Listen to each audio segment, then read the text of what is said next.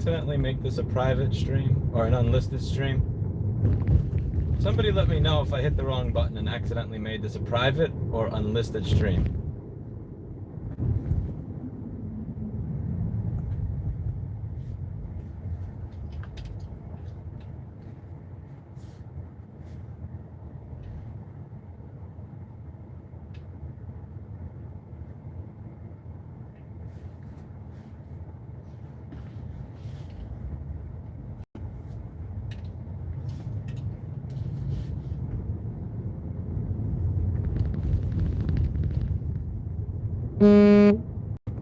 How are you all doing today?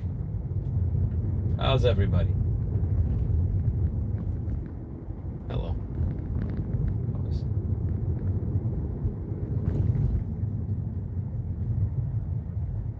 Got notified.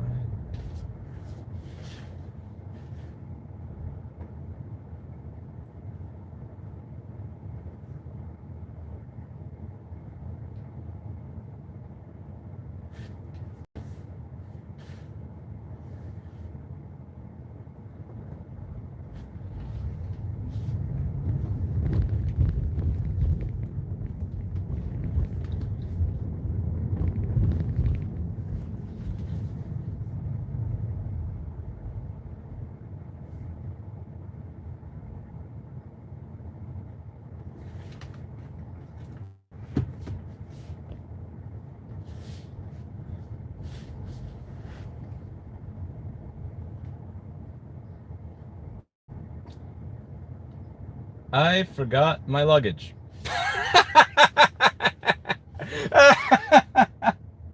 Oh, that's funny. Oh, that's funny. That's funny.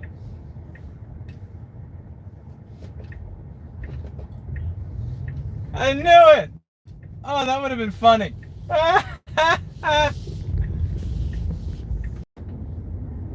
Why do you type what when you can rewind? That makes no sense. Oh, man. Okay. Yo, I only forgot my luggage like a quarter mile. That's funny.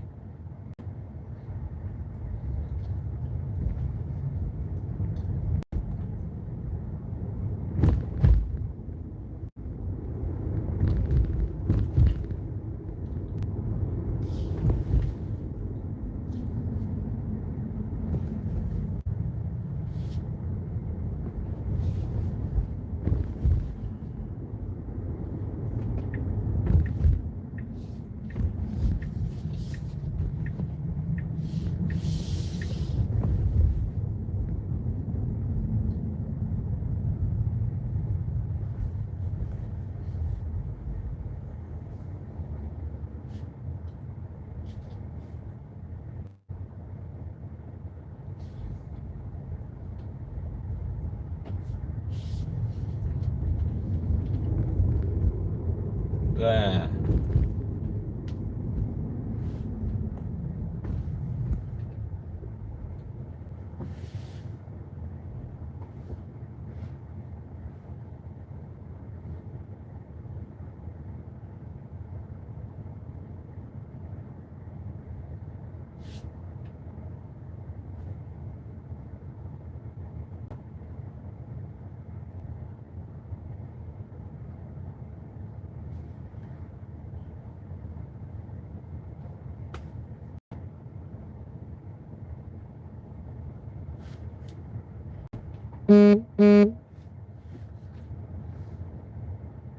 Taking whatever route the GPS tells me to.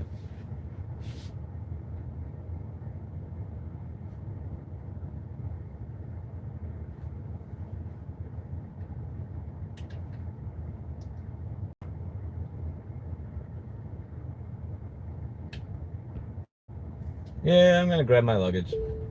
I knew I was forgetting something. Like, mother. I thought to myself, I got here faster than I thought. Oh man, forgot my luggage.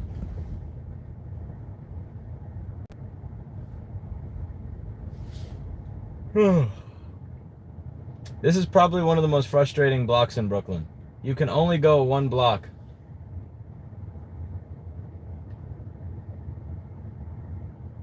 I like like to drive, Emily, but like after, let's say, 5 or 6 hours, I'll turn on autopilot. Screw full self-driving. I don't want to die. I'm not using that shit. I use autopilot or navigate in autopilot. Full self-driving is a great way to end up dead.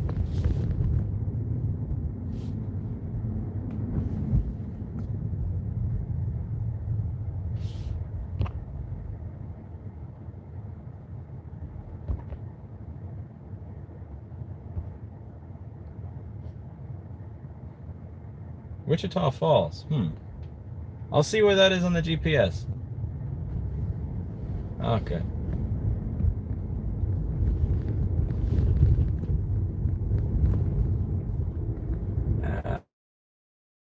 I always forget. I always forget. It kills me.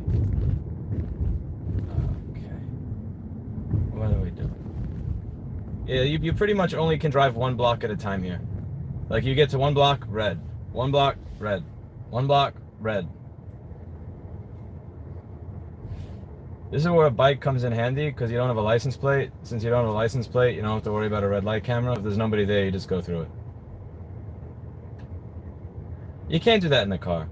Also, even if you didn't have a license plate, the cost of being wrong in a car is way higher. You can't stop as fast in a car because you got to take your foot off one pedal to go on another. And also, the car weighs 4,000 pounds. The bike weighs like 40 pounds, so there's a higher cost of failure here. You know, the whole like killing somebody or something. I don't know if I want to live overseas, Emily Round. I'm not sure if I want to live overseas, honestly. Dubai was nice when I visited, but the slave labor thing really fucked me up there. Also, the no cursing. I'd eventually end up in prison if I lived there.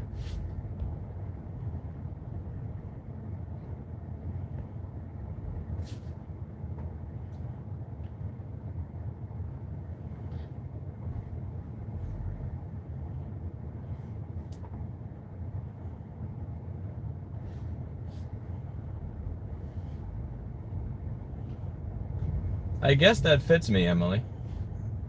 By the way, hope your degree program is, the becoming a nurse thing is going well. I know there were some issues before. I will hope the best for you.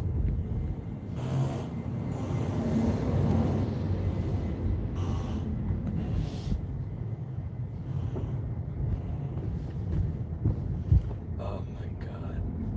This is so painful. This is so slow. Jesus Christ. Alright, one second. Gotta take you guys off camera for a moment.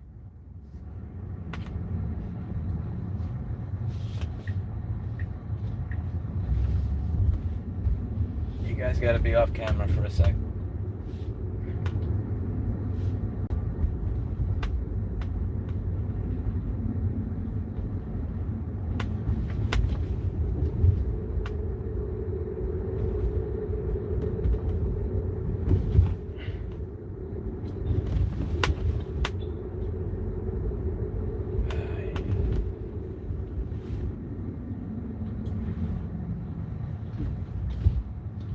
Okay, I'm gonna put my blinky on. And when you have your blinkies on, you can park illegally, which is what I'm gonna be doing. Yes, let's just park nice and illegally right over here. Beautiful, beautiful. Perfect. And get my luggage.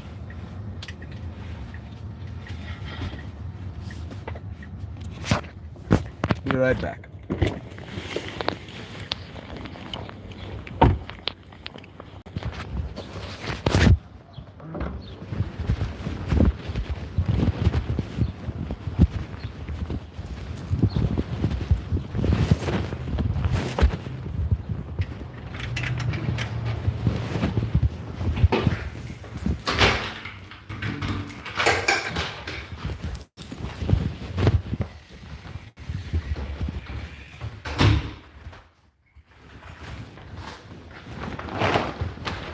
One, two.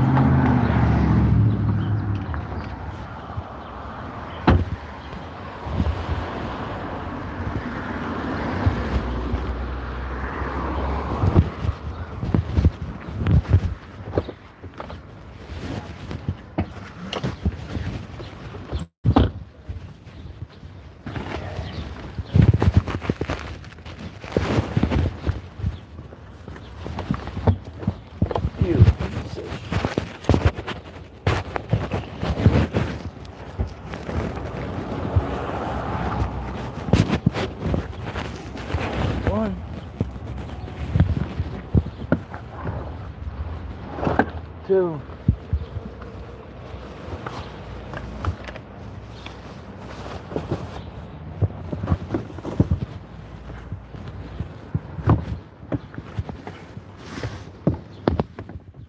Throw this shit out, actually.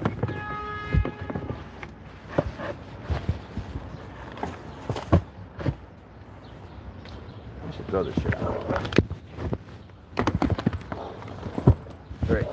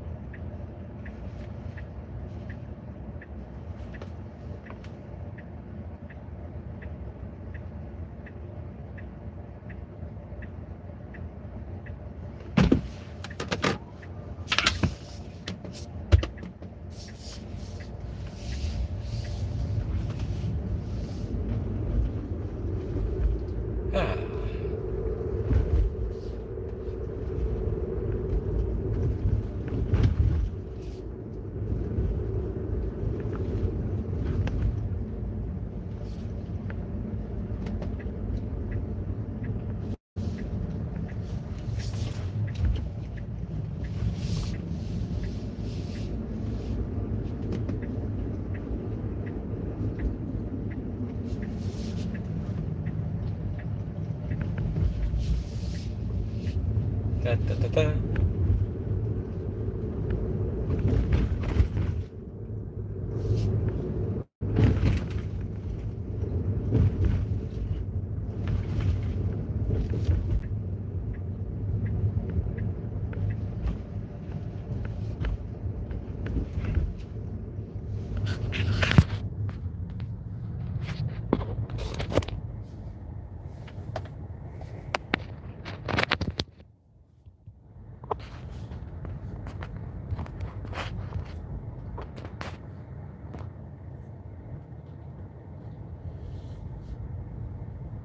Pigeon, run away. Come on, pigeon.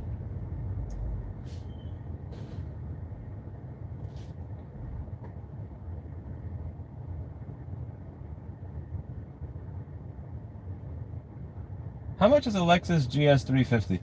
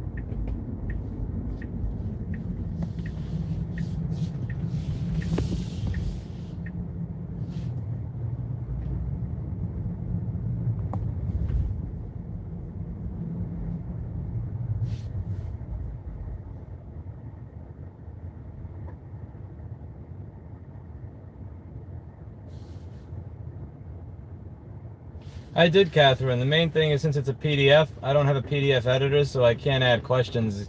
I wanted to add a couple of questions, Catherine. Don't have a PDF editor. I appreciate it. It does look nice. I haven't come up with a solution for that.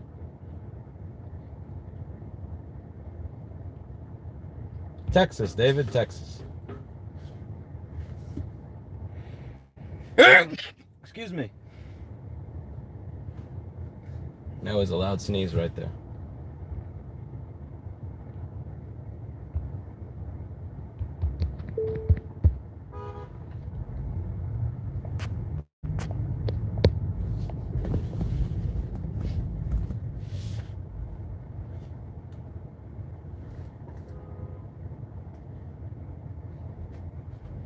You can Neuropilot, but you can't do it with Notepad, and I don't want to put more effort in than using Notepad.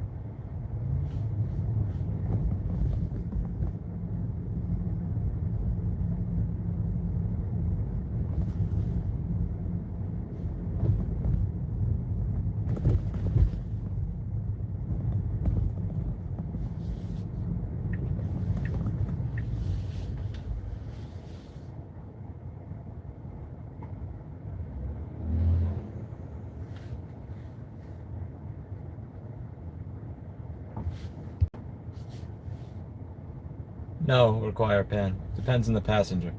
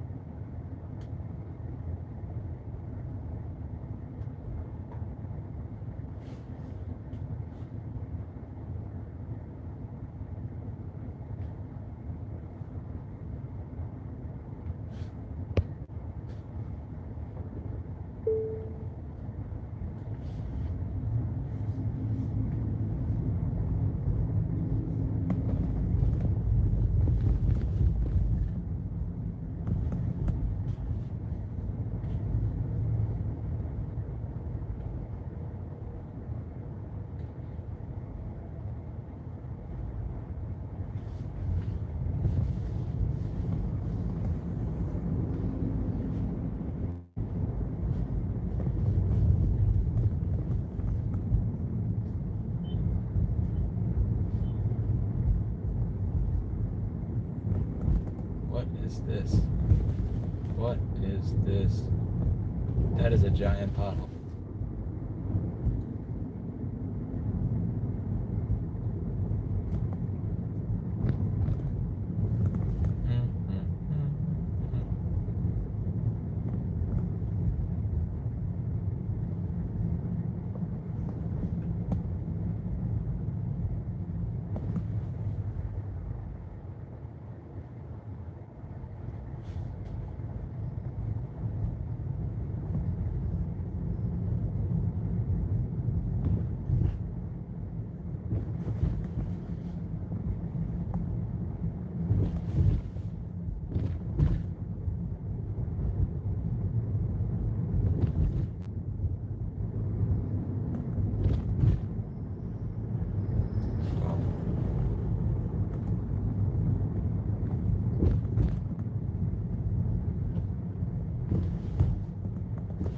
What's dumb about the UPS vehicle, Jessica? Whatever.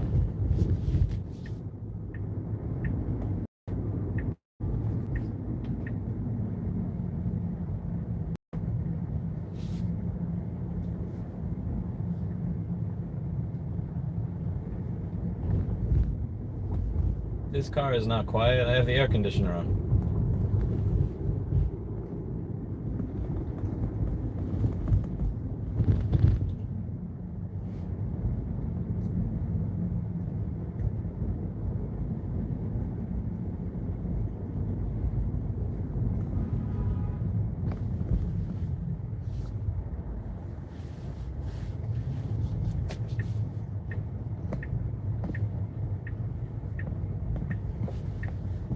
Why are you right next to the car, man?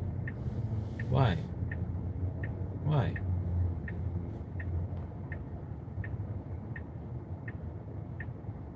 Huh, that seems funny. That seems weird, Jessica. Flying sucks, Require Pen. If you fly, you have to rent a car. Fuck that.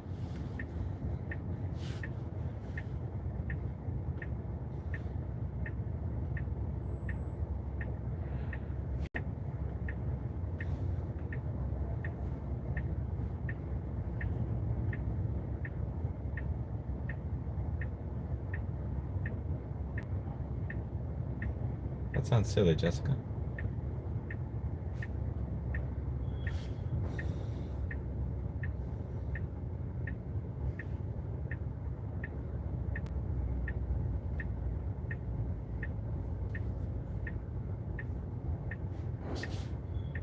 Every time that happens. Every time.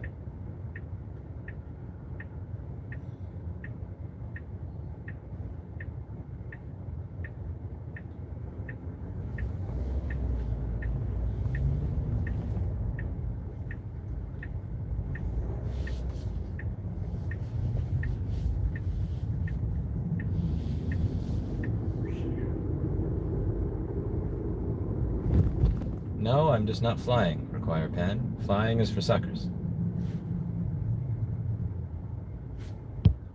A tile for my luggage? What the fuck is... What are you talking about? Tiles are for bathrooms, not for luggage.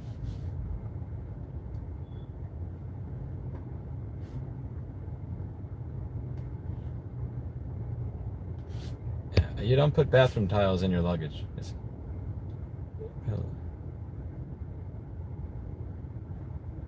Oh. Yeah, that's useless. Who cares? So I could see that my luggage is still in the airport in Texas. That's not really helpful. Unless you can teleport. Well, unless the AirTag comes with a teleportation device, it's pretty useless. You need a teleportation device to go with.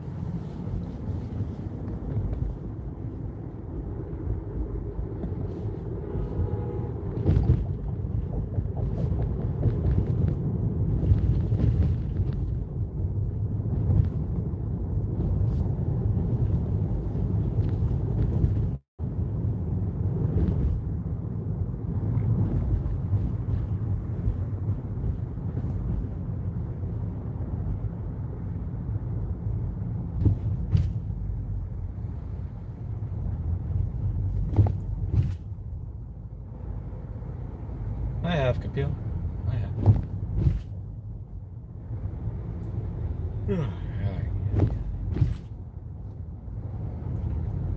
Nobody cares, Tom. No Karen. No need to Karen, Tom.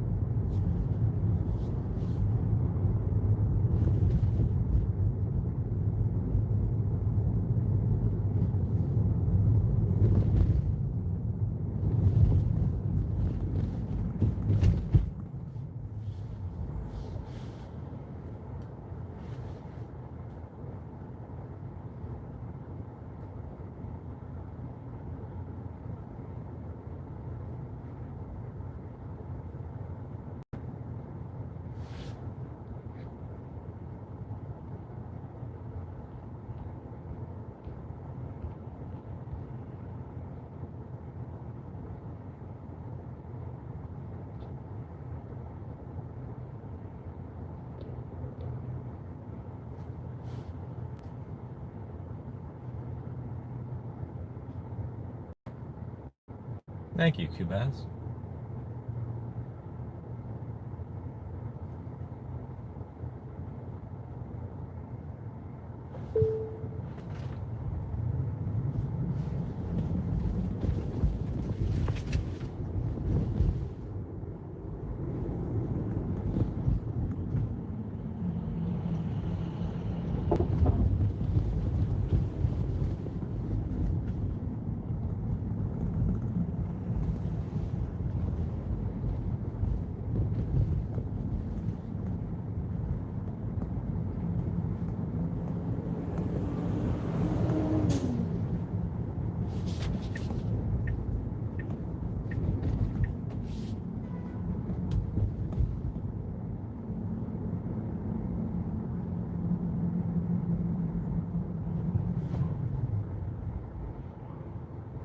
Boo. Boo.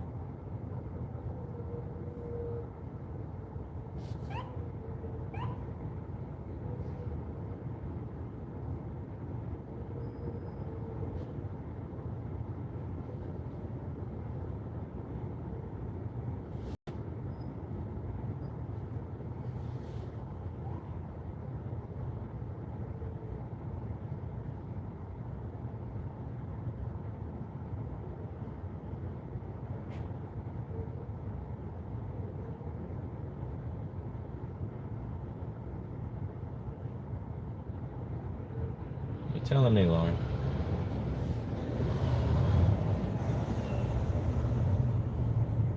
Wherever the GPS tells me, David. Whatever the GPS says to do.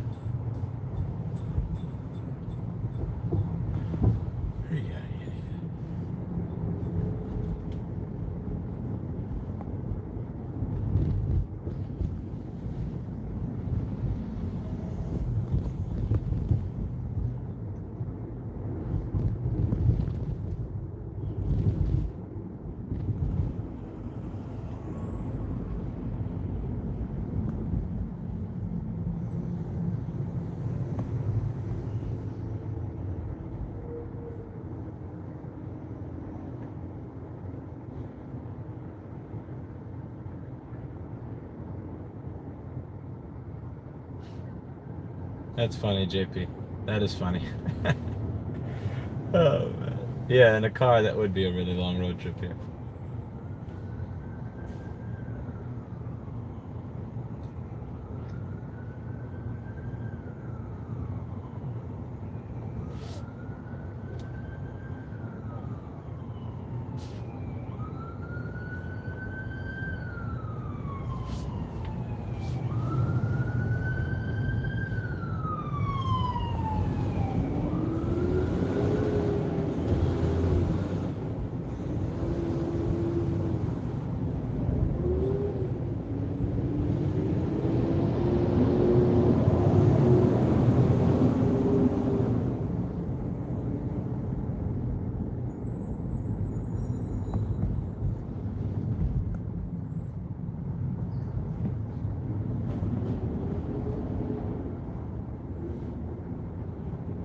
Interesting, James. Interesting.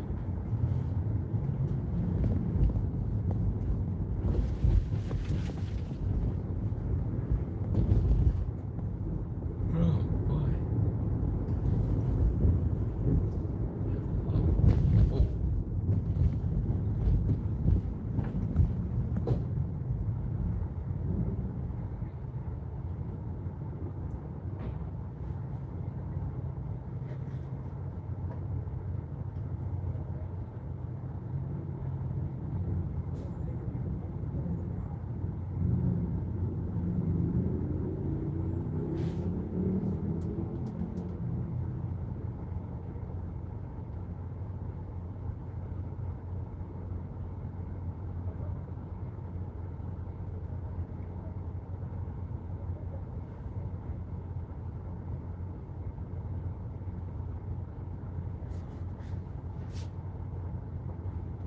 Oh.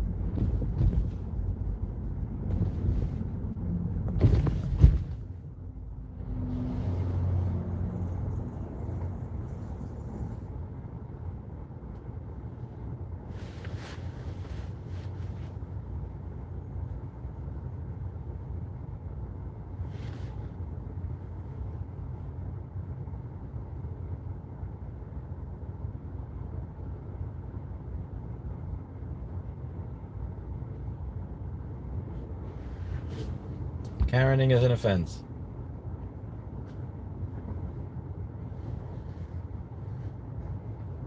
No Karening.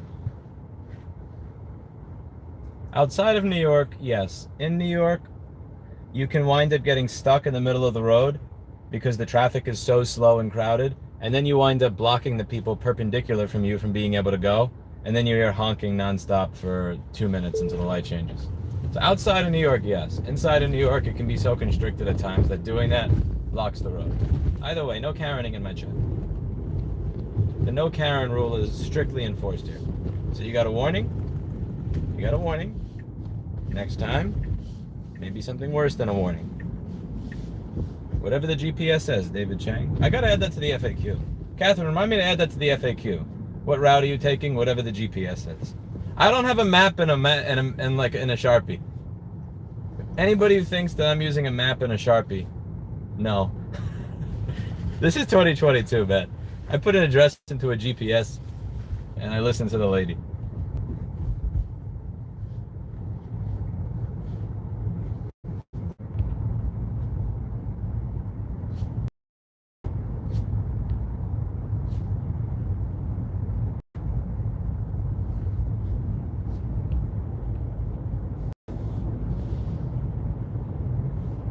No, Kinto.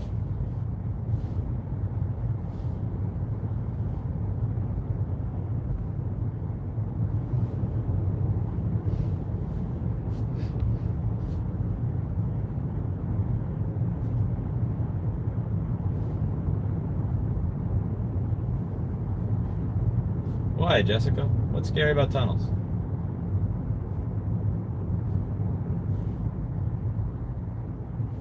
How much does it take you to get out of New York? 30 pounds.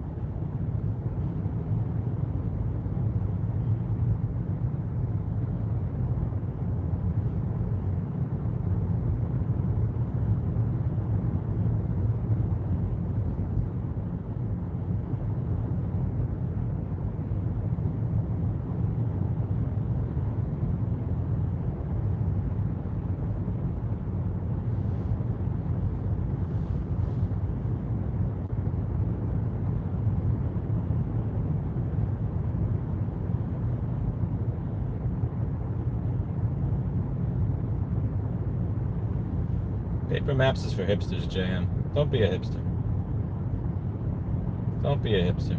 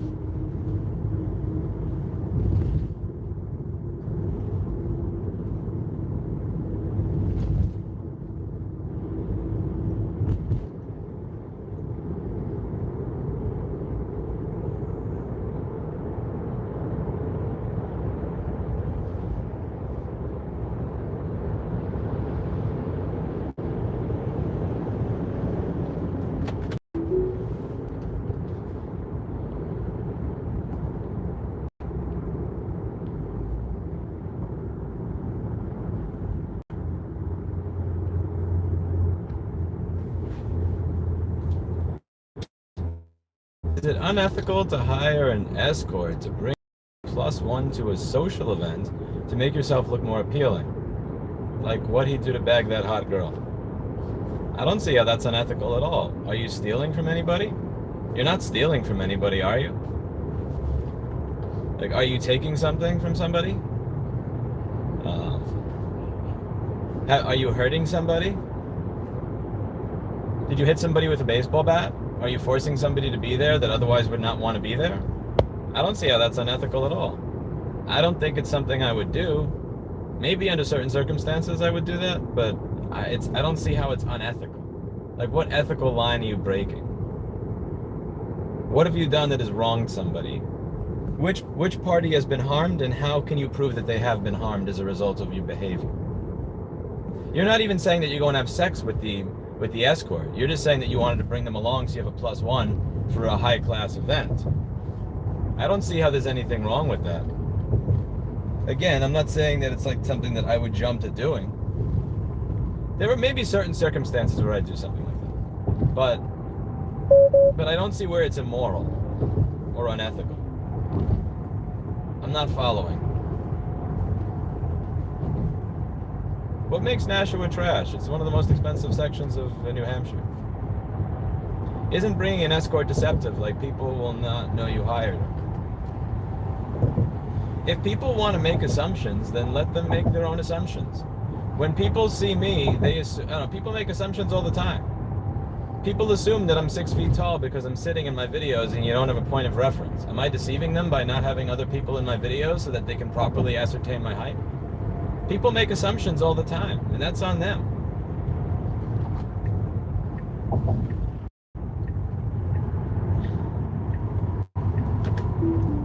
Oh, Jesus God. Why are you going below the speed limit, you motherfucker? Oh, you're an Uber, that's why. You fucking TLC plates. That's why. Ubers don't know how to drive. That's why. Yeah. Go away, TLC plate. Alright, I passed the guy on my left. Schmuck. Match.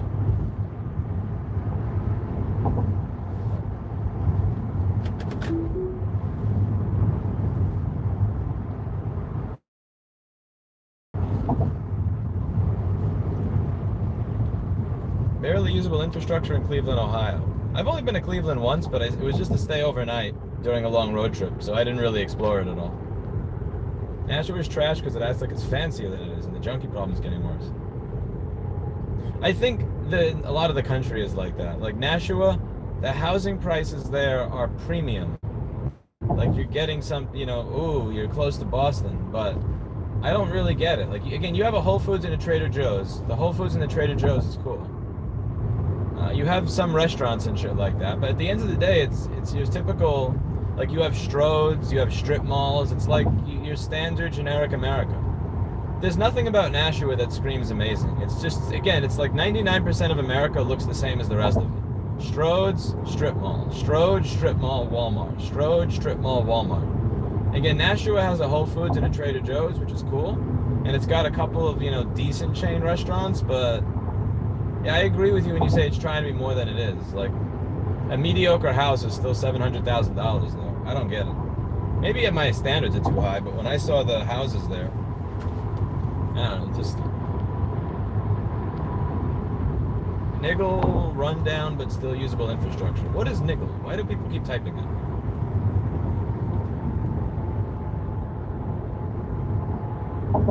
Tijopa. Pick a lane, you fucking cunt. Peas, diets. Is it road rage if you're cursing in a language you don't understand? I don't think it counts as road rage if you're using a language that you don't understand. I don't know what these words mean. I just know that my receptionist used to use them on me, so I know that they're bad. I know they have to be horrible because my receptionist used to use them on people. Tijopa. Peas, diets. Ayo bishet. Shout out to Viniera if she's watching this. Best receptionist to ever exist. I'm never going to look up what those words mean because we probably wouldn't be friends anymore, but I'm half kidding. Half kidding.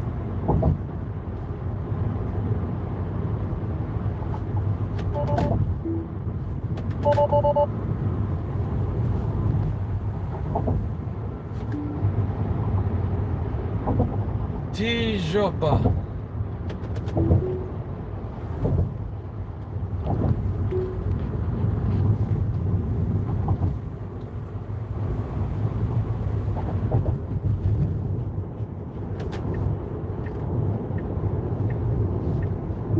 Yes. Put on your turn signal the moment that I try to speed up the moment I try to change lanes. You fucking cunt, New Jersey driver. Right. That's why we have 0 to 60 in 4 seconds. That takes care of that. That takes care of that. Say suka balat and pick them off. Yeah, the houses of 1700s and barely have any maintenance. That's the thing. And here's the thing about New Hampshire. I'm going to get so much shit for this, but I don't care. Every house looks like shit. Even for $1 million. You could spend $1 million and the living room sucks. Why is there no big living room in New Hampshire? Like every house in New Hampshire, you'll have 2 or 3 living rooms and they're all shitty. So when you spend more money on a house in New Hampshire, you don't get a nice living room that makes you feel like you're rich because you spent $1.2 million on a home. You just get like 4 shitty looking living rooms that are tiny and claustrophobic. I'll see these houses that are gigantic in New Hampshire, and then when you actually walk in and look at them, you can't find one room that doesn't make you feel claustrophobic. It's fucking ridiculous. Like, I want one room that I can put a set of Vandersteen speakers in and feel like I'm rich in. That's what I want. I just want one decent sized living room. You can't get that in that state. It's like they're allergic to giving you a living room that's nice. And every time I'm on the real estate side and I see something like, oh wow, this is reasonable. I like that. Vermont. All the good houses are in Vermont. It's like New Hampshire is allergic to nice houses.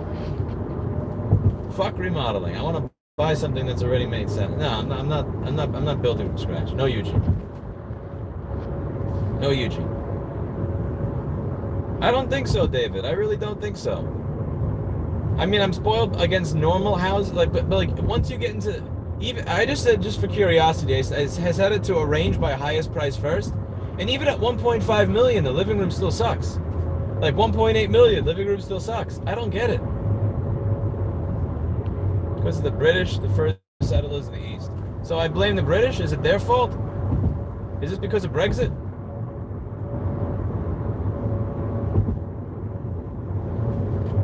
Probably those Brexit fucks. That's what this is about.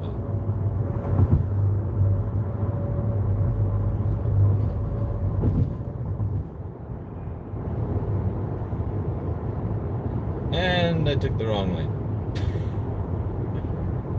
Whoops. Oh well. What are you gonna do?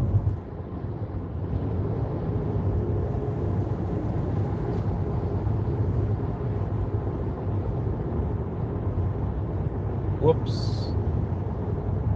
Whoops, whoops, whoops. Minor rerun.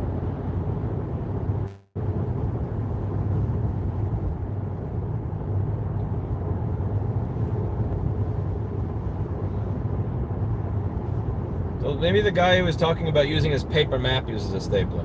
I saw somebody here talking about using a paper map.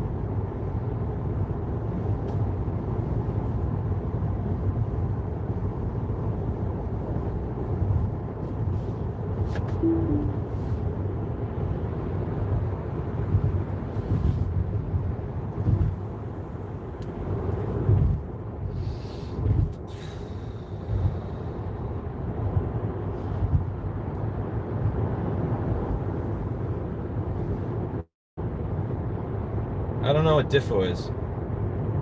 The Diffu area? What's Diffu? Diffu? Did you just say Diffu? Are you Stefan Molyneux or something? Diffu?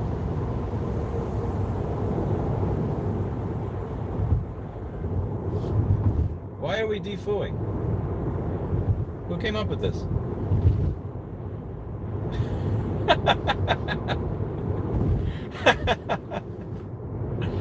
Oh. Then just say Dallas, bro. Don't type this cryptic shit. Come on. Make life easy for somebody.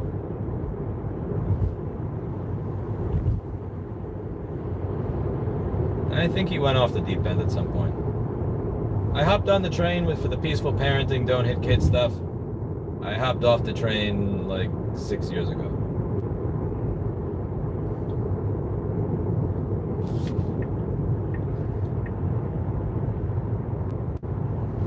I hopped off the train before honestly, before the Trump era, I think.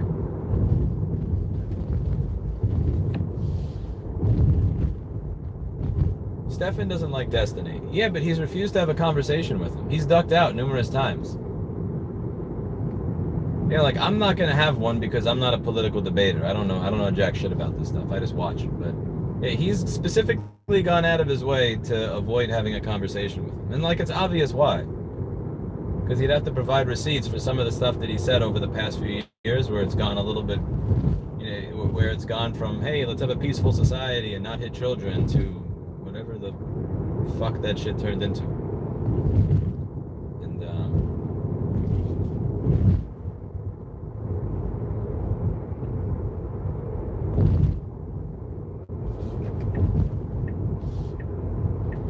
Stefan said Destiny only argues in bad faith.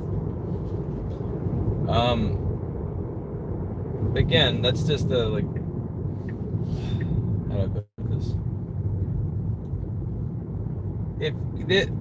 It's obvious why he does not want to even have a live conversation. I'll leave it at that.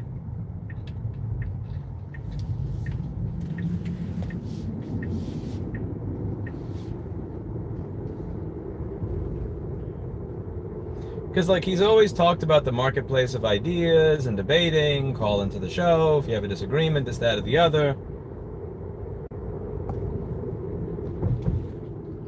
I wouldn't compare Destiny to Vosh. I would say that Destiny is more consistent, more intelligent, and more open to avoiding ideological traps.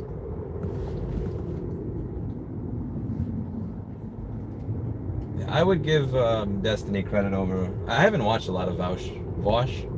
I don't know how the fuck you're supposed to pronounce that name, to be honest with you. I don't know how you pronounce that name, but I don't think Destiny and Stefan are on the same level. I mean, I would agree. Destiny tends to bring receipts for his arguments, and is open to a conversation, and Stefan is not open to a conversation, which again would really. It kind of makes the stuff obvious.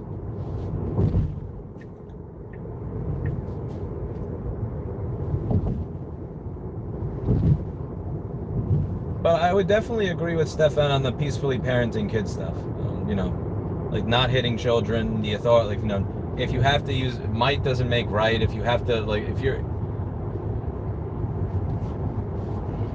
His stuff on peaceful parenting resonated with me. Somebody linked me to that, like in 2000, I think like 2011 or 2009 or 2011, like a really long time ago. And that was good stuff. Again, if his legacy winds up being that less people beat their kids, I think that he will have had a good effect on the world. He's also a really good orator. I would say, I've told Destiny this in person when we went to dinner.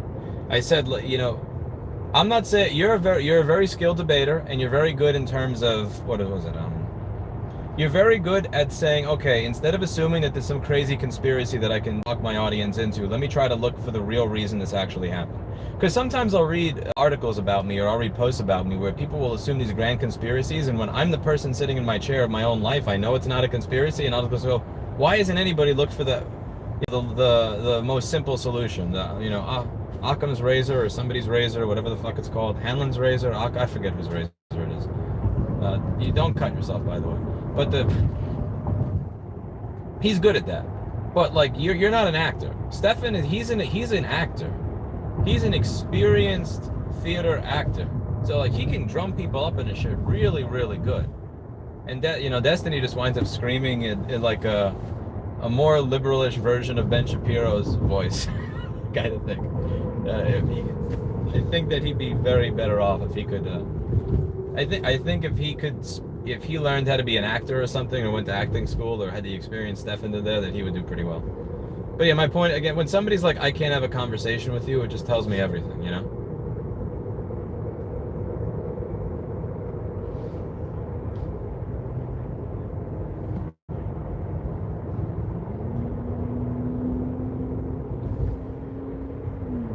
What is STE?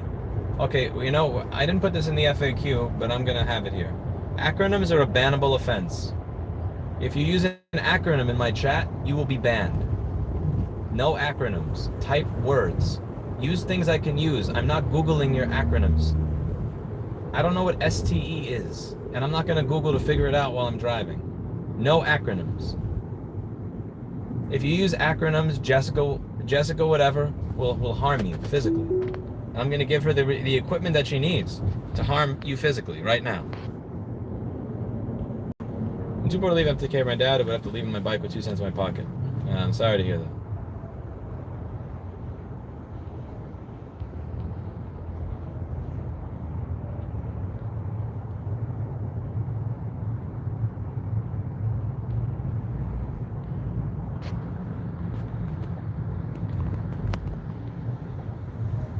You work on video cards? No.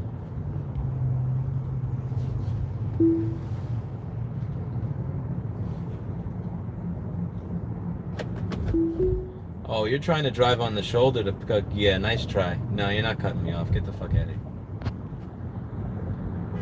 Also, don't say question. Just ask your question. Don't say, "Hey, Lewis, question." That's gonna be a bannable offense too. We're gonna ban for everything here.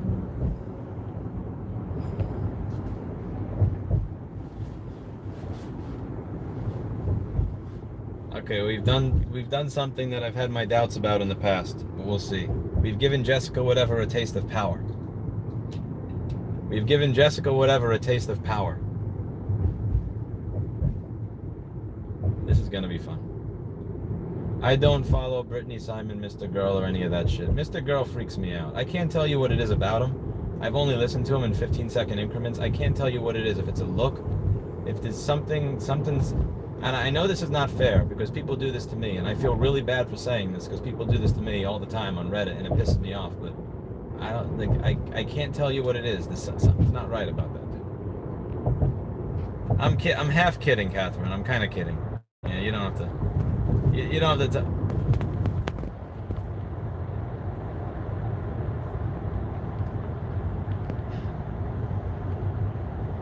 Will you vote for Ron DeSantis? I would. COVID and the riots of 2020 made me a one-issue voter.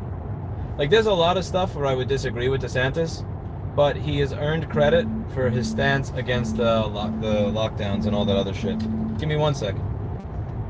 One moment, I'm getting a phone call here. Motherfucker. Fucking telemarketer, you cunt. You other cunt.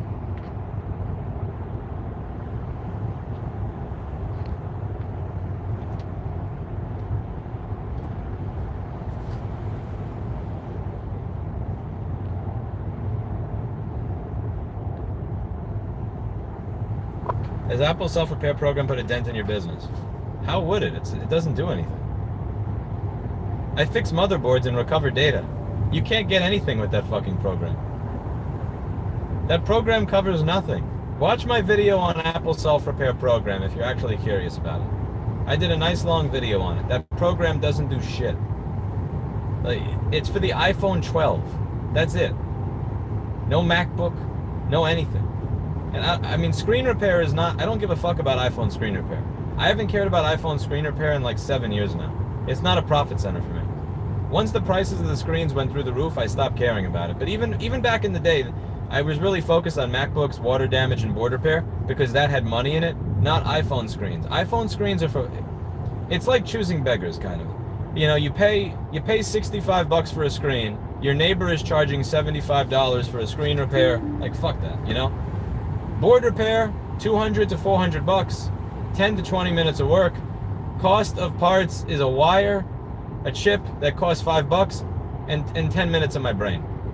Like, that's what I focused on. That's how I'm paying rent and living, livable salaries. And they say I can't pay shit off of screen repair. I'd rather mow lawns than fix iPhone screens for a living. It's torturous work because people expect it to be done in 5 or 10 minutes, and the only way that you could make any serious money is by running it like just a fucking assembly line, like a sweatshop. It was different in the iPhone 4 days when you could get a quality screen for $25 and charge $65 to $80. That was a little bit different back in the day. be. I was never really targeting that market. And when I would target that market, even if I had lower prices, I just never won. Sorry for overtaking on the right, but everybody on the left is being slow. So I do what I gotta do.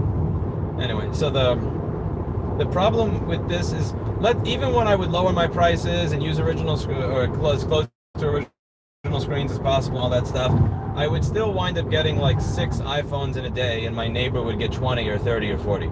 So I realized I wasn't able to compete on it, so I just stopped trying to compete on it. And because iPhone screen repair was something that had a really low profit margin in contrast to other services that I could provide that people did want to pay for, they didn't expect it to be done in 5 or 10 minutes, that I never really focused on it. But yeah, the Apple self-repair program doesn't, like, it's a joke. It's not like, my business is fine, trust me, I'm not competing with that fucking program.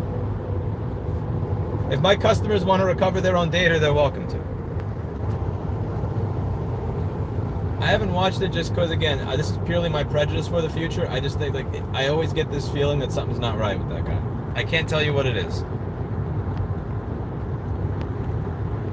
Is he settling? Who is he, and what is settling me?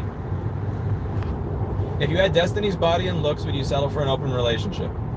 No, because with the amount of views that he's getting on YouTube on a consistent basis, when you combine it with donations, and you also combine it with other forms of income, I would estimate that that's probably $40,000 to $60,000 a month. Now, if you're making $600,000 a year, and again, like, let's say, I'm just going to go on the low end here, right? Let's say he makes $300K a year. Because again, a lot of the times people have low CPM if they go into politics. And let's just say that he has zero donor. That's like $300,000 a year. At $300,000 a year, there should be, maybe I'm wrong, and please, if there's any women in chat, correct me. If somebody does not put effort into their physical appearance, would them making $300,000 a year and being famous on the internet compensate for that at all? Or would you still say no? I also don't know. I don't know if it's settling. I've never asked him about his relationship because it just seems tacky. Like, it's not my business. I wouldn't want people, like, digging into my relationship. I've had dinner with the guy 3 times. It's not like I'm his best friend or anything. I've talked to him online, and we got dinner 3 times. It was a cordial dinner. I thoroughly enjoyed our conversations. He was a gentleman. I probed him on some stuff. He probed me on some thoughts that I had, stuff like that. And I enjoyed the conversation. But I don't know the dude well enough to, like, get into his fucking relationship. So I don't really know why. Like, do they both see other people? Does only one of them see other people? I don't fucking know. It's not really my business. It's not really something that I would, again, like, I wouldn't want people discussing that shit with somebody that I'm going out with or with my girlfriend if I had a girlfriend, so I don't really go into that. But if we're going to use this as just a case, like, not him specifically, I think if somebody's able to make $300,000 to $600,000 a year, that I think at that point you have the ability to ask for monogamy from somebody who will offer it. But I know people who are ethically polyamorous. Ethical polyamory means you actually tell people in the very beginning that you're polyamorous, rather than this whole you date them and then like 6 months later you say you want to fuck other women thing. If you're ethically polyamorous from the beginning, I don't really care. It's not my lifestyle. It's not something that I want to do. It's not something I think would work for me. Why is this truck going below the speed limit? And why is this shit rusted? Yeah, why is your truck so rusty? Oh fuck, I have to be in this lane. God damn it. Damn it, I have to be behind this shitty truck. Okay, finally. Yes! Let's see if I can catch up with everybody else.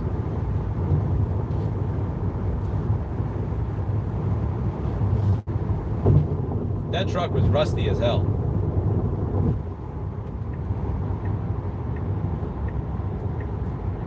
See, this is the other problem. Like, I want to get over to there, but I can't. There's a truck in the passing lane, too. This makes no sense whatsoever.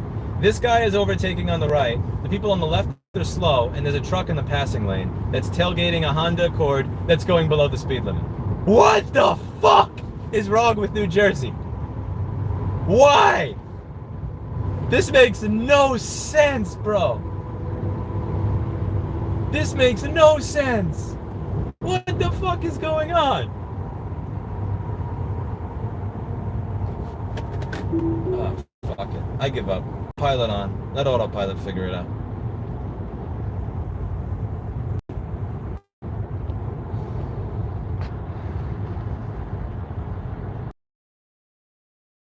rich enough to get a decent wife from Asia on his income. I mean, do you really afford a wife from Asia, though?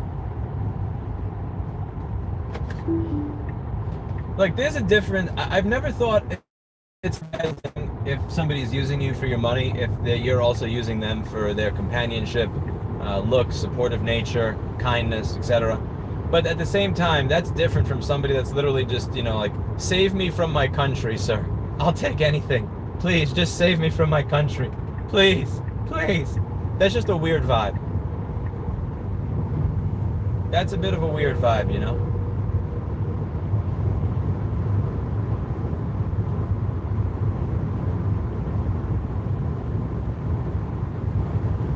I also don't know how much I would trust that to actually last long term. You know, like once she gets the visa, once she gets the immigration status and all that shit sorted out, like she would be bi. Isn't Destiny with Melina, who's a hot Swedish girl? Destiny, I believe he is, and I have met her because the last few times that we went out to dinner, she came along. She's nice enough. I don't think I said more than 5 words to her, but she seems like a kind person. At least from what I can tell from, you know, saying 3 or 6 words to her. Destiny has been pretty open about finance, if I recall correctly, about $400K a year from YouTube alone before the ban. Yeah, so he's doing good there. So that's not bad. Would you consider doing laptop repair for other brands like Framework? I would, now that I have a real schematic for it. I would. Yeah, why not?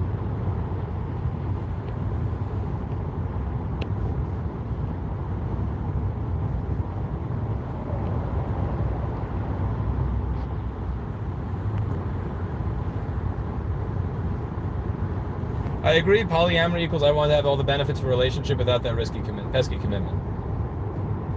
I don't know. The one thing I've noticed with polyamory, and this is purely anecdotal, I don't have scientific evidence of it, and I'm not trying to talk from a philosophical point of view, is it always seems to be one person gets so much, and one person is giving so much, and the other person is giving so little. And like, that seems to have been a pattern with it.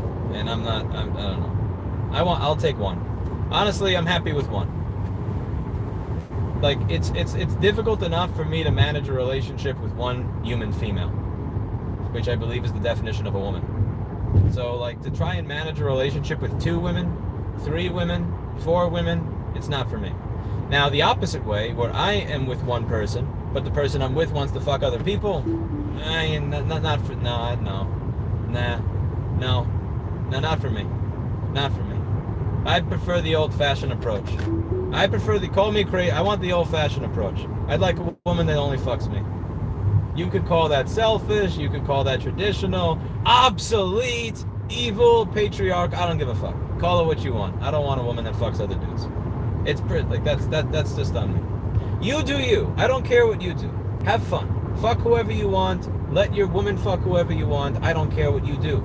But for me, I'm not going to judge you on it. I'm not going to judge you on what you do. But for me, I want somebody that's only fucking me.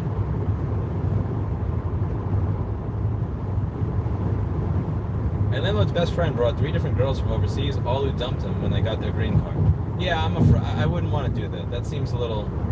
And I think there's also a self-confidence thing to it, which is if I have to import a woman from another country, I think that would massively fuck with my self-confidence. Like, if I actually have to... If of the 320 million people in America, I can't find one mate, so I have to go to another country to import one. Then again, we do that with other shit. Like, we did it with VCRs, DVD players, televisions, phones, cars, cell phones, air conditioning, HVAC. Why not do it with women, I guess? I don't know. Do we really make anything in America? Actually, Melina said she would prefer to be living in Sweden, so if that's true, it's not a citizenship thing. My impression from meeting them is that they actually do genuinely like and care about each other. Again, this is just the first impression. Like, well, not first. I've seen them 3 times in person. But they seem like they genuinely care about each other. And I don't know why you two are why my chat is so interested in a YouTube streamer's relationship. Go focus on your own relationship. Well, I'm getting another call. Wait, this is Amazon delivery. If you guys are too stupid to walk into the store, then I don't know what to tell you. Yeah, don't call my phone. Go away. It's a fucking store. Open the door. Yeah.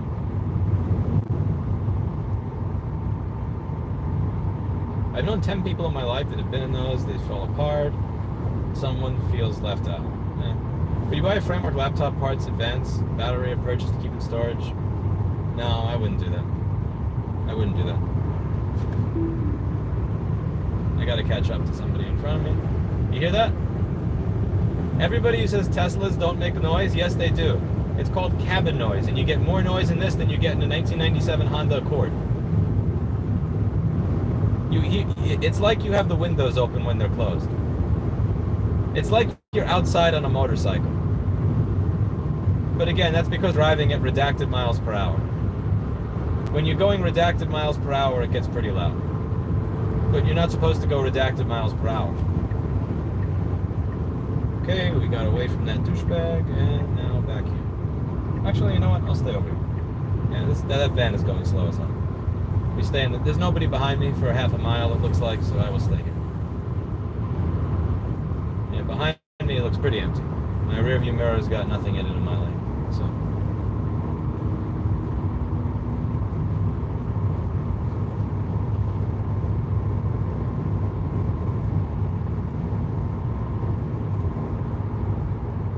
This lane was faster before. I do the lane fallacy. Should I do the lane fallacy where I change lanes only for the lane that I changed to become slower? That usually is what happens. Let's do it. Lane fallacy. Bada bing, bada boom.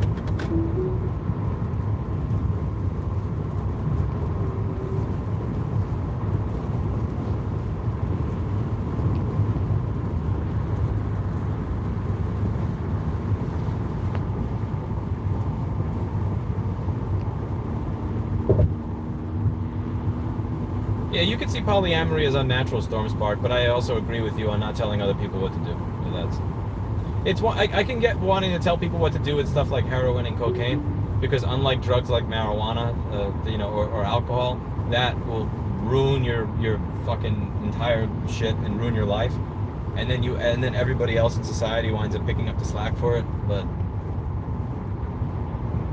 Jessica, don't be a full hater of the female race. That's messed up.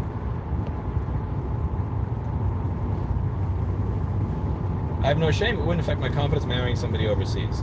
Well, I'm not even saying necessarily that it would affect my confidence, like just because she's overseas. I'm saying, like, if I'm importing somebody whose sole desire is not to, like, know me in any way, their sole desire is get me out of this country. I don't care if I'm marrying Boogie 2988. Just get me the fuck out of here. Like that would kind of fuck with me a little bit. But marrying a foreign woman, I don't have a problem with marrying a foreign woman. Do you get the distinction? You know, if I met somebody that I thought was absolutely amazing and they were going back to France or, I don't know, the UAE or something, and then they came back here to America to date me and marry me or something, that's different than, like, those situations where it's, I live in a country where we're eating squirrels.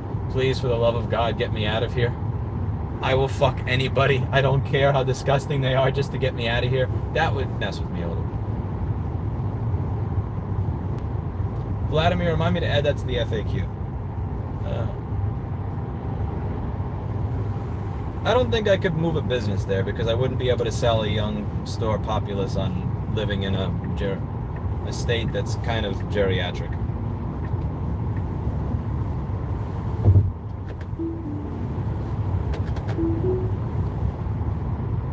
I've already had the driver's seals looked at 2 times, Stormspark. It's not just that, it's all the panel gaps too. The panel gaps, like, all those little panel gaps add to the noise you hear on a highway when you're going over 70.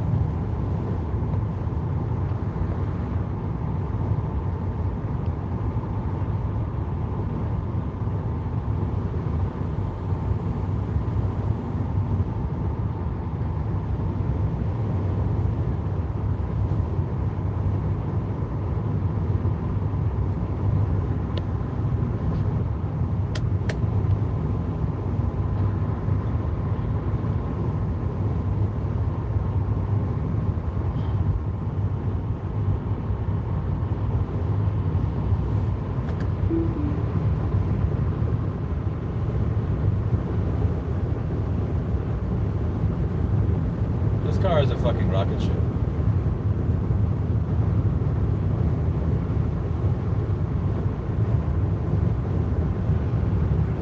Dear God.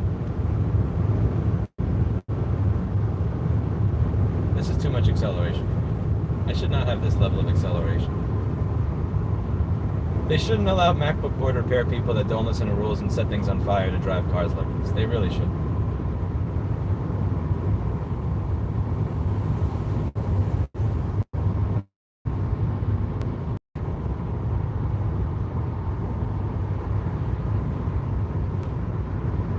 This car just fucks. It really does. It actually fucks. You can hear it fucking. Ho ho!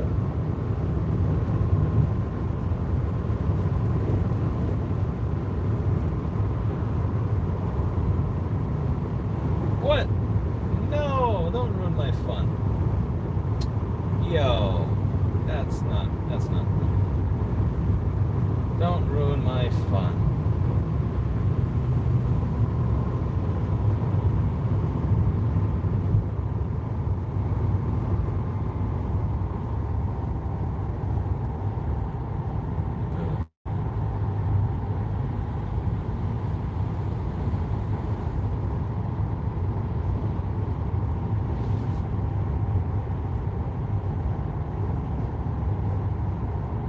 Everybody puts their brakes on for the state trooper up ahead.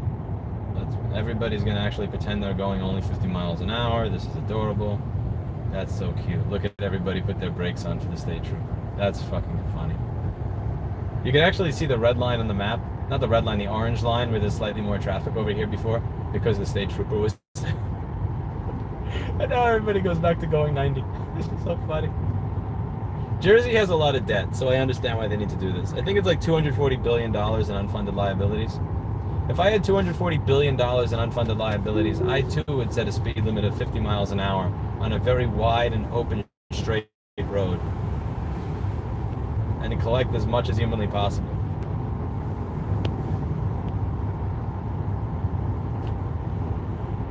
Jessica, I hope that you find some better luck in finding female friends. Maybe I could, at some point, I'll be your wingman. I'm going to help you find some female friends next time I'm in New Hampshire. Because God knows if there's any place where you're going to meet a lot of women, it's in Louis Rossman meetup. That was a joke.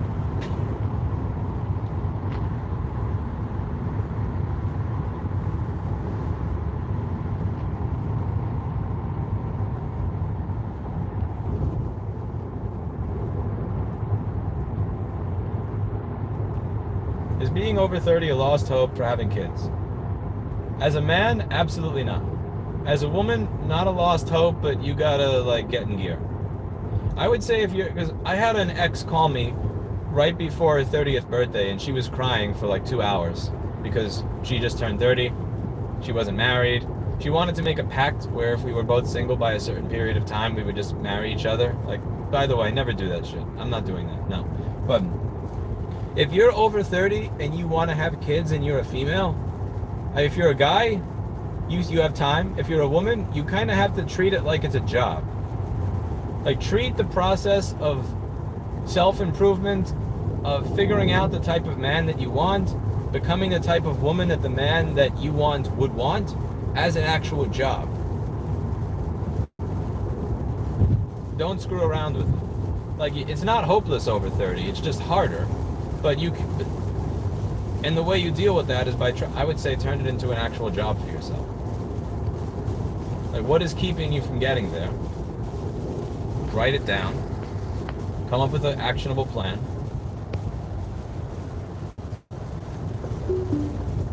Even the standard range is enough acceleration for the, oh no you don't, if someone tries to cut me off.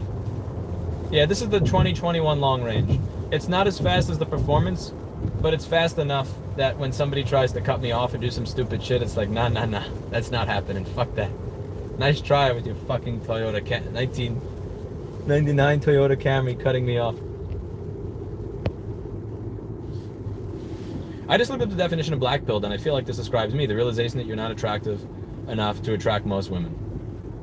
I don't know.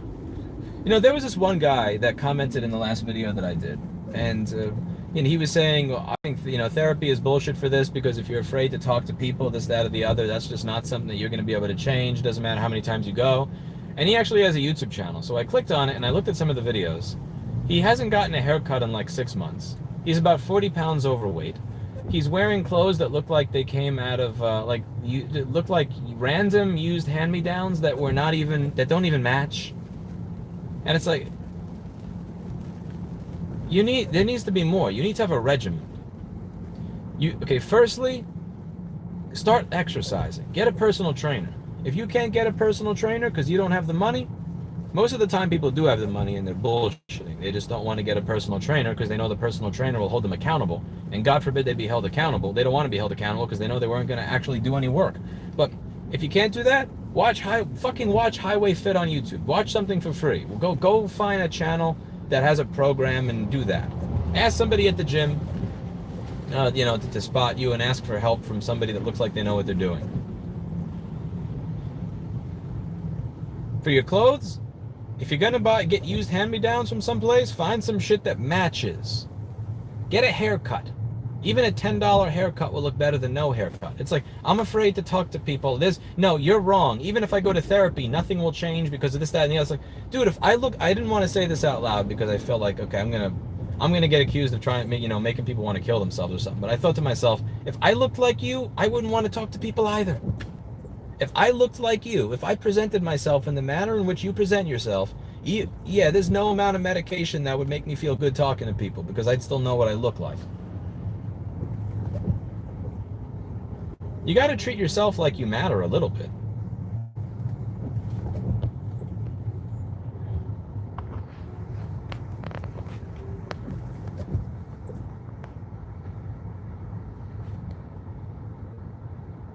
Depends on how much over 30 men can always create kids. The problem is the women's body over 40, much higher risk to get a child with trisomy 21, high-risk pregnancy. That is true.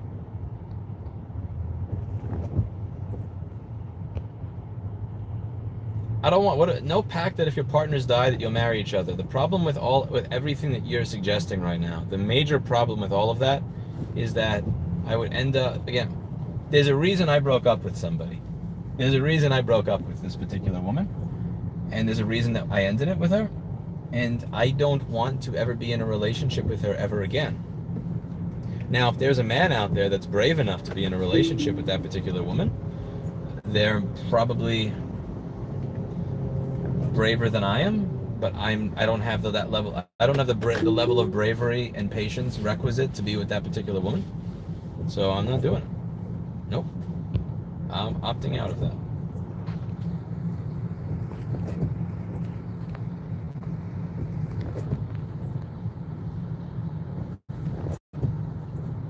What's the best model Tesla to buy? Or be certain year models better?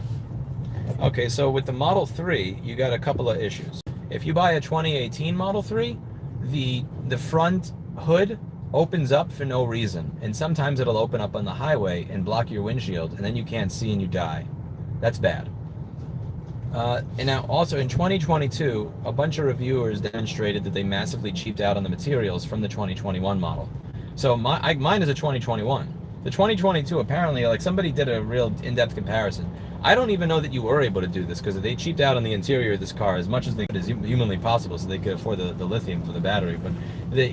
But they managed to cheap out even more. And they also took away radar and all that shit, so I wouldn't want a 2022 one. I don't know about the 2019 and 2020 Model 3. You have the Y, which is kind of like the Model 3 if it got stung by a bee. The Model Y is the same thing as the 3, except it has more space, it sits higher up, and you get less range and speed, way more money. Since this is a midlife crisis car for me, I don't have any kids right now. I didn't buy this car with the idea that I want more space in the trunk, because I don't really carry stuff with my car, so I don't need more space in the trunk. You know, if I do have kids, I'll cross that bridge of getting a car that's appropriate for them when I get to it, but that's going to be a ways away into the future. Then you have the Model S, which is a faster version. It's like the 3, but it's faster. It's a little, they try to make the interior a little nicer, but at the end of the day, it's a Tesla. The interior of a Tesla is always going to be shittier than a 90s Kia. So the Model S is faster and has more range, but it costs like, when I was looking at these cars, it cost $35,000 more to get the S, and all you got with the S was, I think, 30 or 40 miles additional range, and you got a faster 0 to 60. This goes 0 to 60 in 4 point something seconds. That's fast enough for me. I'm not wasting $35,000 to get 40 miles of range and a faster 0 to 60. Again, when it comes to the interior being more luxurious or any of that, you have to keep in mind that it is a Tesla. You're getting the interior of a 90s Kia that cost $8,000. So it really doesn't make any sense to buy the more expensive Tesla based on the interior, because it's a piece of shit anyway. And also, now they have the Model S Plaid, but the Model S Plaid has a useless steering wheel. And it has no turn signals. You have to hit buttons, and they're not even buttons that you can physically feel. It's a touchscreen button. So your turn signal is a touchscreen button on a fake steering wheel. So you pay $135,000 for a car, and you don't even get the option to get a normal steering wheel. That's a joke. I can't even consider that. And then you have the Model X. I haven't seen that in a while. Sonny got the Model X in 2018 when it was massively buggy. Like the car computer barely functions. Just look at his channel. He's had over 35 service orders for that car. It's a piece of shit. I don't know if the modern Model X is better, but again, that's an SUV that has space for, let's say, 3 rows of seating. You can carry stuff if you're doing construction. That's useful. I don't do construction and I don't haul stuff. I have a tire in my trunk. I have like some charging cables. I've got, let's see, my gym clothes and the stuff that I packed, and a bottle of water and an umbrella. I don't need a car with a giant trunk. I wanted a midlife crisis mobile, which is what this is. This is a midlife crisis mobile. Travel the country, explore. That's what this is.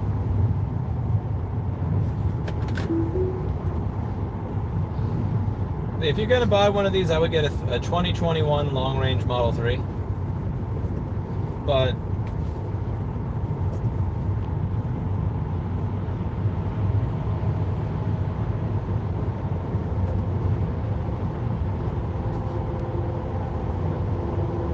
the only woman I would consider being in a relationship with is a tomboy type.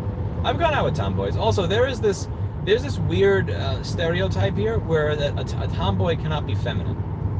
You can be a tomboy and be incredibly feminine. You can be someone that likes to, I don't know, wearing, I guess, normal pants and a flannel shirt, mess with wrenches, get oil all over you, climb mountains, lift, do all that type of shit, but still have a feminine personality. And conversely, you can have a woman that's like, I don't want to get, no, that would make my hand dirty, who's also simultaneously has a very masculine personality. The feminine tomboy types, my type. But like that, I actually have not met any masculine tomboys before. But I've gone out with women that were incredibly, they called themselves alpha. They weren't alpha. They were masculine, argumentative, and often miserable. But they were very masculine in their personality, but they still were like, oh, that's icky. I wouldn't want to touch that. I like having a fancy purse and shoes, bloody, spoiled ass shit like that.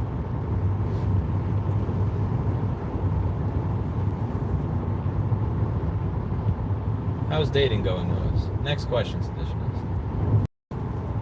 My most recent date, I went on a date. She canceled the second date.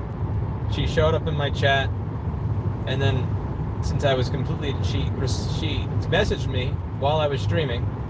I ended the stream after getting drunk on Everclear, and then I messaged back. So that's my dating life right now is the equivalent of me taking this car and smashing it right into a tree over here. But here's the thing, the next one is going to be better because I'm going to follow my rule, which is if I'm drunk, I turn my phone off.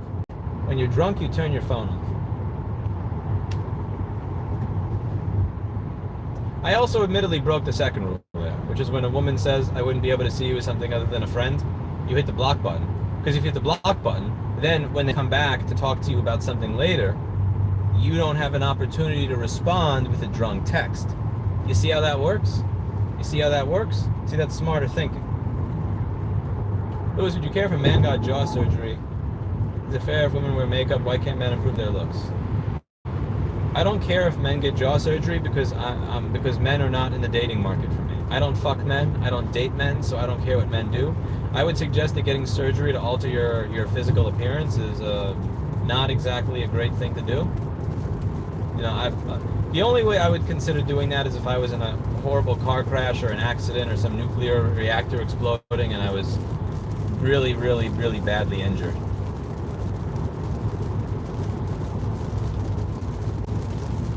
Yeah, the Model 3 costs about $12,000 more now than it did when I bought it, and it has shittier build quality than it did when I bought it.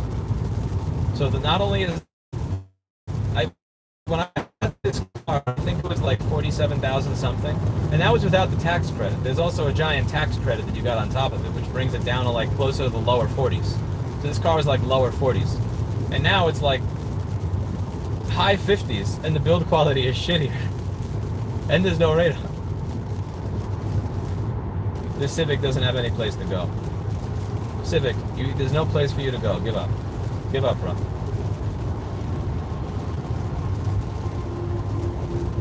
Listen, if there was some place to go, I'd be in front. Trust me. There's no place to go. I've analyzed the lanes thoroughly. He's trying to get that Ford F-150 to go so that we can both pass him. I'm going to let that Civic tailgate that F-150. But the thing is, the F-150 doesn't really have to worry about getting tailgated by a Civic, because the Civic hitting the F-150 is going to leave a scratch, and the front of the Civic is going to turn into an accordion. Either way. This F-150 is kind of... I don't mind if you stay in the left lane. I really don't. I don't care if you stay in the left lane. The only thing that bothers me is if you go below the speed limit of the left lane. That's kind of triggering. Again, by all means, the left lane, it's a passing lane, but everybody uses it as the fast lane. And I really don't have a problem with that. It's just, don't go 55 and a 65 in the lane. That's where I usually draw my line.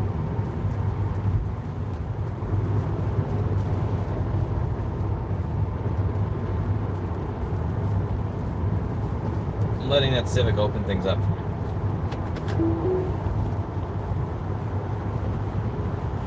Oh, I made $2. Thank you.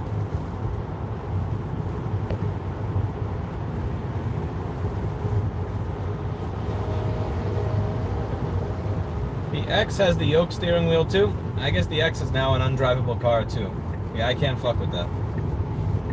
Yeah. Maybe I'd be able to use the yoke if you at least gave me if you at least gave me a turn signal. But I don't even have a turn signal. Get the fuck out of here, man. It's like taking away the headphone jack, you know? They took away that's the car version of taking away the headphone jack. Get out of here. Yo, I made $2. I'm excited.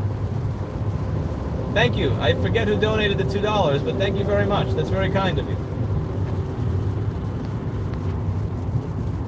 Require says women who want men because of who they are and what they stand for are getting harder to find. Is it, or is it just that what you stand for is not really that great?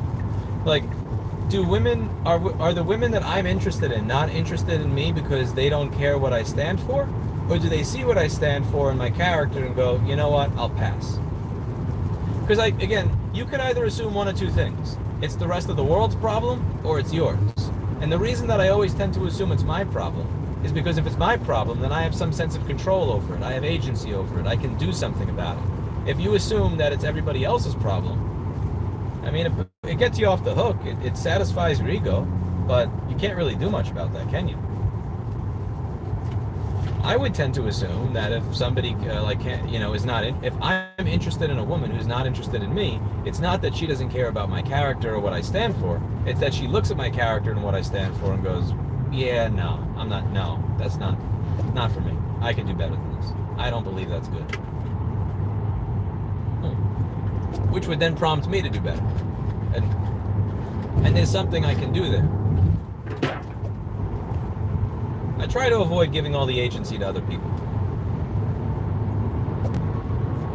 Who crashed a Plaid at 170 miles per hour into a tire wall? I would imagine a 170 mile per hour crash is instant death.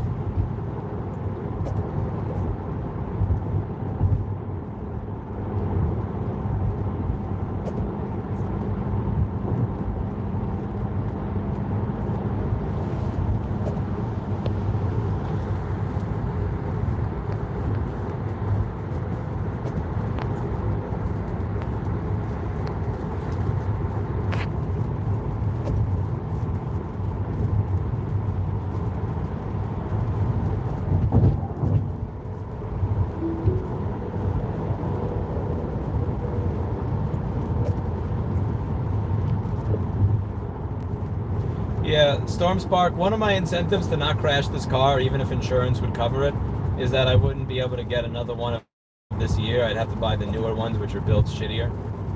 So I have an incentive structure to not crash this car. Drunk text is never good, David Chang. Don't do that shit.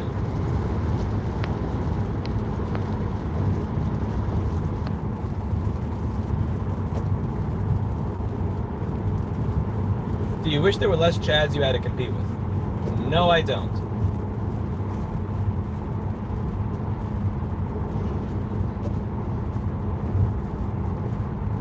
Having people to compete with gives me an incentive structure to maintain myself.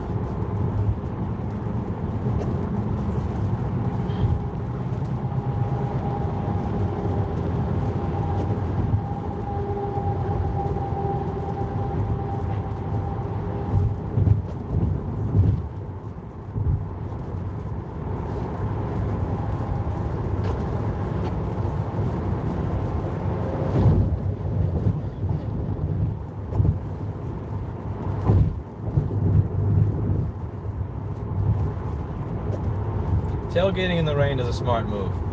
The New Jersey plates, I'll leave it at that.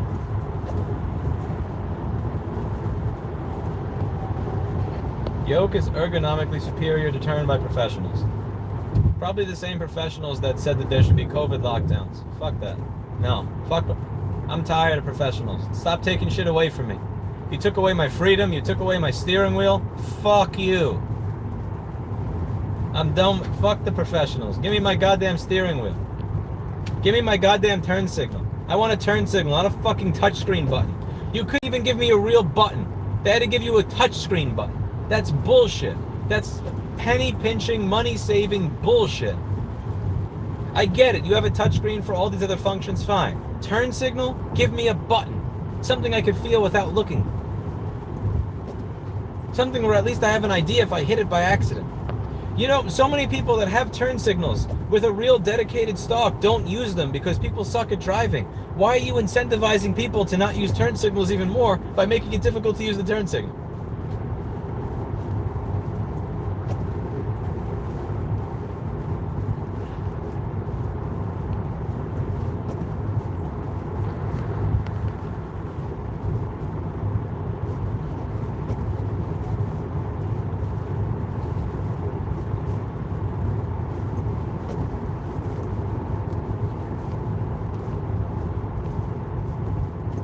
I gotta say, they do have good crash safety. I'll give Tesla that.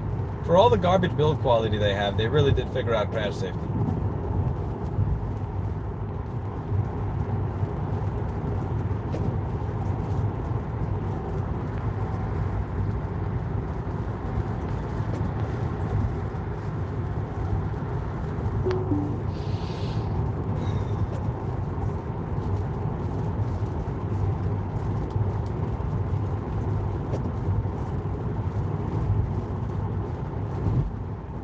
An SUV is a meme car? Why is an SUV a meme? I think many women don't settle for average looking. Okay, I could agree with you there that I think that a large number of the women are looking for a small number of men.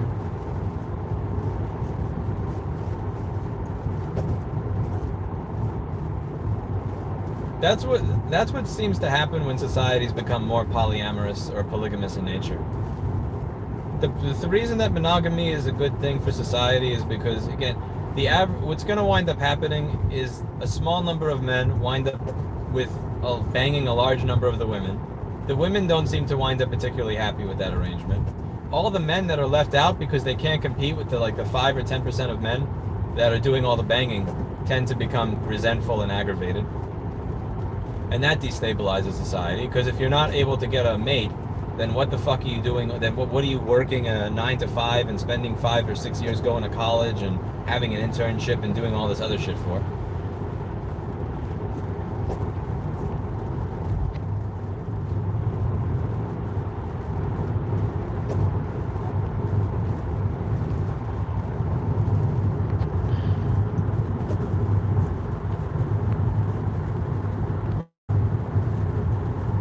Part of me wants a plug-in hybrid for my next car. What would you do with a plug-in hybrid?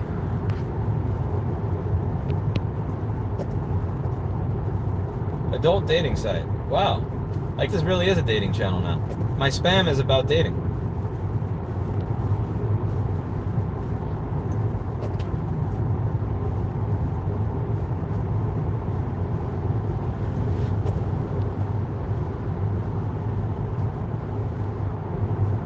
Yeah, touchpads without 3 buttons on ThinkPad suck.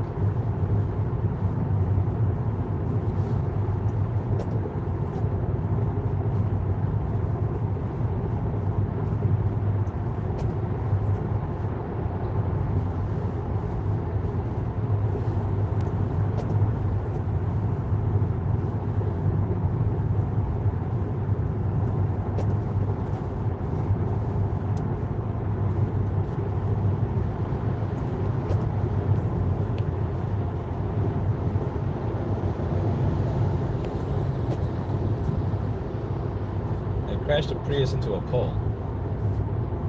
On purpose? Or by accident?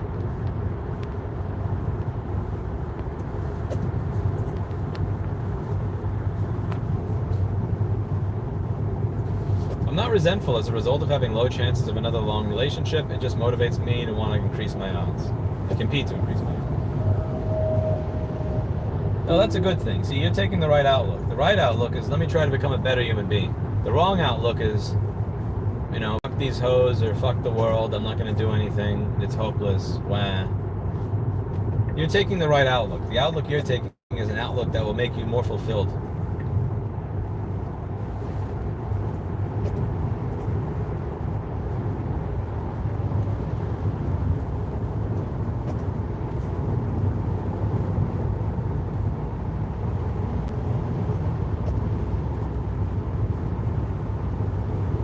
Yeah, I'm gonna change the name of the channel.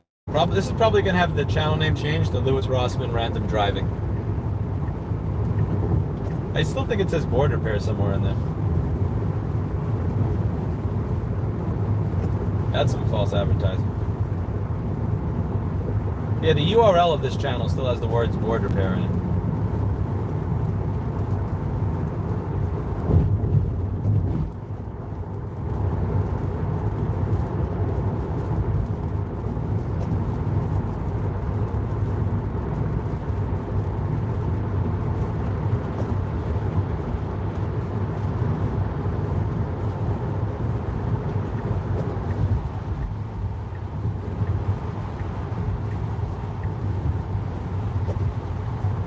Does that guy have a Germany license plate on his car? You have to be shitting me. How'd you get here from Germany, bro? Can you drive here from Germany? Like Germany, Russia, some bridge, Alaska, Canada?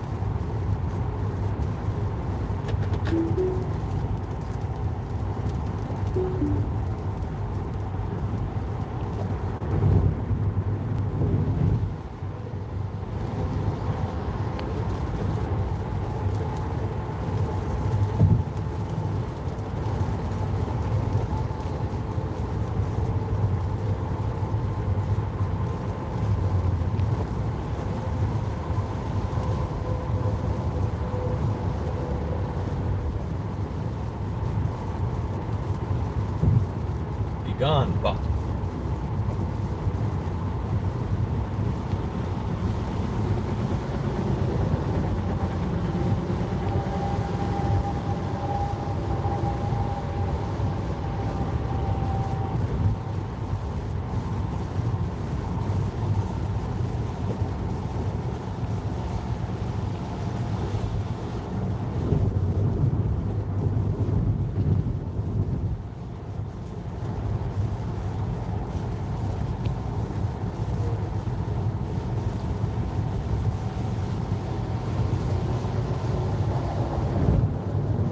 What makes stopping 30 minutes to charge an urban legend?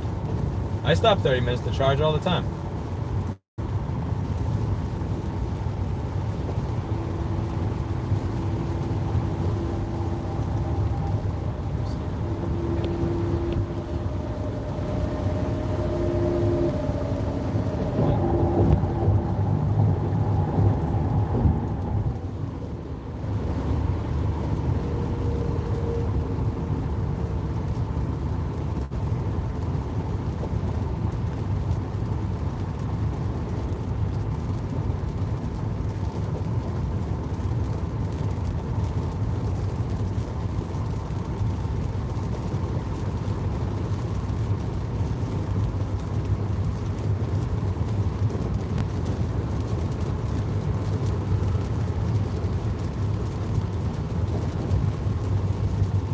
There's a lot of tailgating going on while it's raining here.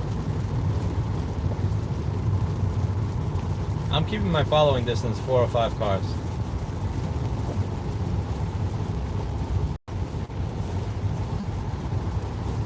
Do you think 1970s era feminism has lied to women and that some of them will grow up to be barren, familyless, and unhappy? I don't think that was. I think that's more like 2000s, 2010s, and 20s feminism. Like, there's difference. You know, like, are you familiar with Camille Paglia, Aaron E? She says some fucked up shit from time to time, but a lot of what she says in the early days made sense. And she's also insanely charming. If she was 50 years younger, I'd be shooting my shot right now. But in all seriousness, and straight, because admittedly she's not straight, but the Camille Paglia, her arguments from the 60s, you know, we want to be able to share a dorm with men. And they're like, no, what if something happens to you? And she said, well, listen, if something happens to us as a result of our choice to be able to go over to the men's dorms, then that's on us. Not, you know, like that stuff, I don't think that really has harmed people. The idea that you should focus on your shitty job over having a family, I think that makes a lot of people really unhappy. Because listen, I'm not even a woman, but my business, like I really do focus on my business. I focus on what I want to do. I focus on like get right to repair past, make videos that inform people on how to fix shit, run a badass company that's known around the world. But at the end of the day, there's a reason for all that. The reason, like, there's supposed to be a light at the end of the tunnel. Like, I'm not doing this just so that I can continue climbing endlessly by myself. I'd like to actually have somebody be there. And at some point in time, I would be open to compromising the amount of time I spend on work to be able to have a fulfilling relationship. So when I hear somebody say, I can't be in a relationship because it would take me away from my career, it's just, I have this giant eye roll. Especially when it's coming from somebody that's making like $40,000 or $50,000 a year. Then I just laugh. I belly laugh. You're giving up one of the things that's going to give you a sense of fulfillment until you die to file paperwork for some company.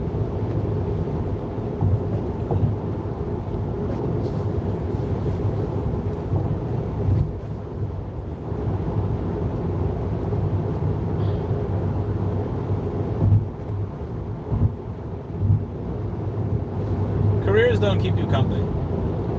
People do.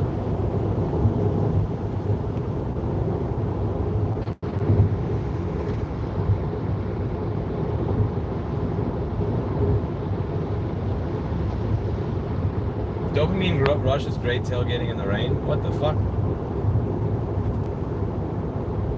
The algorithm hates you. I've already learned that, yes. I did a video covering Massachusetts' right to repair thing getting pushed back. I bet $50 that video hasn't even passed 1% viewership. Hell, I'll bet $100 that video hasn't passed 0.5% viewership. But I don't really care. I stopped giving a fuck about YouTube after they killed my channel.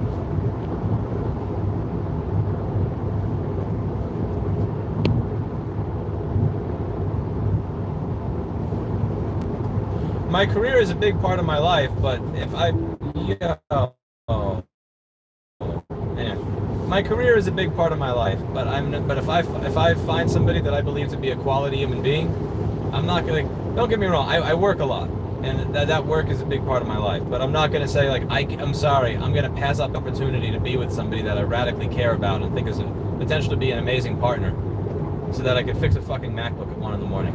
Like, no, that's not how this works.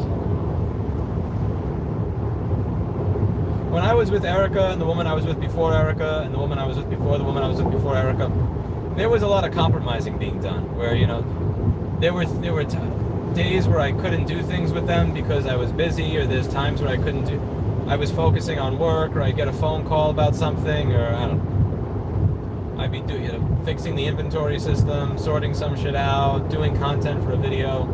But I always made sure to make time for them. I always made sure I made time for them. I never looked at them and said, I can't be in a relationship because of my career. Because what's the point? Why do men work? Hey, here's the thing. How about that? I'm going to put it this way. I'm going to try to put it this way.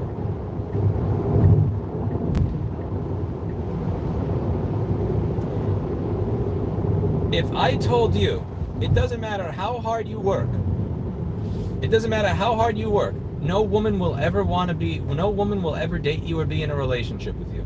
Would that affect the amount of time you spend on your career? I think for a lot of men it would. I think if you tell a lot of men, you will never be able to have a date with a woman from now until the rest of your life. Every woman you ask out will say no. Do you think that they would still put in that 110% effort into their career? Do you think they'd be working 16 hours a day? Or would there be a point where it's like, you know what? I get like exactly. Like men work because they want to be able to have the rest of the stuff that comes with life. Like they want a relationship with somebody that they value, that they care about. So it's really weird to me when I'll hear somebody that makes like a low amount of money say, I can't be in a relationship because I have to focus on my career because I'm an independent woman. It's just weird to me. It's really weird. Like, I don't know any man, I've never heard a man say that to a woman. I know men that have had to compromise their relationships for their career before, where, you know, they weren't available all the time, and honestly, nor should you be available all the time if you're trying to build something for yourself.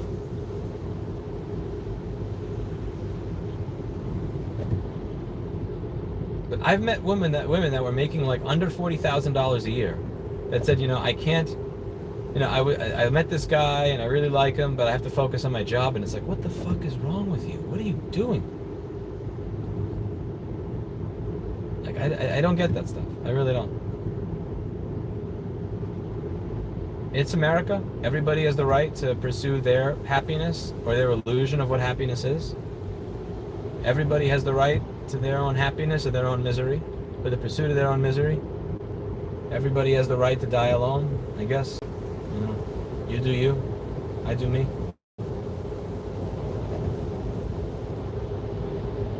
But yeah, the purpose of a career is not to have, you know, $4 million in a Roth IRA or something, and an empty apartment to go home to on Christmas. It's to provide for you and the people you care about.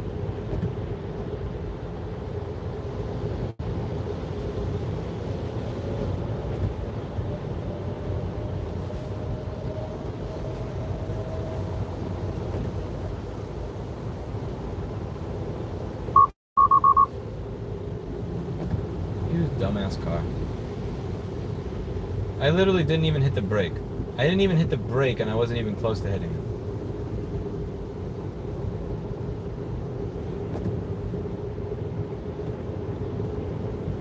it. Have you ever had baby rabies?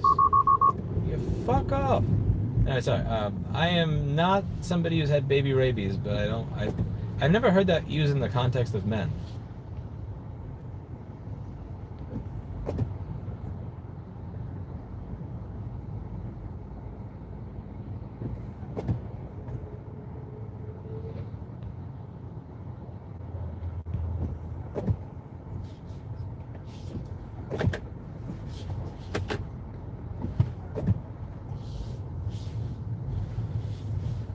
Yeah, like for me, the motivation with I would not continue work.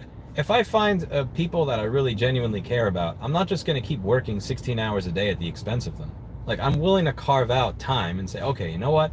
How about instead of working 12 hours a day, I work 7 hours a day so that I can actually not be alone for the rest of my life. I think that that's a healthy outlook.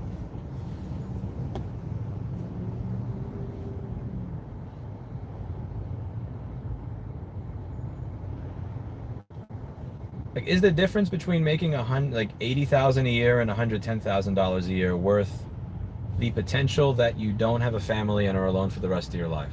I would say, regardless of the gender, my answer to that would be no.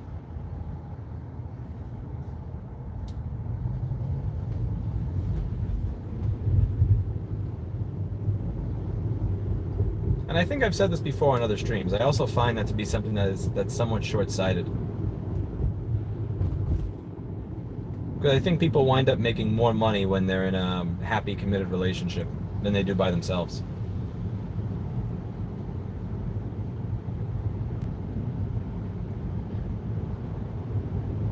That dude just drove straight through the shoulder with no shame. That was hysterical. That was fucking funny, man. That was hysterical. Traditionalist says if you never be able to get a date, you got to get a well-paid job because hookers are expensive. Yeah, ever since Backpage went offline, I guess.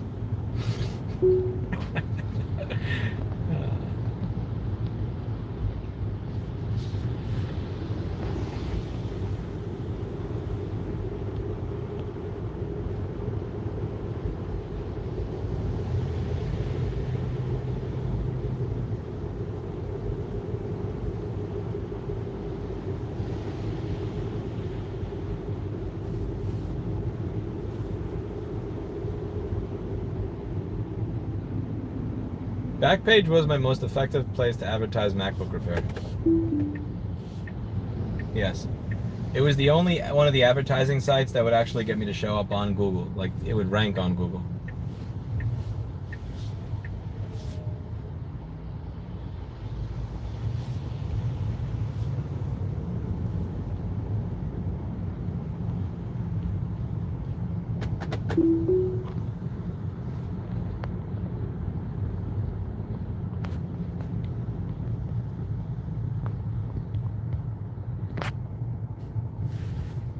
The point of life is to live and to love. If I can't have love, that's half of the point gone. I would agree with Kinto there.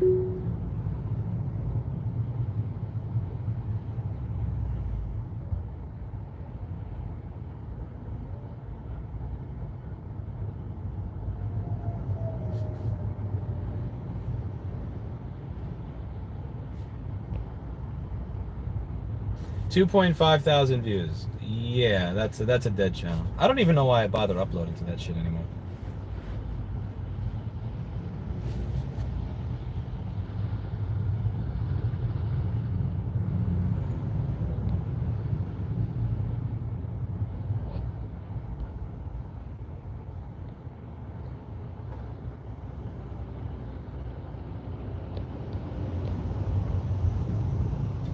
Okay.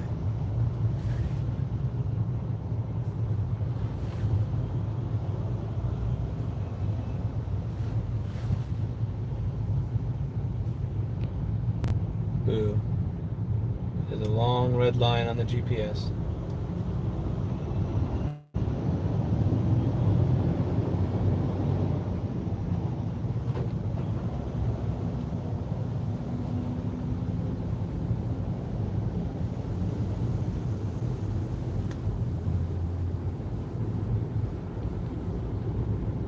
Should I pay a potential girlfriend's student loan debt? No. You pay off your wife's student loan debt. You don't pay off your girlfriend's student loan debt, and you definitely don't pay off a potential girlfriend's student loan debt. If you're not even dating her, why would you have a financial entanglement? This is scary. That's just the fact that you're asking that question actually scares me. So why are you spending that degree of money, or considering spending that degree of money, on somebody that's not your girlfriend?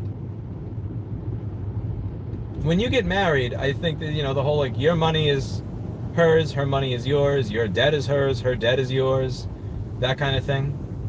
So yes, if you get married, you're paying off her debt, or she's paying off your debt. Like, you're both working as one unit, one entity, and the only way you're gonna, like, really move forward with it and actually accomplish things financially is to, cut through the weeds together, instead of saying, well, these are my weeds and those are your weeds. No, fuck that. If you're married, you're doing it together.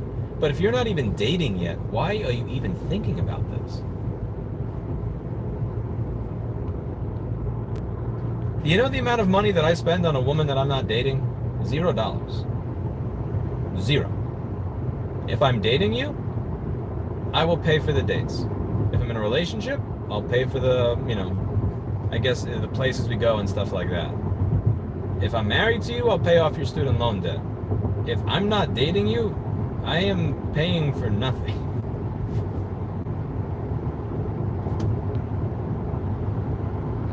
Yeah, there's something that I'm missing there. I think that there's probably context that is being left out of this. Would you like to provide me the context?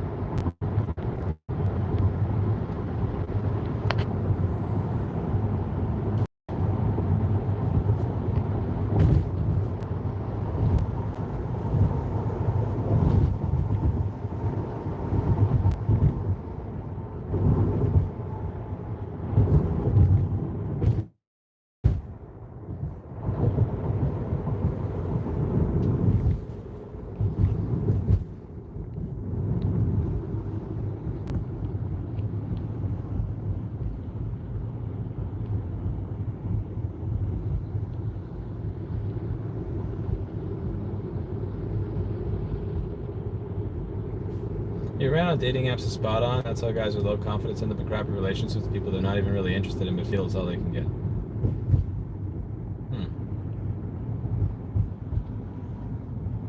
I mean, everybody settles at some point.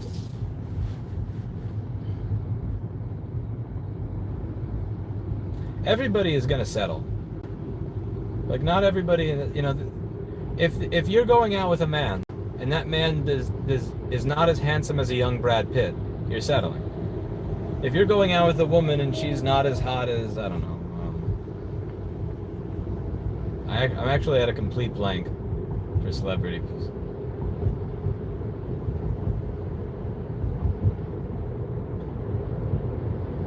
Wow. Yeah, for some reason my brain just says a young Cindy Crawford, right? If you're going out with a woman who's not as hot as a young Cindy Crawford, technically you're settling because there's this, but like everybody settles. It's just how far are you settling? And I think the word settling has this dirty connotation to it.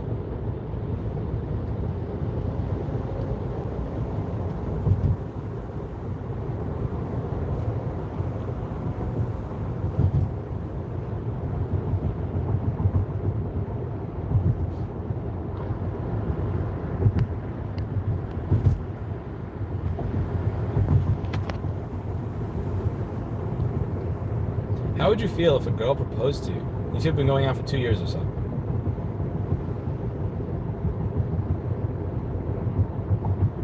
So this is a really fucked up answer, Emily. If I was going out for 2 years and I hadn't proposed to her already, it probably means that I'm never gonna marry her. So I'd probably say no. If we were going out for 6 months to a year and I really and I was thinking about proposing, then I'd probably say yes.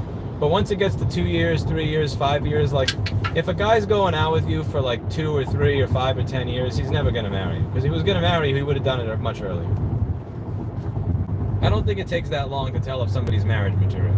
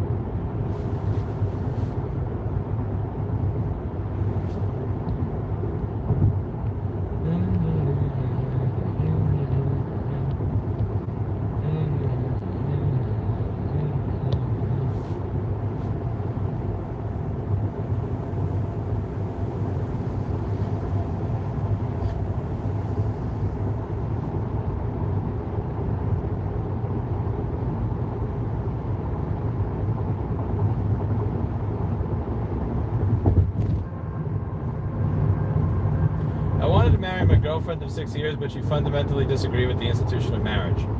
So what were her disagreements with the institution? What made her not want to get married?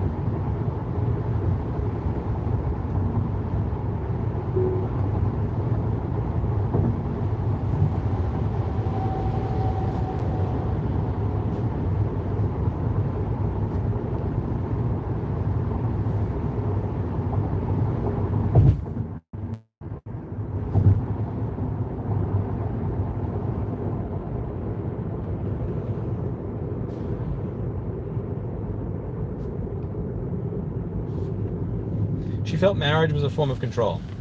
Oh yeah, dump that shit. No, fuck that. No, dump that. Like, drop her. Like a woman that's gonna say, being in a relation, anytime a woman says, I can't call what I'm doing with you dating because I don't want you to have control over me, I want to be independent, there's usually something going on there. There's some sort of abuse. There's some shit that a therapist is gonna be able to solve and not you. I'll be with you, but I won't call it dating, or I'll be with you, but I won't call it a relationship. 99% of the time that there's something going on there. There's usually some sort of childhood abuse or some shit. And it's not something that you can solve. And you'll think you can solve it, but you can't.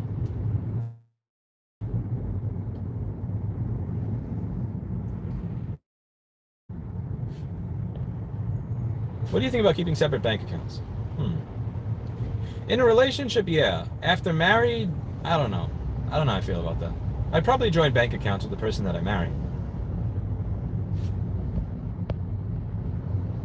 I did drop her for that reason. We went to couples counseling and she said rules are a form of control and I dumped her. Yeah, fuck that. No, there's always rules in a relationship. Like, how about this for monogamous relationships? I'm not gonna fuck anybody else, you're not gonna fuck anybody else. If rules are a form of control, fine, go away. Find somebody who's gonna put up with that shit.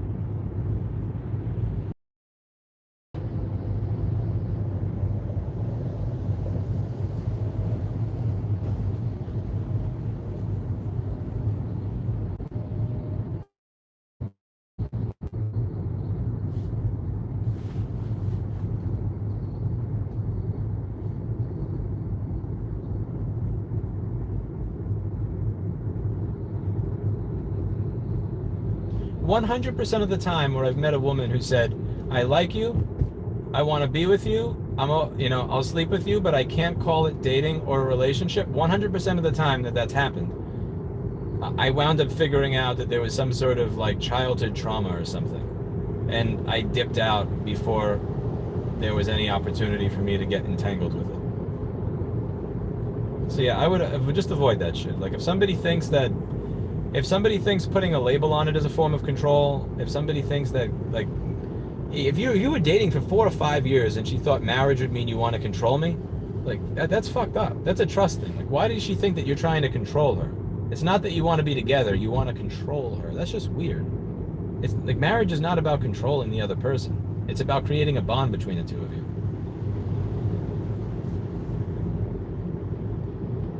Again, I think this is the United States of America. You're welcome to the pursuit of misery. The pursuit of your own happiness or the pursuit of your own misery. 100% welcome to the pursuit of your own misery.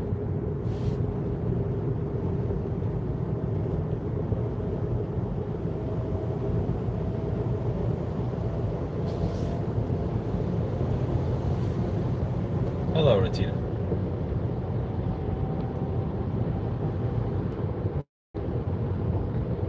What is this?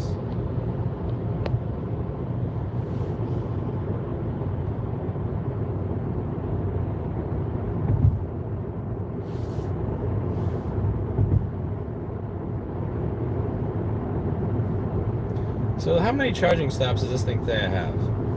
Carlisle, Pennsylvania, Mount Jackson, Virginia, Withville, Virginia, Knoxville, Tennessee, Nashville, Tennessee, Jackson, Tennessee, Little Rock, Arkansas, Sulphur Springs, Texas, Waco, Texas. That's a lot of fucking charging. Jesus Christ.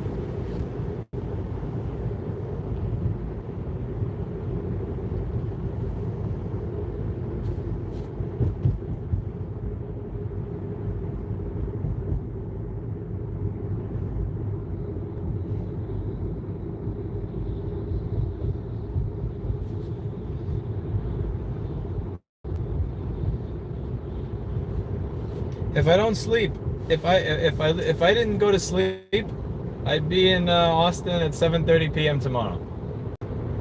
That's not a bad pace. But unfortunately, I'm going to sleep.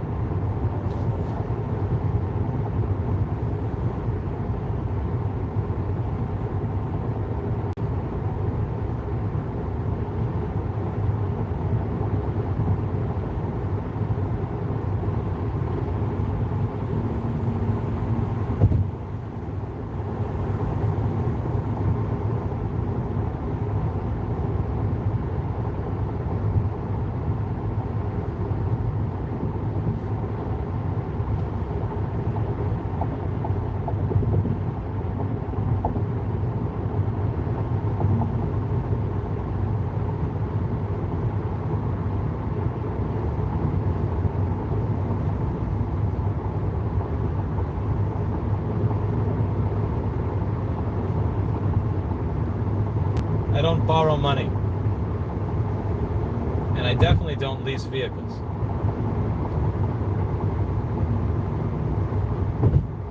Leasing cars is a scam.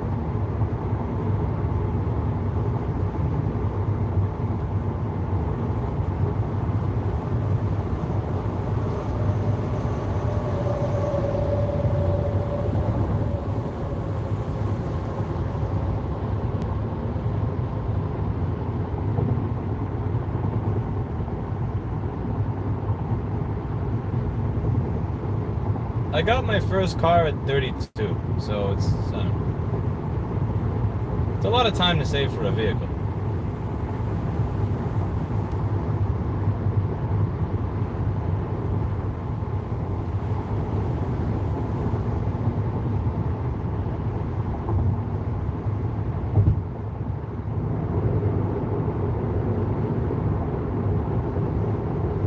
Leasing is not for rich people that can afford a new car every few years, Stormspark. Leasing is also for poor people that want to be seen driving an expensive vehicle. Go to Bed-Stuy.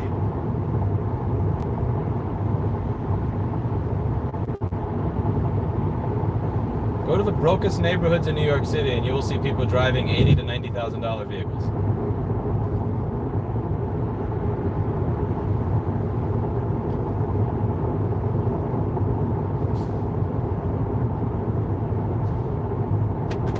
I don't finance the. What does I don't borrow money mean? What does I don't borrow money mean?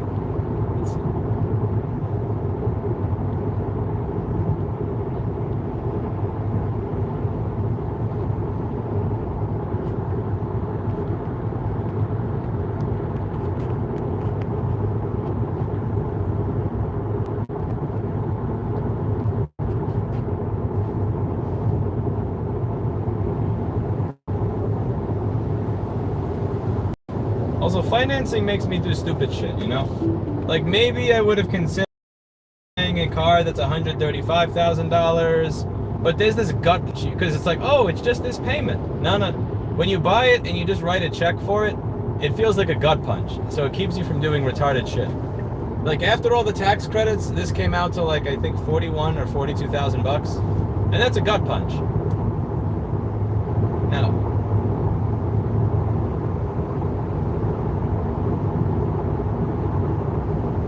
I see no need. I don't borrow money for things. If my life gets destroyed, I still have this car. When I buy a house, it's probably going to be a really tiny piece of shit because I'm going to buy it without a mortgage.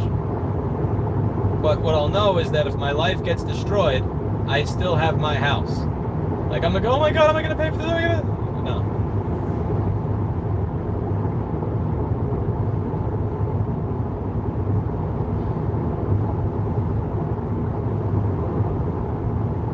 It was the same thing like 10 years ago.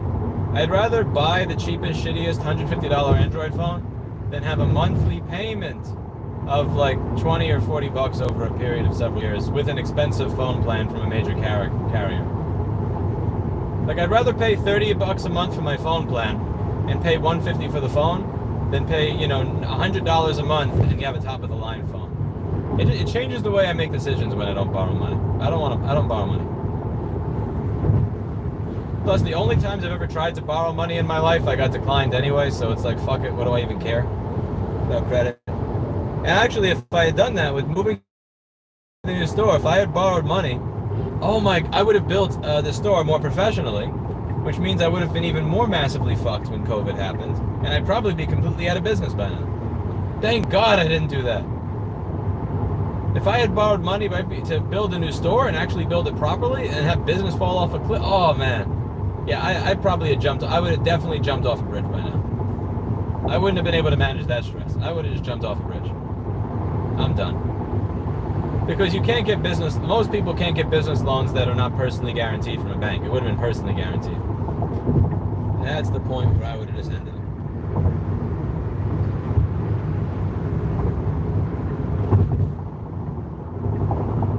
This whole going below the speed limit in the passing lane is really triggering me. Again, I don't care if you use the left lane. Hog the left lane all you want. Just go the speed limit. Or dare I say higher than the speed limit.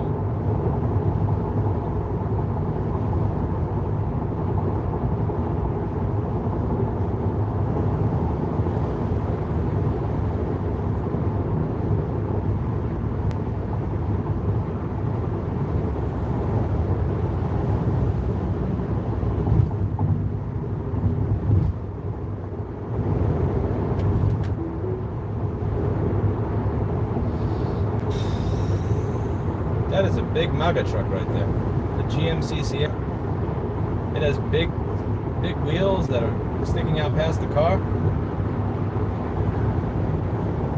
Big MAGA truck.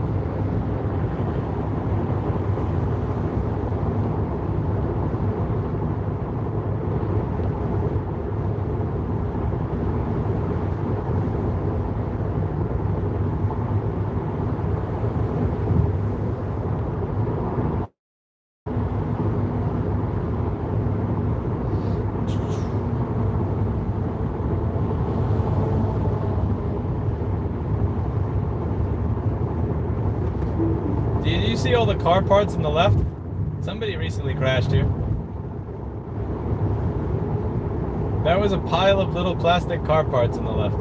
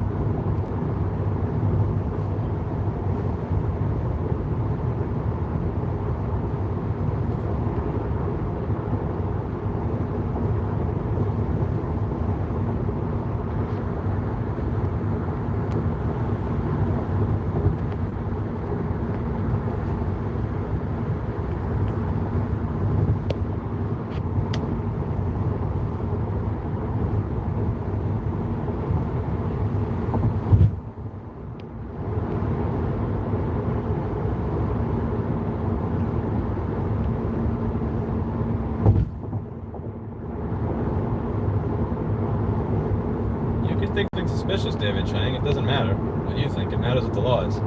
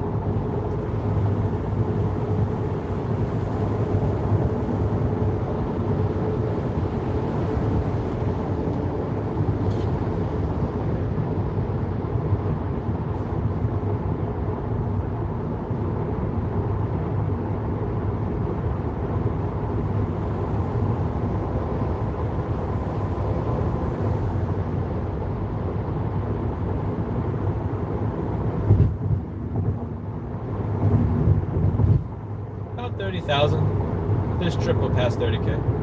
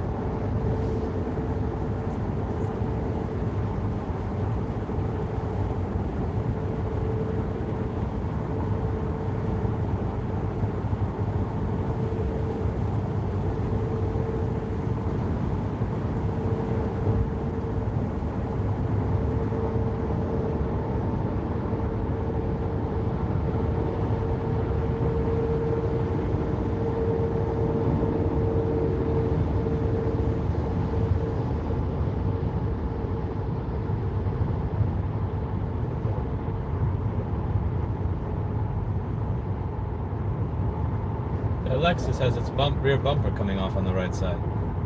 It's not attached to the car.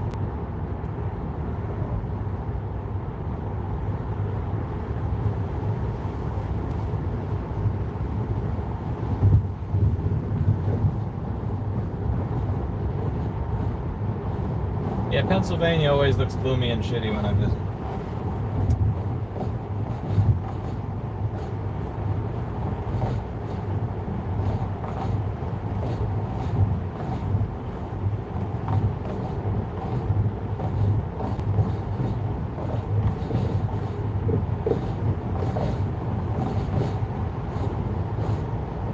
I don't think you get rid of a cold. I think you just wait for it to be gone, Emily.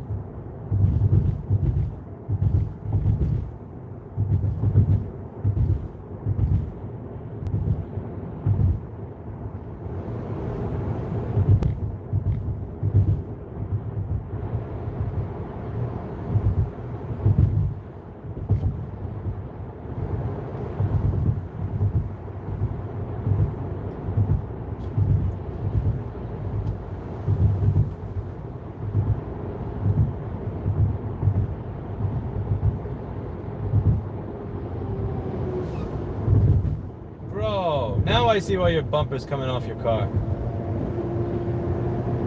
Douche.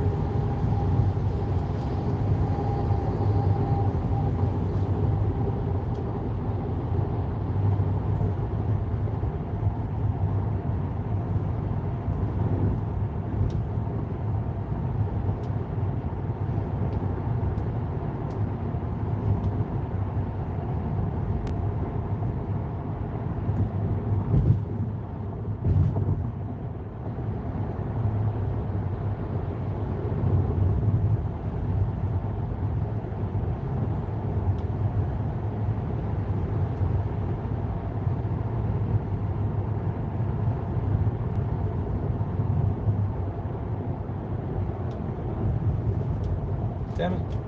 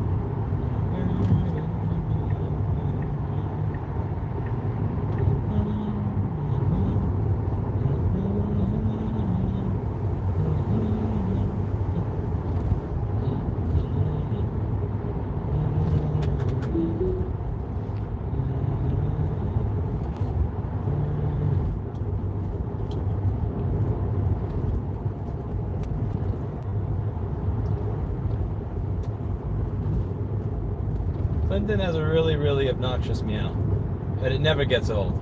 It's like, and if it gets louder, like it sounds like he's saying "fuck you," and it's funny.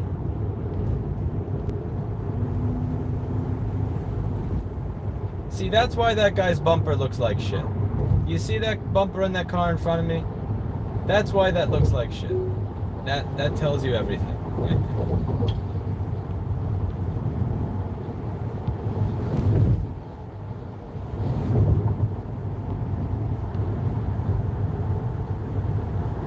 How does one go from 8,000 viewer live streams to 500? I never had 8,000 viewers. I think when I fired Eugene that one time I had 6,000. My live streams used to be 600 to 1,200 for border pairs and AMAs, and 2,400 after a video got really popular. Now my main channel live streams have 100 to 300 viewers, and there's one of two things that happen. Either A, the algorithm destroyed my content, or B, overnight, the exact same formula that I've been using to produce content since 2012, which is a mixture of business advice, rants about the news, and mother border pairs, went from being very interesting to overnight being completely boring to where 1.7 million people don't want to watch it. I don't know which one of those is the case, but since I don't have control over YouTube, and I definitely can't control people in my audience, I don't really care. I've accepted and internalized the fact that my main channel is dead. Dead as a doornail. Deader than a doornail, actually.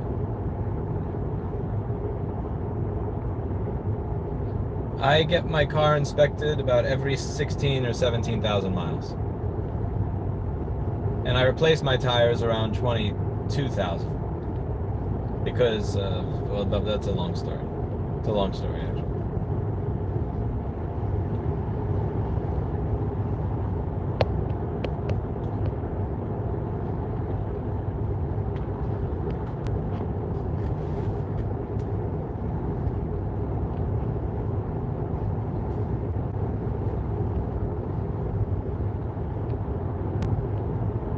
How about a 24-hour stream? I will drive for 24 straight hours without sleeping for $500. Yeah, if anybody wants to see 24 hours of uninterrupted driving with no stopping, I'll set a price on it. I'm going to be a capitalist pig. $500. I'll do it. I was planning to stop at some point to rest, but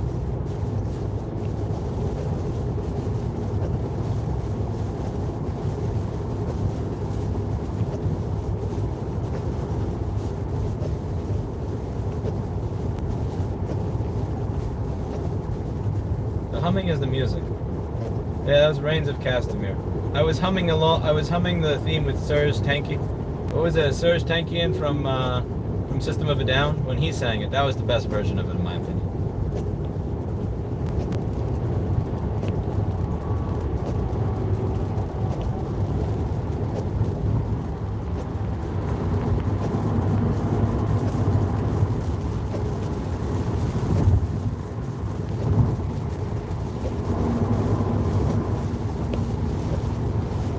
And Clinton does always get a greenie. My drop in viewership happened a couple of times. So, August of last year, but then the Great video brought it back for a little bit. Then in January, February of this year, it tanked. In March, when the self-service repair program went up, it kind of went up for a little bit, but then right after that, it just went to pure destruction. Like complete destruction. So like the video that I did on the Right to Repair bill in Massachusetts today, that shit got 3,000 views on a channel with 1.7 million subscribers. 1% of my subscribers is 17,000 views. 0.5% of my subscribers is like 8,500 views. 0.25% of my subscribers would be 4,000. So that video got engagement from 0.25% of the audience.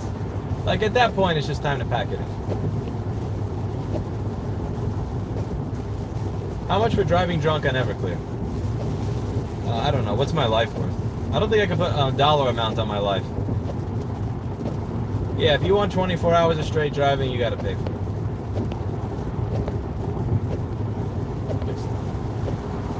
sleepy driving is the same as drunk driving. Not really, because I can't sleep.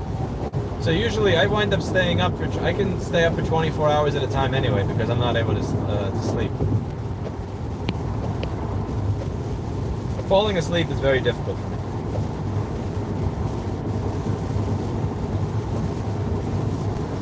Be gone, bot.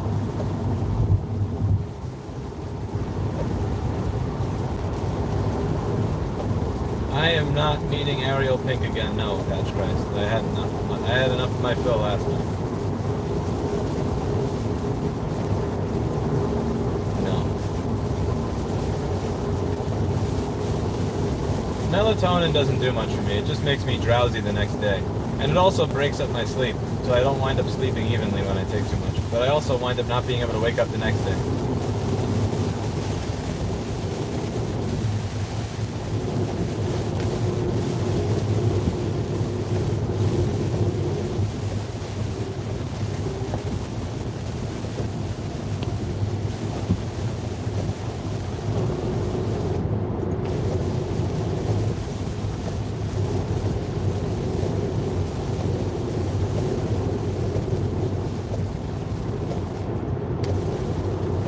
You are not nice. I am not nice.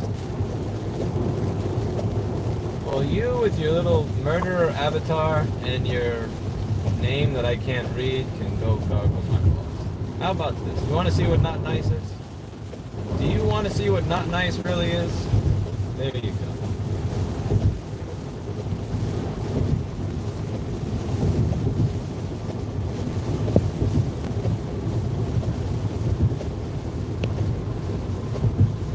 That seems like some really gossipy female shit to do in a barbershop. Patch Christ. I don't know. Yeah, that's like an uncomfortable level of gossip right there. That's kind of awkward. Time out.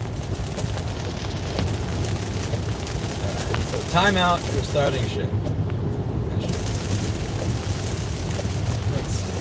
How do I do this? How does this work? Yeah, there's something that feels kind of awkward about that exchange.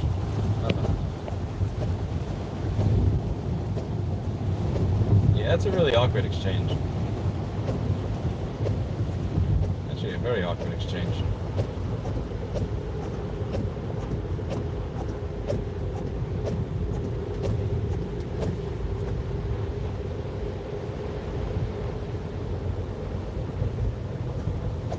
Oh shit, look at that truck. Holy shit, he almost destroyed that little Volkswagen.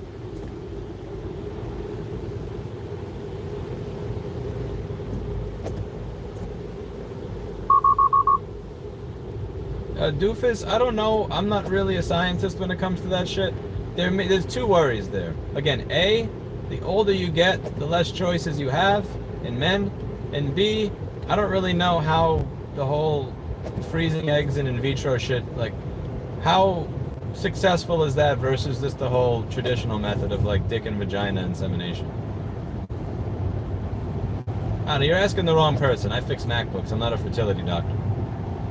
I'm not quite sure about that, but my point there was somebody said if you're over 30 and want to have kids, what do you do? And my answer to that was treat it like it's your job. So whatever it is that's keeping you from getting, from having a kid, you know, is it that you're overweight and out of shape? Get a trainer and treat that shit like it's your job, 2 hours a day. Is it your personality? I don't know, see a therapist. Is it your dress, like spend time on your appearance? Is there trauma from childhood that you're bringing to your relationships? See a therapist 2 or 3 times a week. Like, I don't know what it is, but make it your job, I would say. Like when I wanted to learn board repair, I made it my job. I spent an additional 5 to 8 hours a day on just doing that, in addition to running a business and getting everything else done. Don't expect it to just come to you. That was the question that was asked is if I want to have a kid, what should I do? You know, or as I get older. If you really want something, don't do the whole, well, when the right person comes along, like, no, fuck that. if you want to be married, and that's a big if. A lot of people don't want to be married. That's cool. If you would want to be married, or if you'd want to have a kid, don't do the whole, well, if somebody comes along. No, go out there and find. Figure out what the person that you want wants. Make yourself as close to that shit as you can. But yeah, I didn't include the fertility doctor thing because that seemed to get around the main point. I was mostly focusing on what can you do right now? And what can you do to get people more interested in you right now rather than elongating the time that the existing you has to find somebody? So when it comes to muscle cramps, I like using these foam rollers. I don't know how able you'll be able to do that because I don't know what your mobility is like, Ann. But like foam rollers are really good. I use the foam roller a lot when I sprained my quadricep, and I also used it after tearing it, and it helped me a lot with healing. And every time I put off my foam rolling, I wind up screwing myself.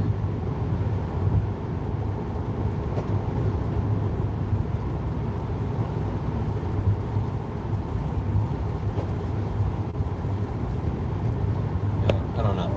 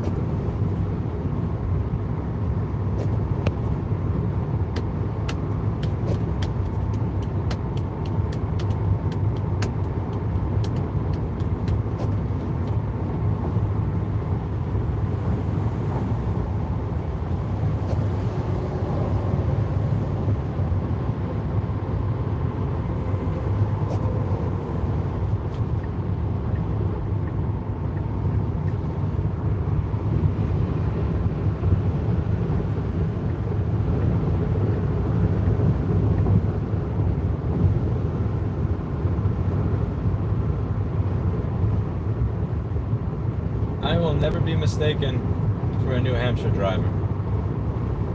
My plate, it's like the plates in this car, it's just like, I feel like such an imposter. I will never get like, nobody's gonna look at this car and go, oh, that gentleman must have been raised in New Hampshire. It's never gonna happen. They may think, oh, that guy must have stole those plates. He must have swapped them because there was a police chase going on or something.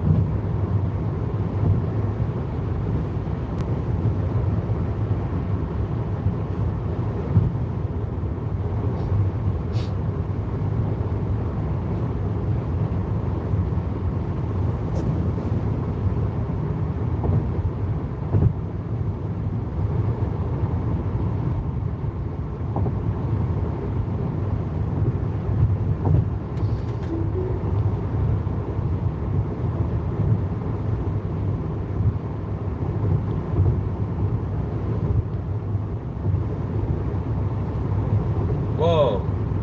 Looks like there was a fire under there or something. You see that black covering over the road? The dusty covering?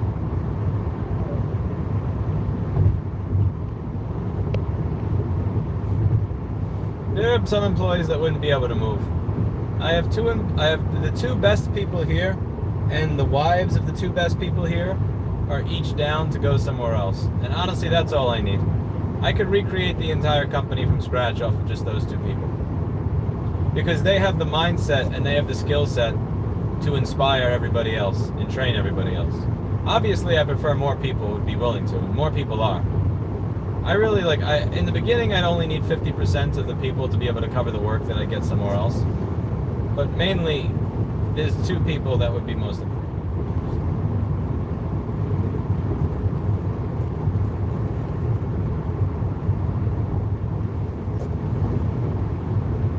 They've demonstrated the will to consistently push forward, to consistently learn new things, to consistently take on new responsibility for things that would make the business do better.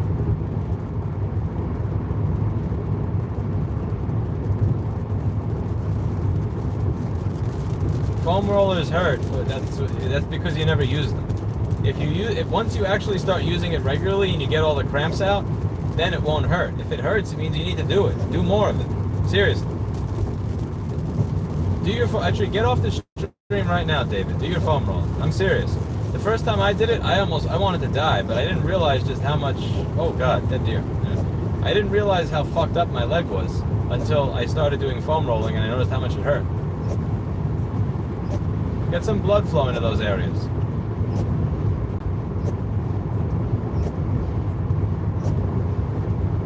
Why is auto wiping when there's no rain? Tesla, there's no rain. Stop. There you go.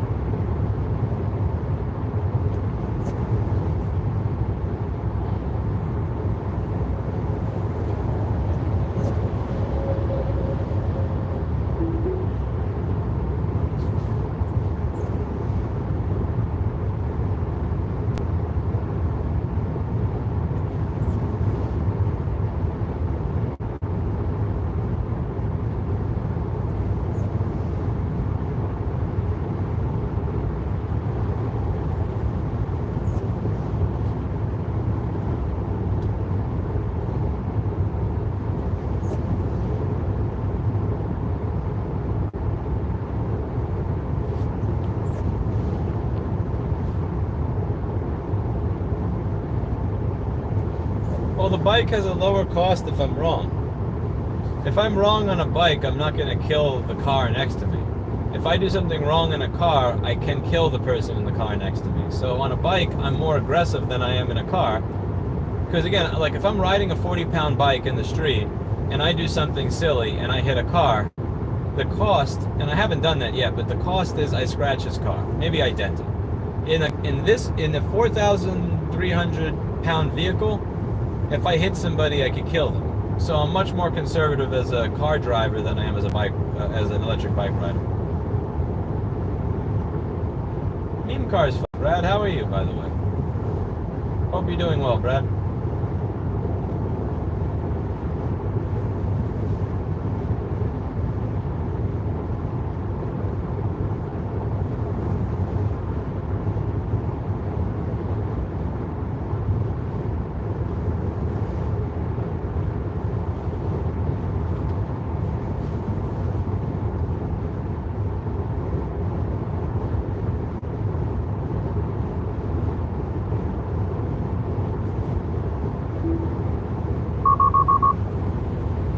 Shut up, car. There's nobody in front of you.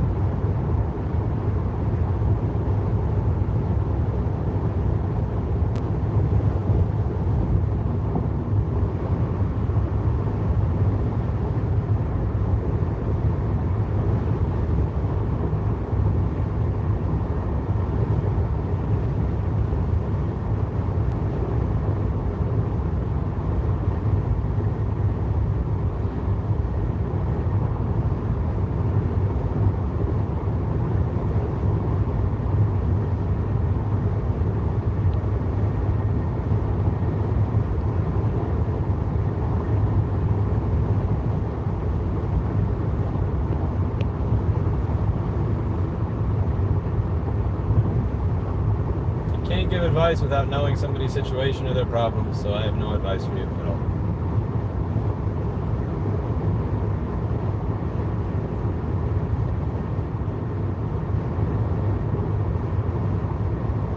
Which car, Brad?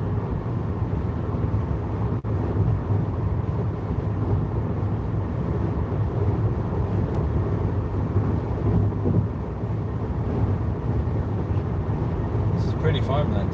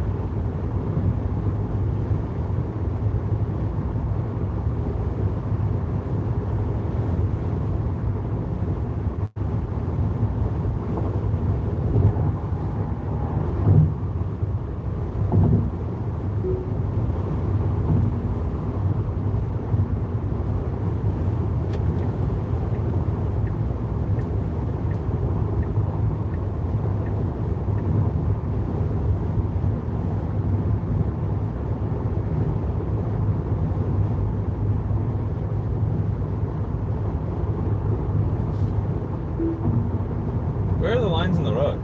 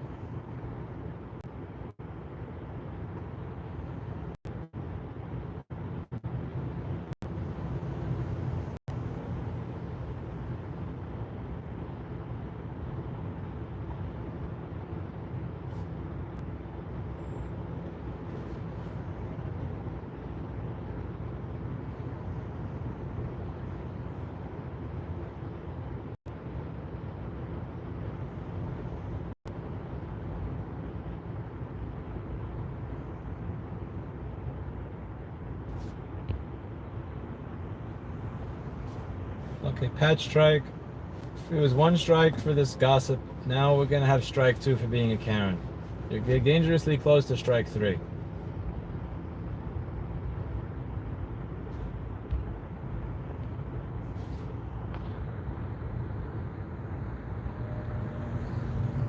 You're not gonna give somebody a citation for having a bike on the back of their car. Jesus Christ. What kind of miserable fuck are you?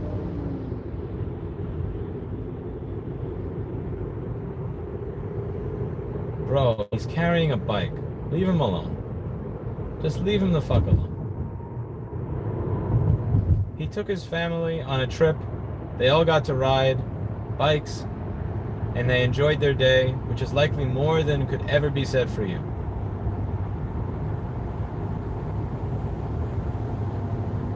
He's driving very conservatively. He's in the center of his lane. Just leave him alone, man. You know what? Fuck even having a strike 3. Fuck out of my chat.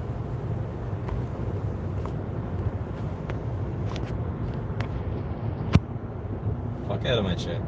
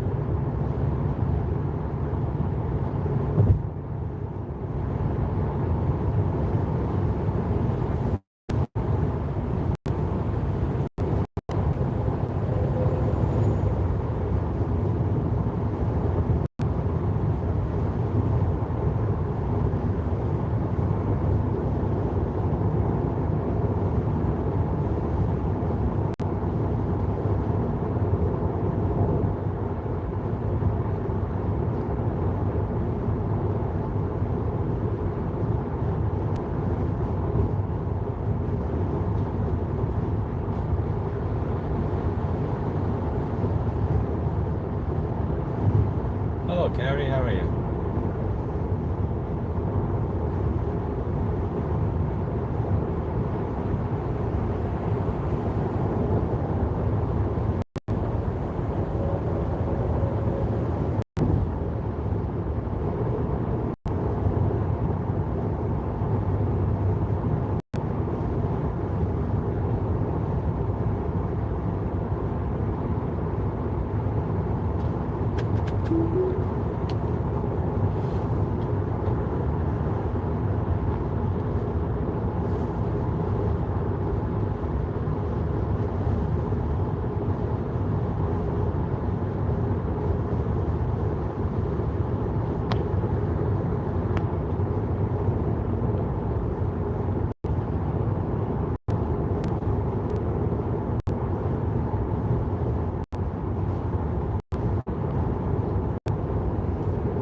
This will sound odd, but will you ever donate sperm? Probably not. If there's gonna be little Lewis out there, I'd like to be supervising them. I don't believe in. I don't know. Yeah. No, I want to supervise them.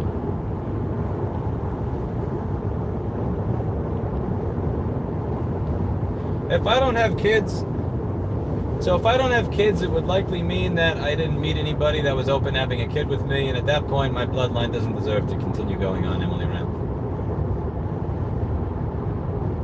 I haven't really thought about that.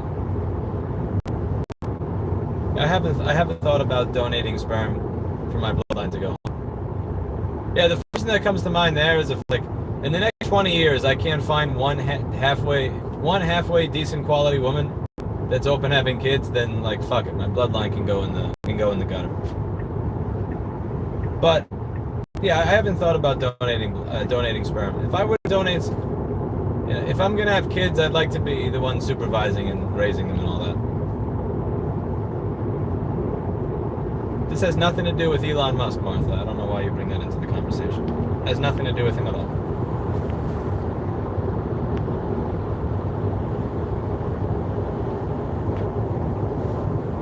Hopefully that answers your question, Emma.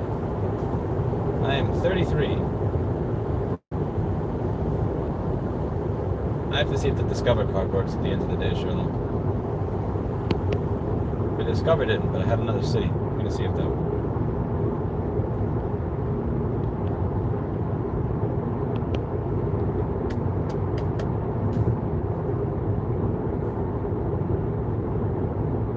I would not donate sperm to Amber Heard.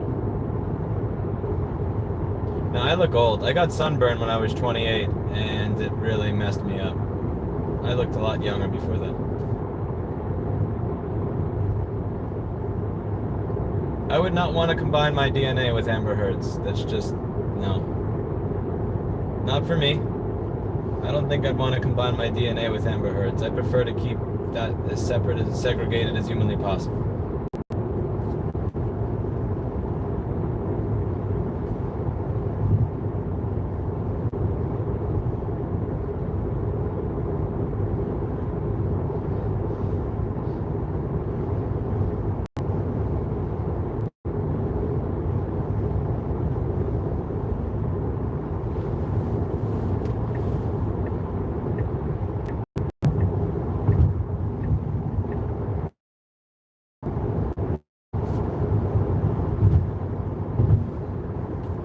I don't use music streaming services.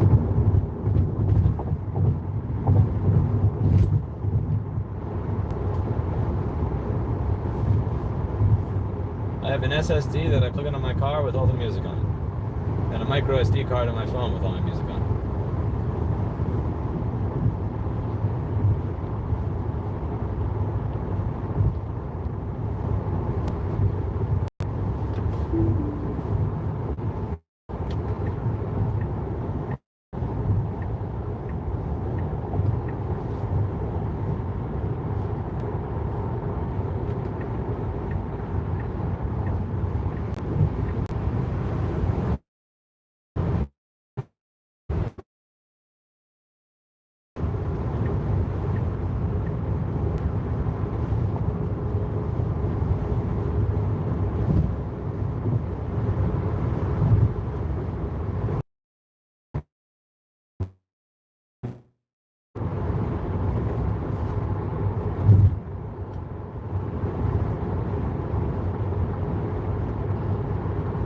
What female is not a manipulative demon? A lot of females are not manipulative.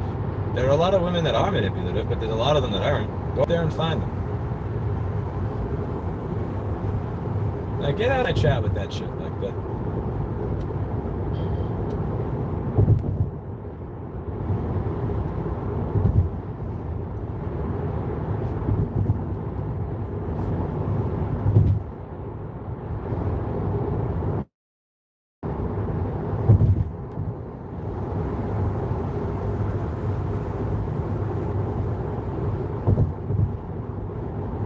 The vehicle straight ahead is a boat.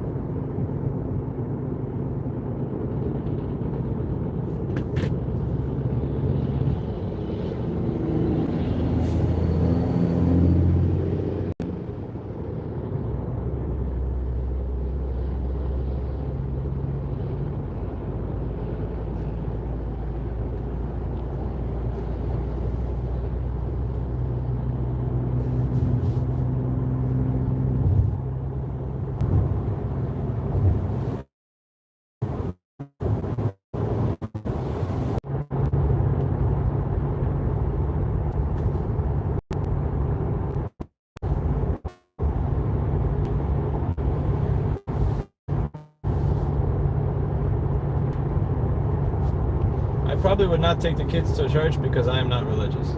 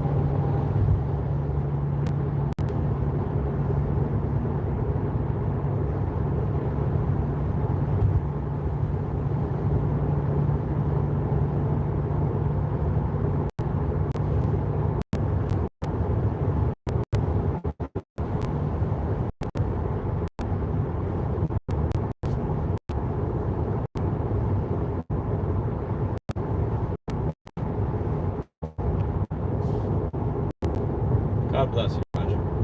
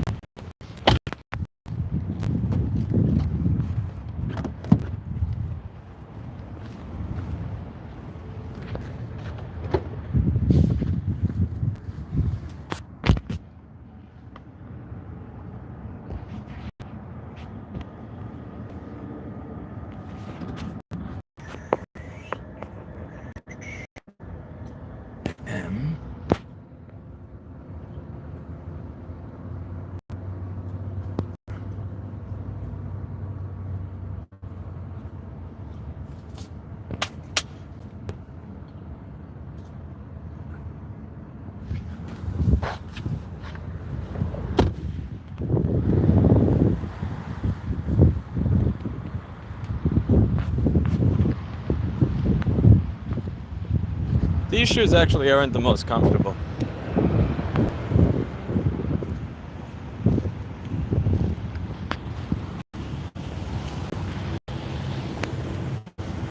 I don't like these shoes very much.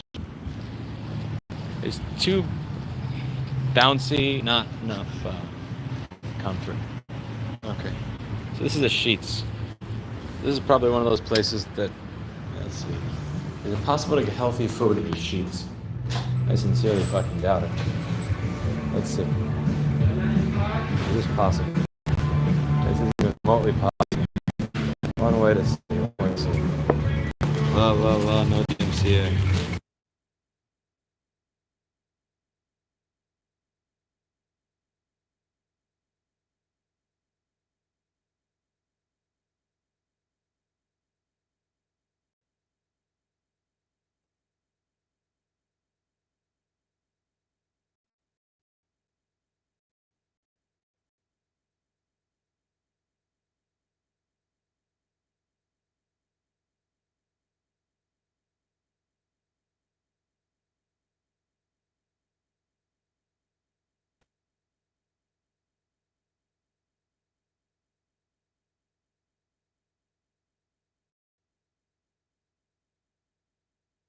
La la la la, no DMCA, no DMCA.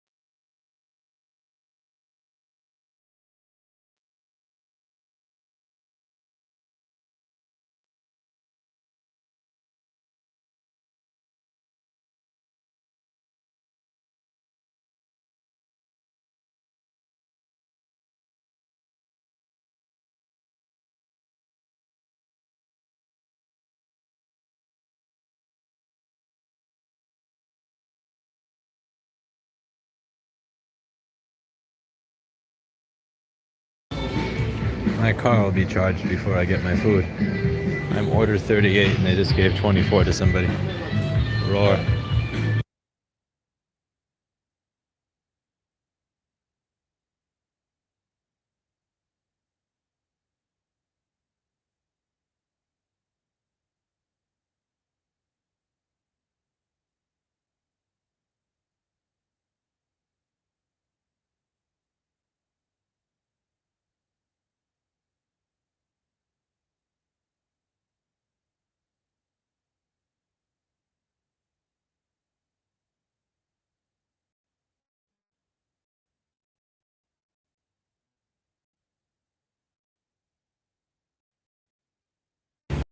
All right, you guys get to spend some time at Pop. I got to do some business on phone number 2. The stream will continue in probably 15 minutes.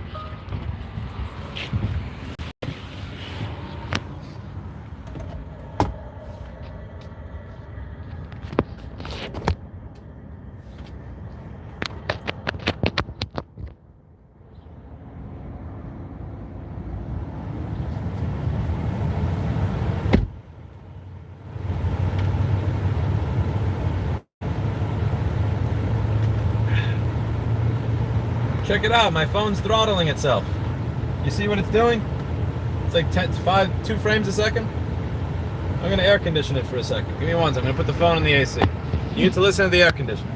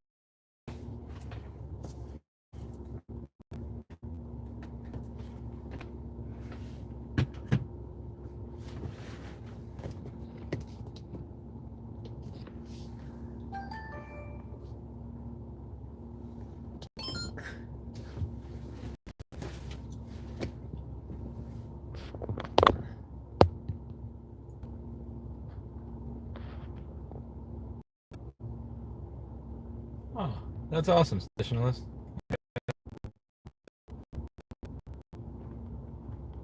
I'm happy to hear that went well. Thank you. Let me take a look on YouTube Studio here before I go, actually.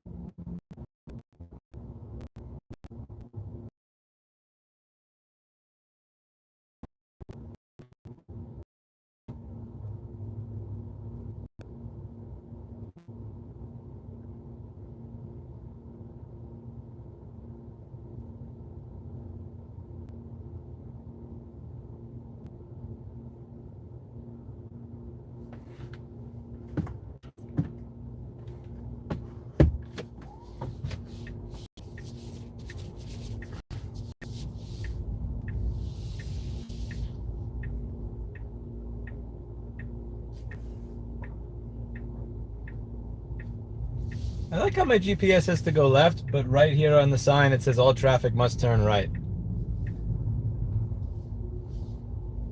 That's called Google trying to get me arrested. Yeah, Google wants to get me arrested here. That's what Google wants to do.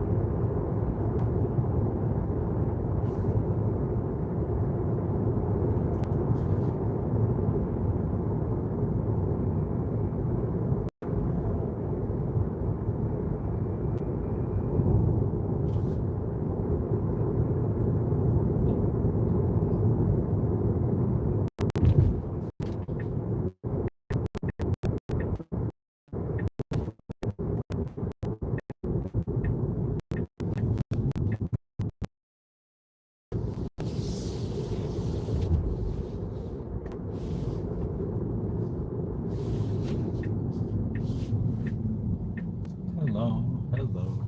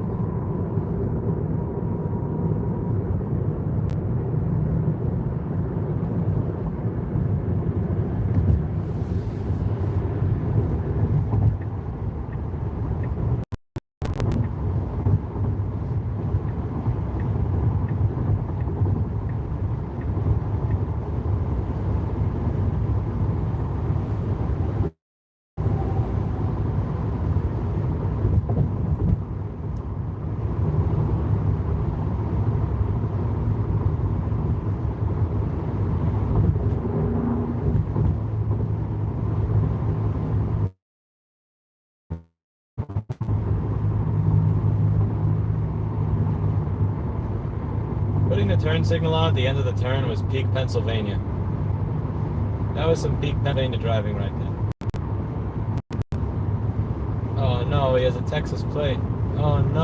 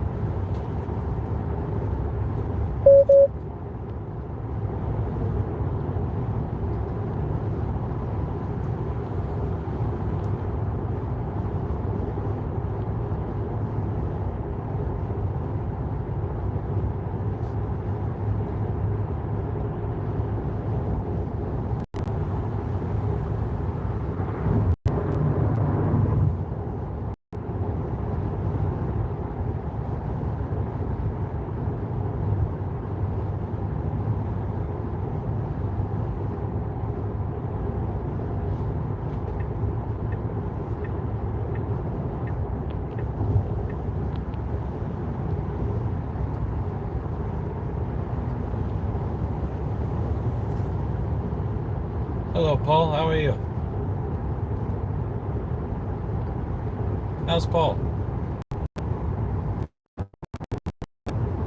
What's up, Paul?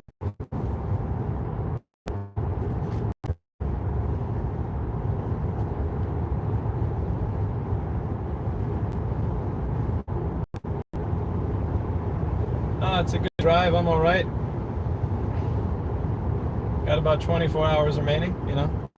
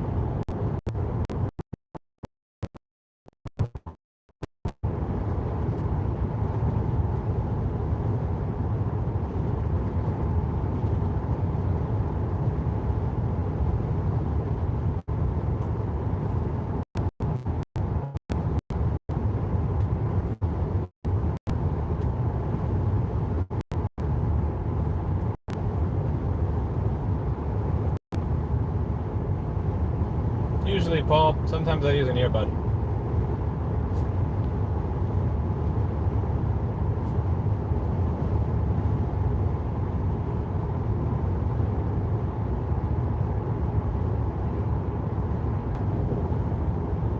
I wanted to see for one stream if I did not play copyrighted music, what the monetization would be if it was like an 8-hour long video. Just out of sheer curiosity. Because I don't think I've done that. Virtually every drive I've done has had copyrighted music in it. I want to see if it covers the cost of charging.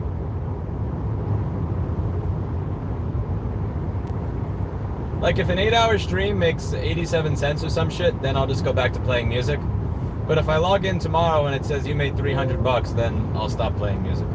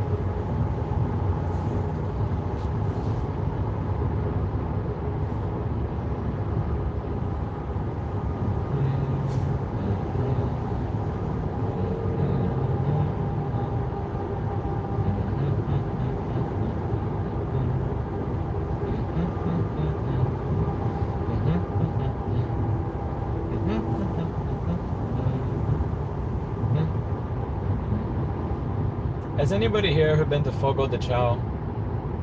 They have this thing that they make out of a banana. I forget what it's called, but it tastes so good. I have a craving for one of them right now. Oh man, those things are so amazing.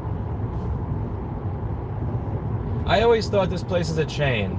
I'm not gonna like it, but I usually avoid chains, but my God.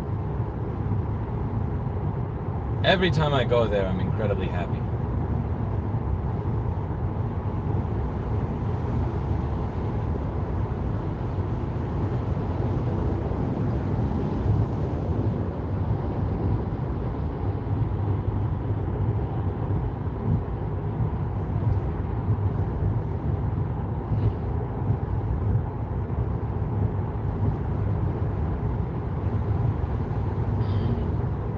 The first one I went to was in DC, on K Street, I think. It's like the one that all the lobbyists go to. Pretty good. It was quality.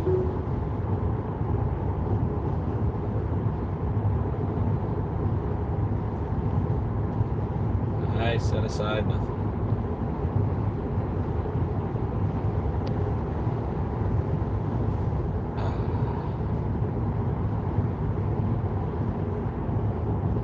Okay, this is getting a little boring, just staring out the windshield. I gotta think of something to start up a discussion. Let's think of something to start up a discussion. You know what? Fuck it. This is becoming a dating channel anyway. Let's do it. Okay. Alright, let's come up with the next question for Rossman's live dating forum. This is gonna be a poll. How many of you artificially stagger your texts, phone calls, or emails because you're afraid that you will look too eager or too available if you answer or pick up when you want to answer or pick up? Let's see.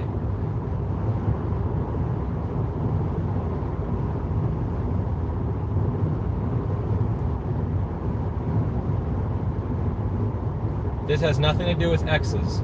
Zero. Literally zero to do with X's. So I don't know what Stormspark's on about.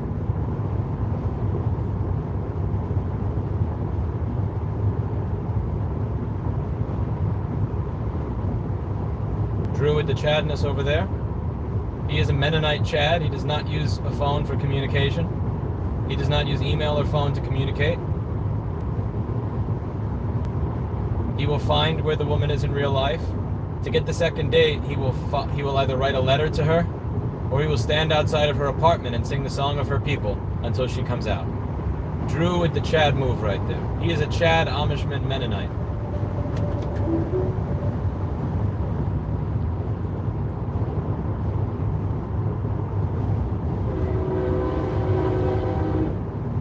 That scared the ever-loving fuck out of me. Lewis is a woman that doesn't shave their armpit hair or leg hair to put off. 100%. Yeah. I exercise, I shower, like, I don't know. I do everything that I can do to make myself presentable, so I would imagine and hope, nope.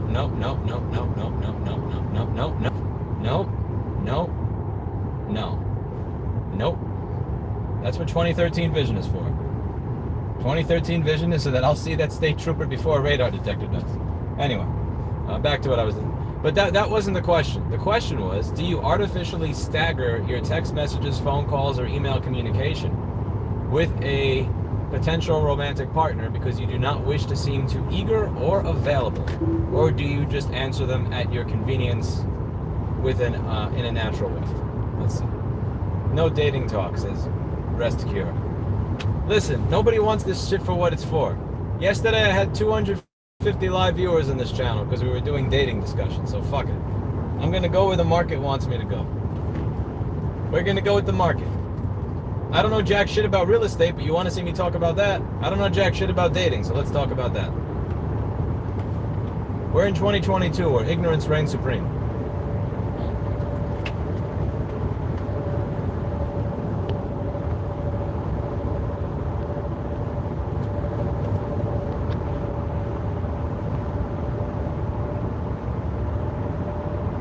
PMSL. Drew broke the acronym rule. Staggering messages is dumb. Okay. So what I do is I usually have my phone on silent. Because my phone, like, it rings when I get certain YouTube comments. It rings when my business gets an email. It rings when I get a personal email. It rings when there's a Slack chat. It rings in the fucking nonprofit chat when there's like some news from a lobbyist. So I often have my phone on silent to keep myself sane if I'm doing something. And if I'm doing something and my phone's on silent, I won't get anything. However, the moment I become free, or the moment I look at my phone because I'm no longer distracted, I'll immediately respond to whatever's on it. But I've never so I put my phone on silent a lot so that I actually have the ability to do what I need to do. I'm not being a slave to my phone. My phone doesn't own me. I own it. But at the same time, if I'm looking at it or it's on vibrate because I'm not doing something, I respond immediately when something shows up. I don't look at it and go, I need to respond to this 1 hour from now so I don't look so they get the right idea. Or I'm not going to wait 2 days or something, some stupid shit like that. Staggering messages is dumb. True. Okay, I'm on that side. Yeah, I have it on silent, so Sherlock sending me messages doesn't. Yeah. You know you can mute your Discord channels and other apps. Yeah, but then I'd have to unmute them when I want to hear them, Carrie. That's the thing. Sometimes I want those notifications, and sometimes I don't. So if I'm not in the middle of doing something important, I'd like to see when I get pinged. But if in the middle of doing something important, I don't want any noises at all from anything. Also, if I mute certain applications, I'm never going to unmute them later. I know I'm well enough aware of that. I thought you were gone for 2 hours, Jessica. It felt like longer. Jessica, when you leave us, it doesn't. If you leave us for 10 minutes, it feels like a day.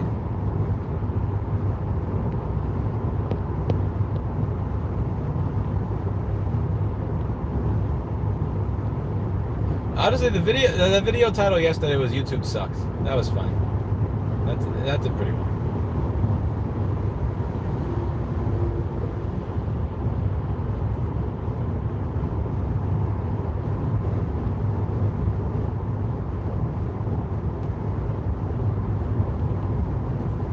Yeah, I got 2013 vision.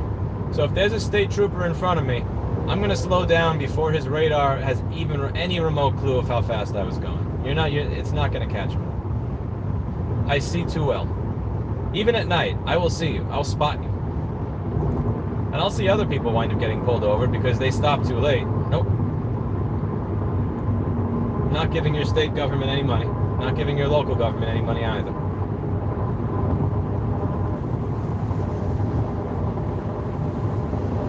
My next girl, I'm going to straight up ask here that I need someone to drunk text to pay up front. That's a bad idea. Don't drunk text. Don't drunk text. You'll ruin your life.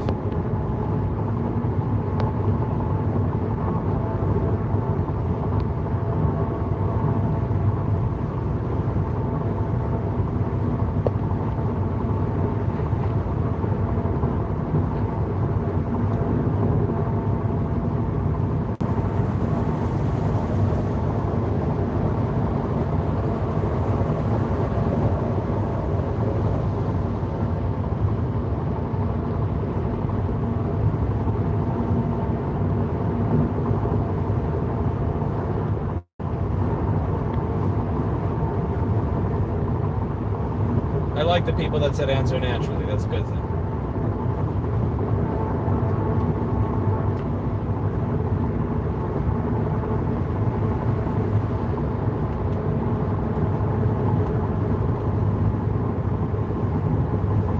I have severe procrastination issues. And there are emails from a decade ago I still flagged for follow-up and text from a month ago. Interesting. So I'm curious, what causes you to procrastinate those? Is it because you know it's going to be an unpleasant response? Because I imagine you're not waiting 10 years because you really want to seem like you're not trying to create this aura that you're really busy. Because if you're waiting 10 years, that's long. But I would imagine that's not, you're going out of your way to try to seem unavailable and so busy so that you seem cooler and not desperate, but rather that you just had others, you just didn't value responding to it, or it was a pain in the ass to respond to it.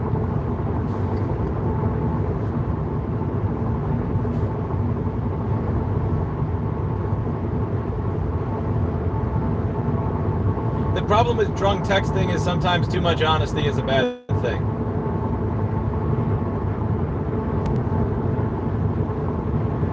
Yeah, sometimes I think my procrastination is caused by undiagnosed ADD, and any sort of stimulant makes me focus more like a functional person. Interesting. By the way, you guys got to see that.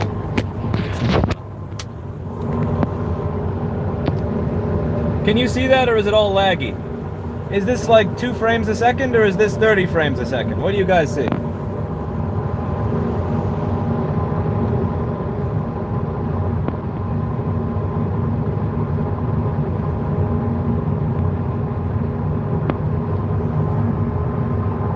Pretty nice, isn't it?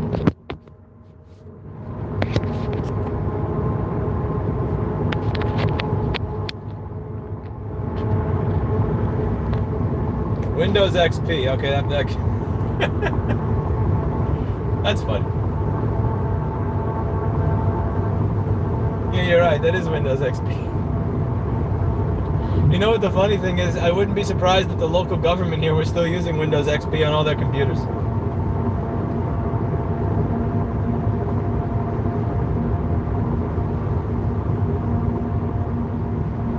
And you know, when I went to the TSA in Austin, they said that the computer that was attached to that machine that like checks that like you walk through and it scans you is using Windows XP.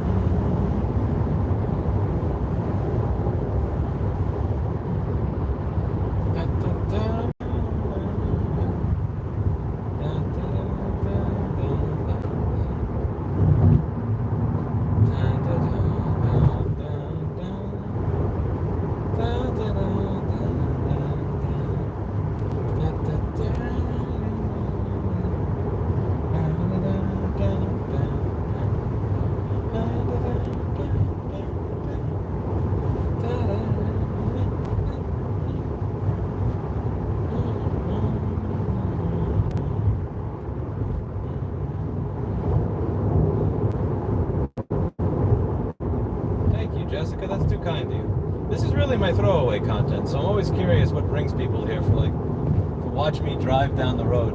But I appreciate it. You know, I used to play Zenonia and Modern Combat back in the day. Like by back in the day, I mean 2010 through 2011. But it's been since 2012 since I played Modern Combat. I suck at it. And when Zenonia, I got bored at it. After playing one full game of Zenonia, I got like Zenonia 3 or 4, but Zenonia is the same thing every time, and the story really just wasn't compelling enough. When I played this, like the 4th version, I don't know if I outgrew the game or if it just wasn't as good as the first one that I played, but for some reason it's just the format of it, I just didn't find it fun anymore.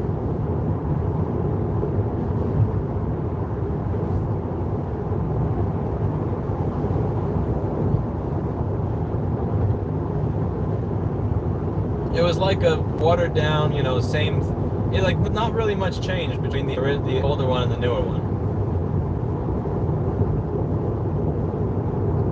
I wish I could give myself selective Alzheimer's and forget Final Fantasy IX so I could play it over and over again. Yeah, I don't have any phone games. I haven't played a phone game in a long time.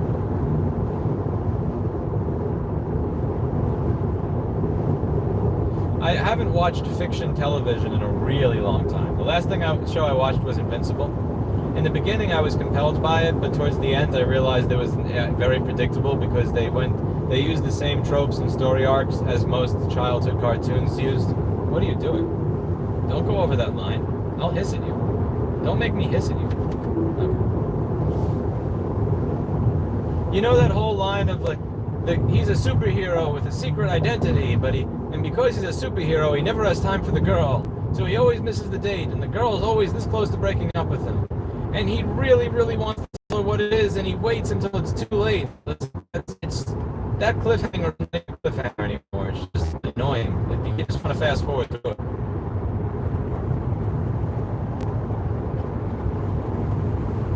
That's a lot of Mercedes up there.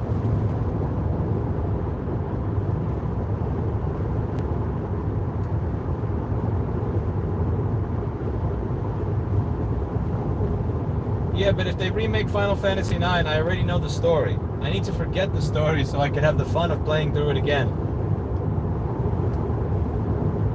That game is the ultimate argument against nihilism. It's the best piece of art I've ever seen to argue against a nihilistic mindset and perspective.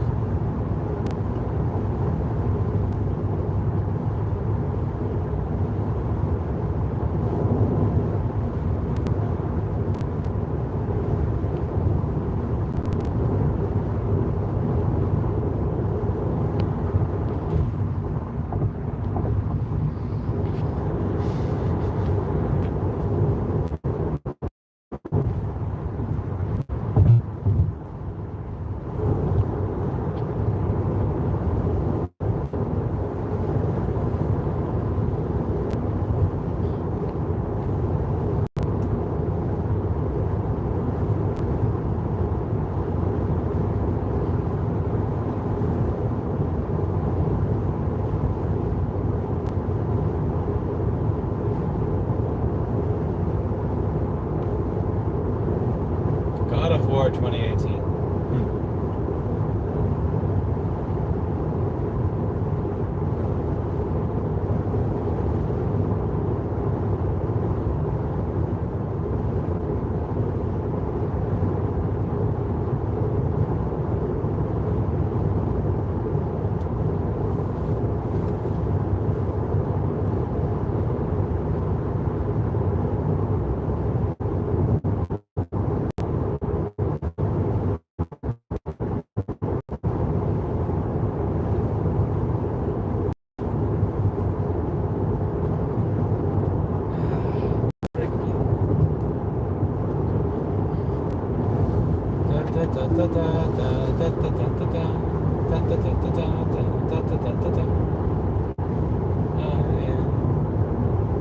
I saw mommy kissing Santa Claus right underneath the mistletoe last night.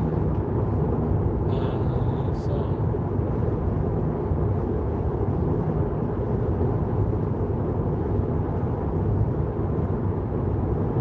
Loving the green scenery.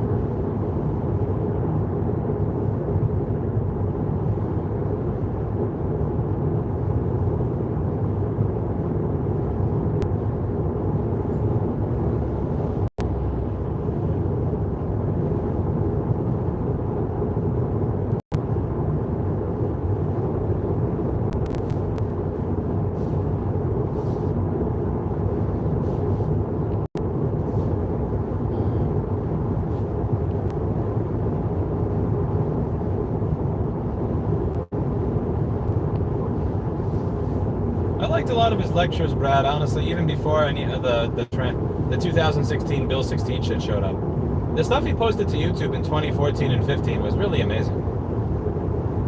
If you listen to all of them from beginning to end, it was quality stuff.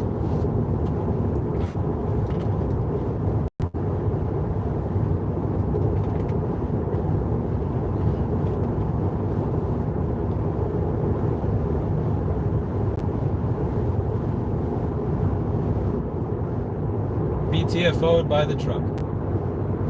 Whoa, whoa, whoa, whoa, whoa. Stay away, you little Volkswagen. Hiss. Oh, you're on your phone. Fuck me.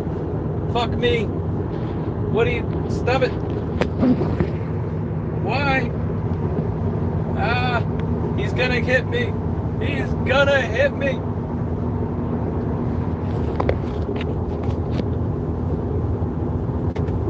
Get the fuck away from me. You're gonna be behind me. You're gonna be behind me so that when you rear end me, I can get a new car. Bada bing.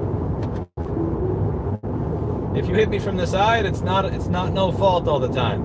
If he hits me from the back, I get a new bumper. I have a couple of scratches on my bumper from when I got the car because I got this was a demo unit. So I can use a new bumper. I can use a new bumper. Please smash the back of my car, sir. I'd like a bumper.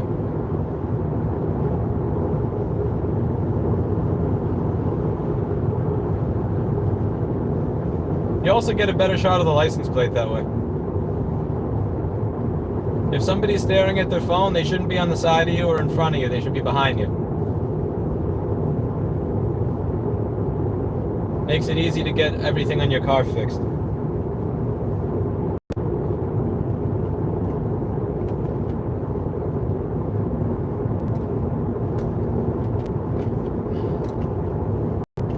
Oh, Brad, probably more. There's also a certain specification for the paint. If you take a look at the manuals that Tesla released, there's a specific specification for the type of paint that you can use so that you don't mess with radar or the ultrasonic sensors.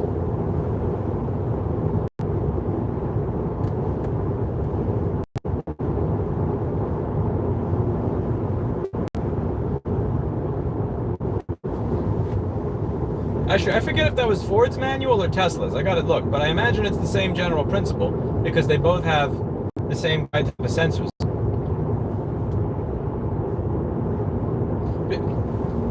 The radar in this is really good. There's one that I didn't have on recording because I wasn't streaming. The guy in front of the guy in front of the guy in front of me smashed his brakes because of an accident, and my car stopped before the cars in front of me stopped. So it did the whole beeping shit and the emergency braking. And I'm like, what the fuck are you braking for, you piece of shit? And then I hear a boom in front of me. So the radar was able to see that what the camera couldn't. So the camera could not see a car in front of the car in front of the car in front of me.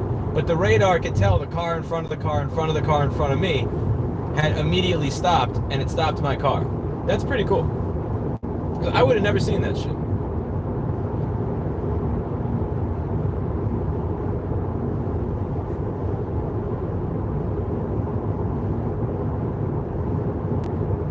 Honestly, like with New York City, if you have a bike, you can get it's not horrible to get around if you have an electric bike. It's nice to be able to walk places. It's really weird when you go someplace where just crossing the street to go to the other, so you have to walk like a quarter of a mile just to get to a traffic light so you're not jaywalking. You know, it's weird. But I do like the feeling of driving on the open road. I really do. If I grew up with it, that I would want to move to a place like New York to experience the ability to walk and get everything I need within walking distance. But as somebody who grew up with that, it's kind of nice to take a car out on the open road.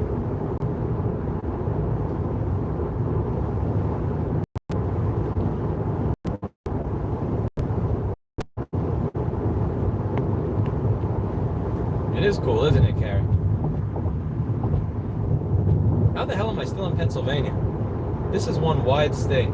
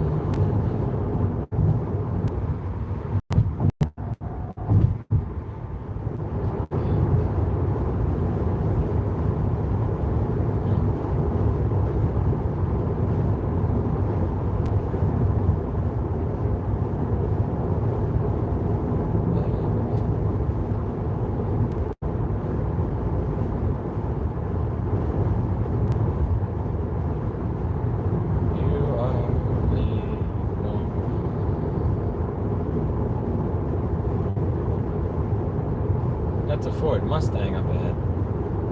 The Mustang goes Mustang, Mustang, Mustang. Mustang.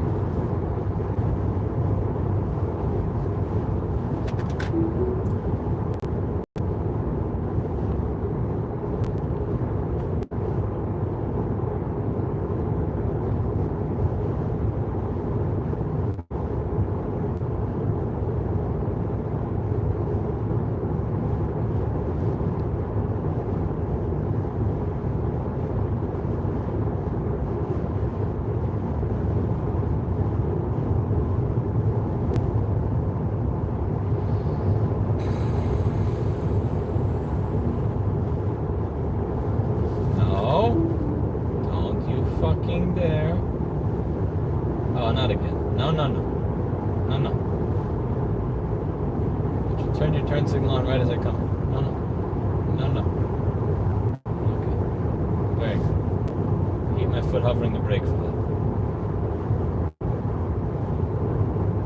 Does somebody mow the grass along the entire highway, or do they just let it grow? That seems like it would cost a lot of money to have people mow the grass along the entire highway. Because does somebody actually show up and do that? Or do they just have deer eat it? How does that work?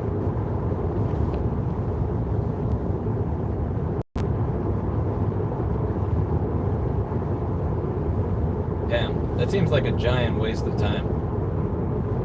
How does none of this seems really like it's sustainable. Are the people that are traveling on these routes and using these roads creating enough value to make up for the cost of maintaining the road, the cost of patrolling the road, and the cost of mowing and keeping the grass and everything right? Like, is there enough productivity being done to pay for all that shit? It's just hard to believe it.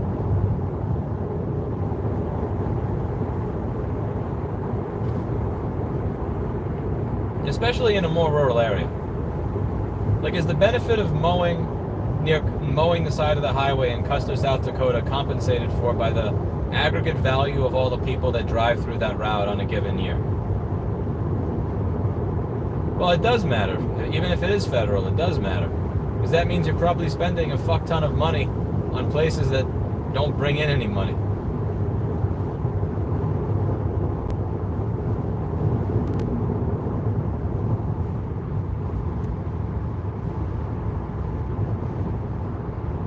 Ew, Maryland. Puh. C.T. Wilson. Puh, puh. Gross. I don't want to be in this state. Get me out of here. Get me the fuck out of here.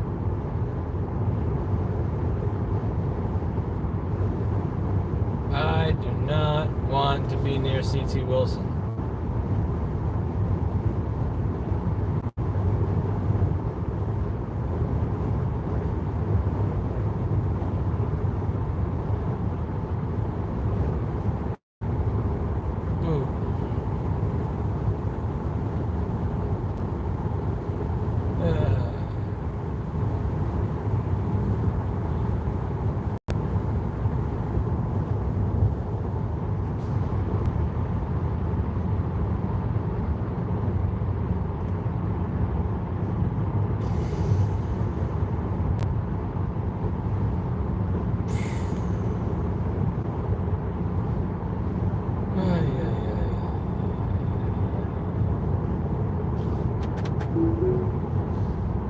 This is Morgansville, Maryland, on I-81 South.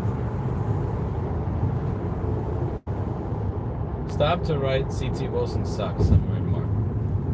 Very tempting, my friend, very tempting. Why would you buy farmland to stop Amazon from buying it? What is the benefit to you? Also, who ripped the catalytic converter off of that truck? Hello, what the... Who makes this truck? That's a Kenworth. Is a Kenworth a good truck?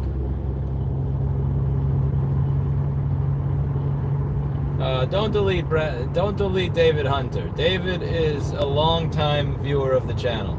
He's allowed to give him shit.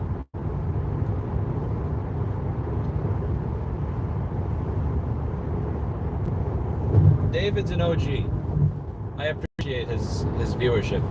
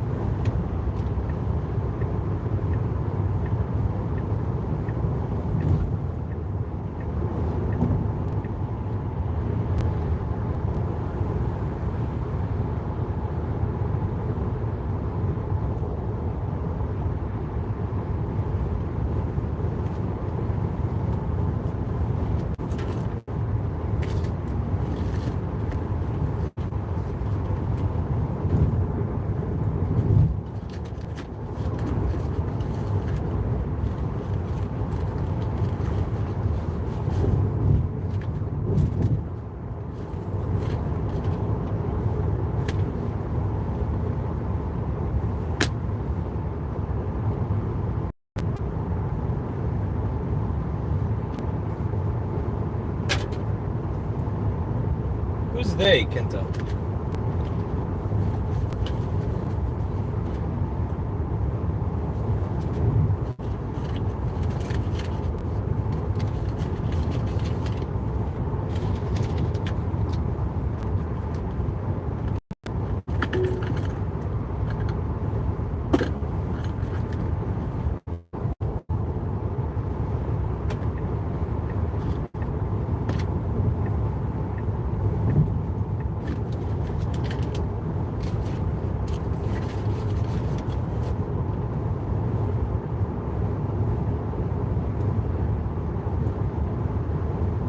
So what's up with Amazon's turnover rate? Why is it so high? Are they firing people or are people quitting?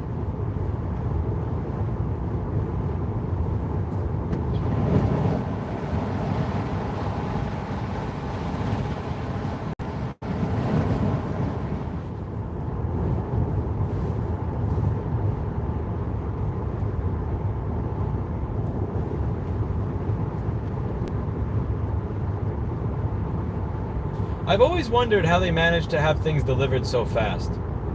Like, but that makes sense. Like, the thing is, people like getting shit in a day or two. They really do.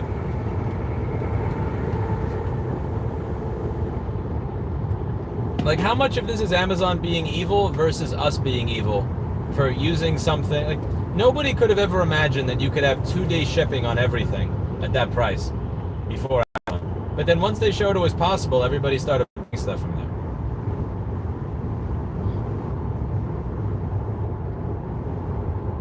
It's like, is Amazon evil or are we evil for continuing to use it because we like the speed?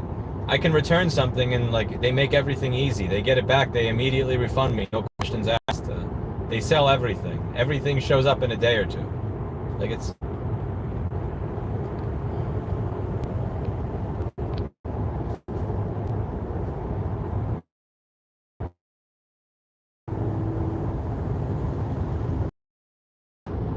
also, how long does it say that the stream has been going for? For anybody who is for anybody watching on a computer where it'll allow you to see. Are you able to see if you like try to rewind all the way? Does it allow you the option to?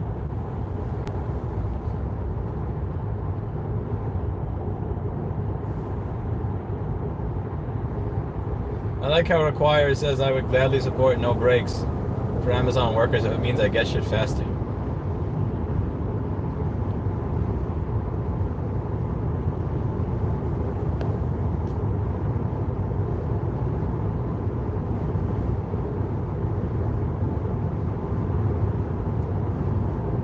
Okay, cool.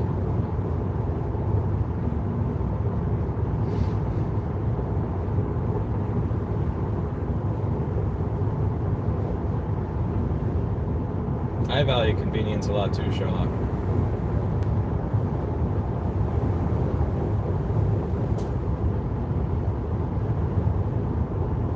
Culpability goes in order from corporations, government, individuals.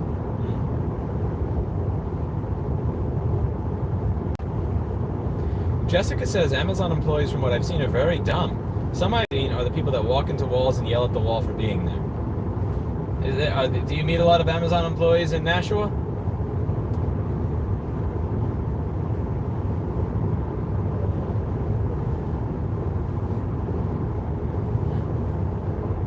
Amazon will hire anyone. That's interesting. They must have really good procedures in place for everything, because I can't hire anyone. If I hire an idiot, then I'm screwed. I'm very selective.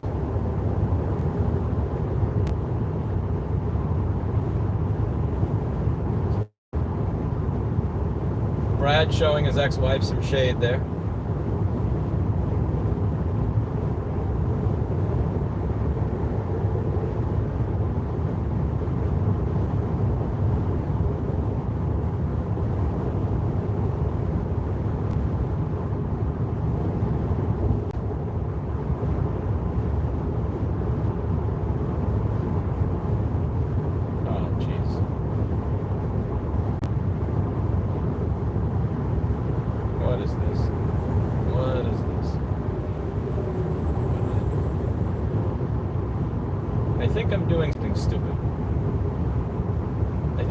In the process right now of doing something stupid.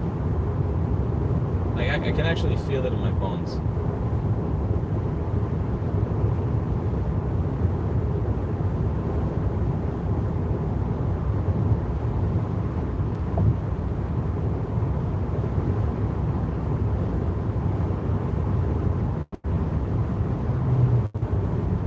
See you later, Sherlock.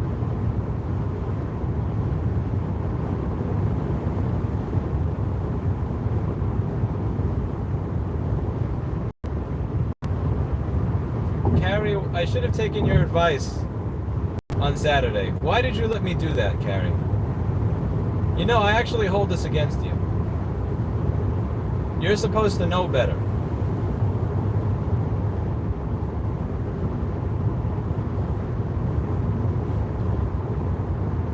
I know. I know.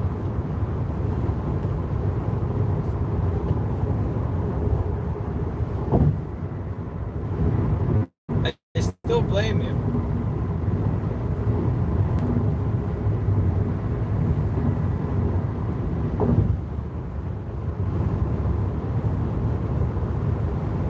I actually got another 2 drinks after I finished that stream at some place on Ludlow, and I completely forgot the rest.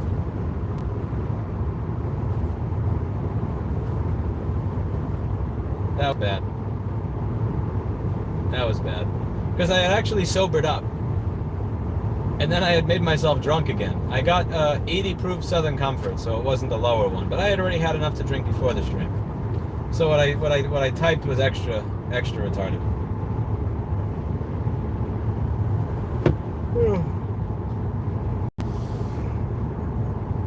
Excuse me. Oh man.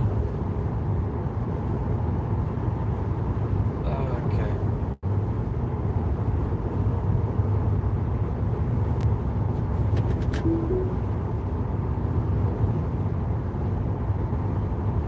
That's the power of alcohol, Schwa. That's the power of liquor. What up?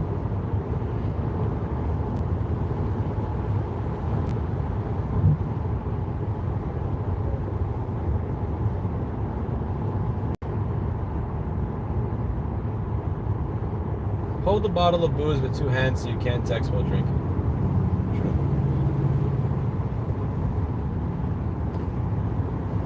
Mustangs sound so much more powerful than they actually are. Every time one of them passes me, it sounds like... It's almost like they engineer it to be loud rather than fast.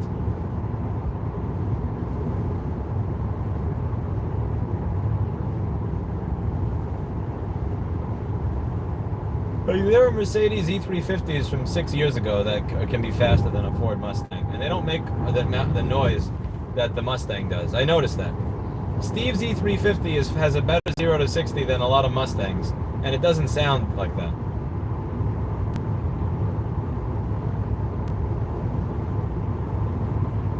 It sounds like it's faking it. Trust me, I know what it sounds like when someone's faking it.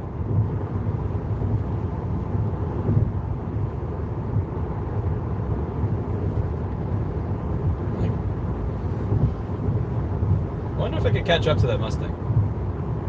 Let's see. Do you think this car could catch up to the Mustang?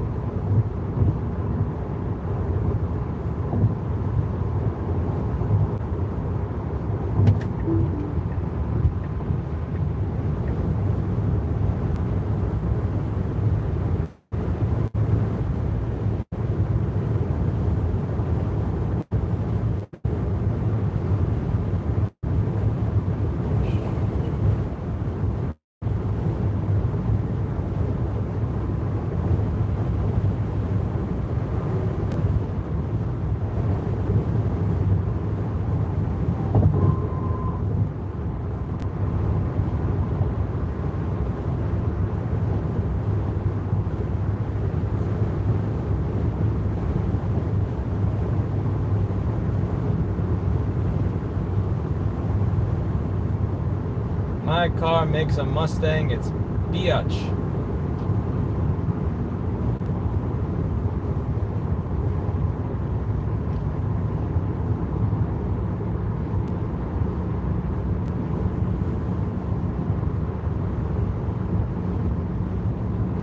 I can hear the Mustang from here. It's not going fast enough or accelerating enough to be that noisy. That's like, every time I hear one, it just sounds like it has a broken muffler or like somebody shoved something in the exhaust pipe. I don't know what it is, but it's such a fake car. That's the impression that I get. I've never driven one. It's just, it sounds like such a fake car.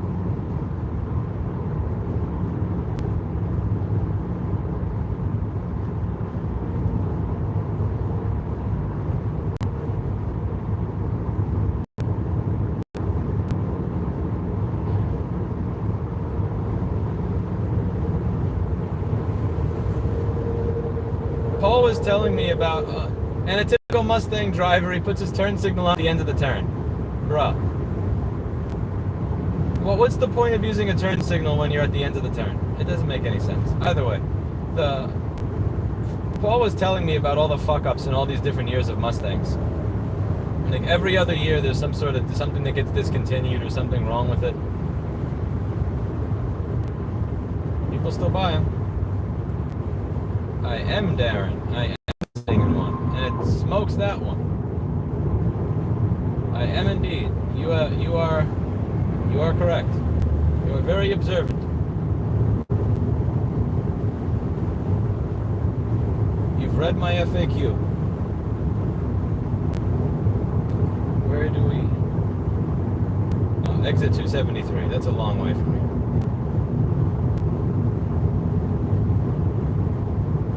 I prefer the meme, I gotta say, I do prefer the meme.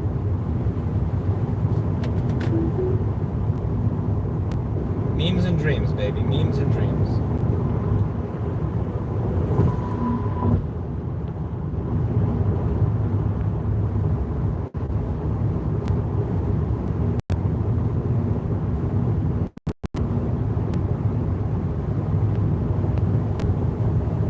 I was not driving over the speed limit, Luke. I was driving at 40 miles an hour. 40 miles per hour, so.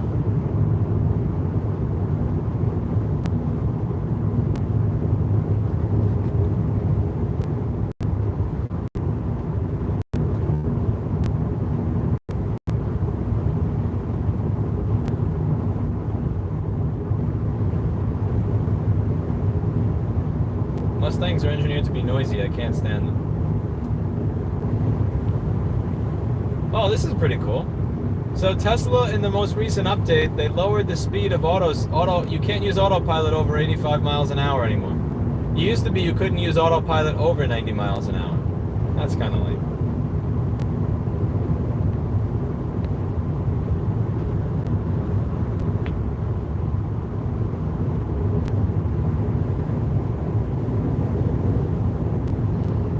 Yeah, farting cars sound weird, Oscar.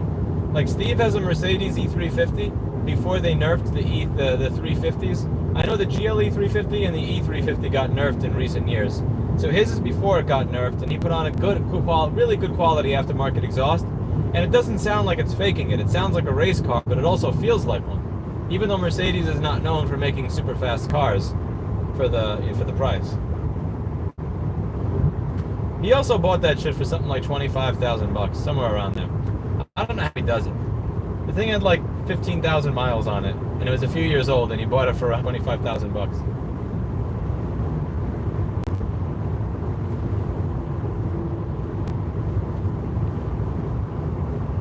JP, which one is that? Because you got three. You have the long range, the performance, and then the standard. And also which year, because each year is a different one. Yeah, 4.6. That sounds pretty fast.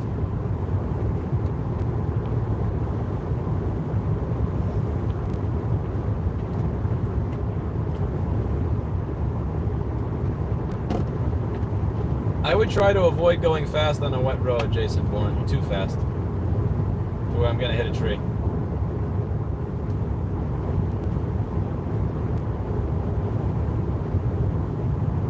Hello, West Virginia.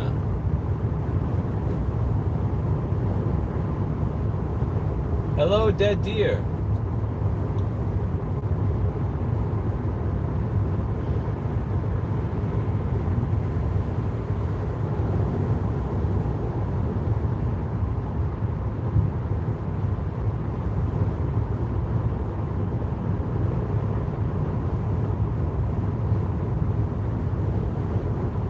See Appalachia.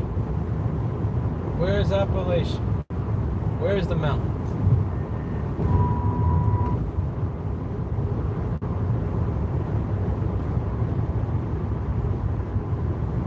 What happened, Carrie? I missed something.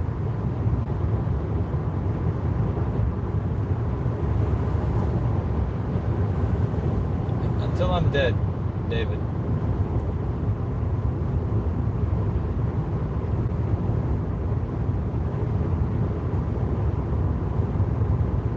Why is your most recent ex your ex?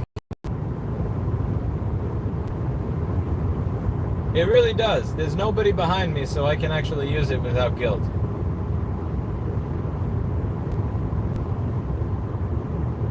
Looking in my rearview mirror, there is nobody near me. Except, okay, there's three cars all the way in the right lane that are going slow. It is quality.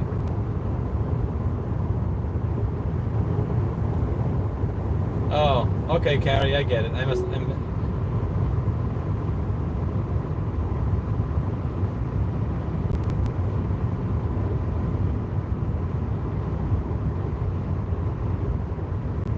Oh, that one. Kinto, is that the one that you said you were with for 5 years? How long were you with the person that said that about marriage? I forgot from before. I know you said it. Oscar, I don't know if they do, but I take this car to Rich Rebuilds every 15,000 miles. About 15, 18,000 miles, I take it to Rich's shop for a checkup.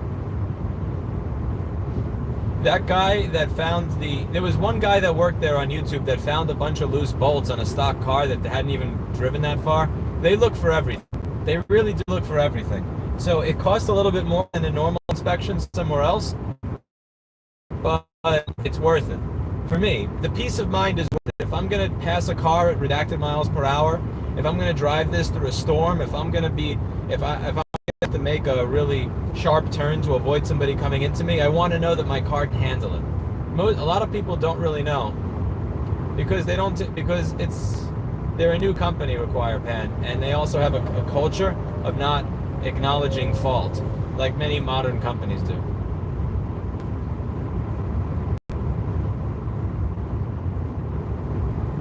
What was I saying? Yeah, so anyway, I want to know when I'm in this car, if I have to bolt around something, or if I'm driving in the rain or the snow, or if I'm speeding up to pass one or anything like that. I want to be confident that my car can handle it. Same thing with my bike. Like, I check my brakes a lot. Usually the first thing I do when I ride down the block before I get started on my bike ride is I'll smash on my rear brake and see if it stops, and I smash on my front brake before I hit 7th Avenue. So this way I know when I'm going down the road that I can stop from the very beginning of my ride. I try to hit like 18 miles an hour and then just stop as fast as I can. But yes, about it. And they also found something that Tesla themselves wasn't able to figure out in the car after 2 or 3 visits. The side pillar. He fixed it in like 5 minutes. So yeah, Rich's place is in Seabrook, New Hampshire. They're the only people that I want touching this car to inspect it. They're the only ones I would trust to. And I go there like clockwork every 15, 18,000 miles.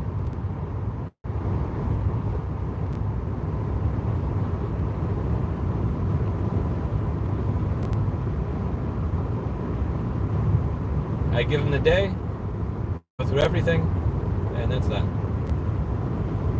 Yeah, I'm probably being a little too anxious and paranoid, like you don't have to check a car out every 15, 18,000 miles. But for me, the peace of mind is worth it. The peace of mind is worth the money. There'll be some point in my life where like I'll be happy that I made sure everything worked. It's too easy to kill yourself with 50 miles an hour in a 4,300 pound hunk of metal and plastic.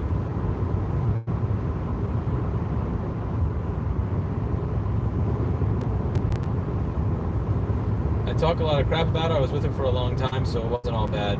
She was smart, ambitious, petite, and the sex was amazing. How long was that? Okay, 6 years. Okay, so here's my question for you, Kento.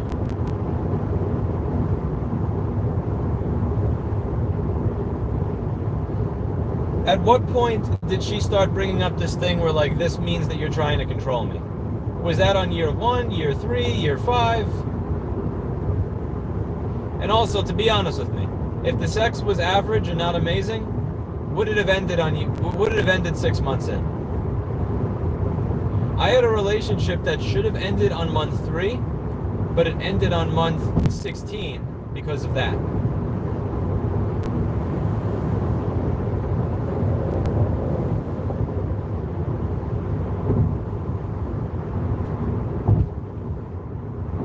Do whatever suits you. I spend $350 a year on peace of mind for insurance I never want to use.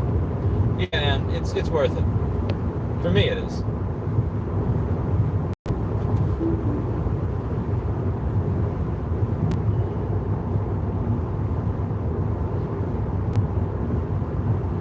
Like, you know, again, I don't know. If I say, okay, let me try to catch up to that Mustang. Like, I know when I'm making a lane change or a pass that my wheel is not going to fly off my car or some shit like that. But that my alignment is right. But I also trust that dude. I also trust the dude that works there to find any sort of loose bolt, any loose connection, anything that's going to potentially wind up killing me. Aldo goes in timeout for missing question 15 in the FAQ. We have an FAQ in the chat, and that is we have an FAQ in the description, and that is question number 15. Timeout for you, Karen. Timeout for you.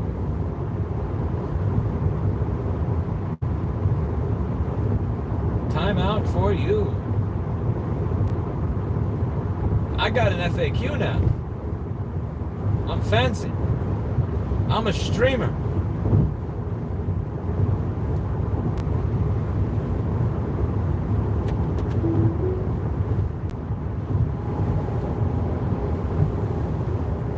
If the sex wasn't amazing, it would have ended in 6 months to 1 year. Yeah, so there you go. Did you learn a lesson for next time?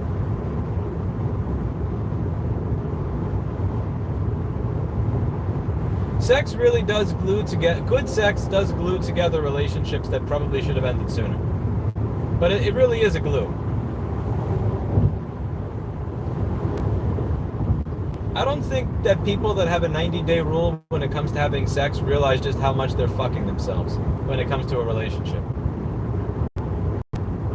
Like the idea that I'm afraid this person will leave me right afterwards.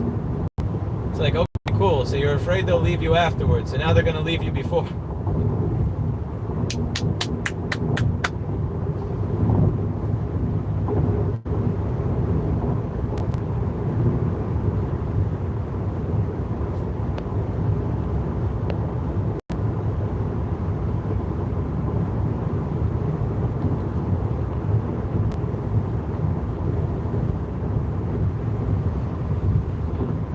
90-day rule means no sex for 90 days, which is kind of like...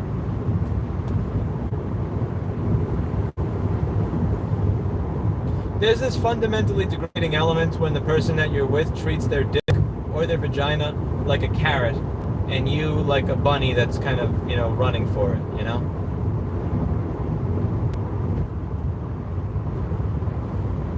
That sounds hot, Em. But again, I've said this many times and I mean it. You have the most model relationship of anybody in this chat.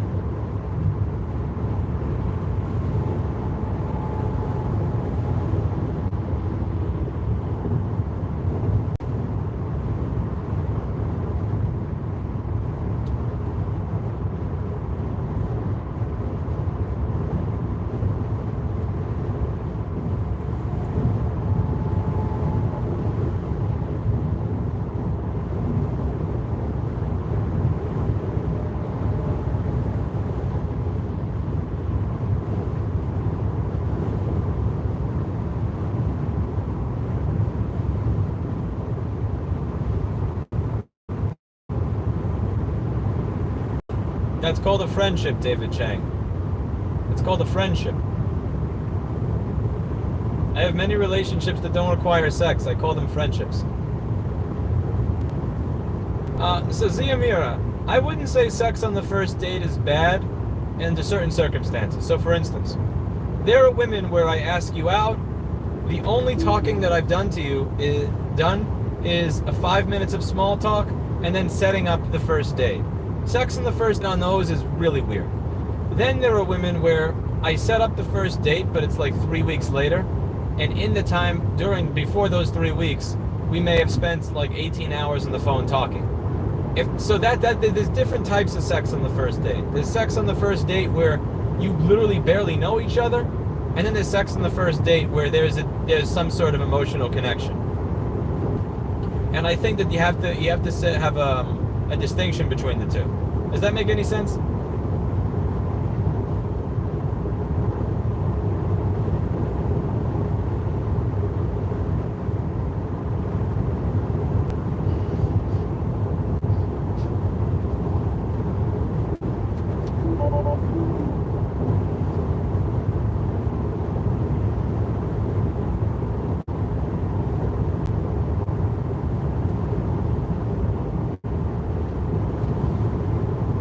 If you're waiting for marriage to have sex and you are deeply religious and you're a virgin and you go to church every Sunday, I get it.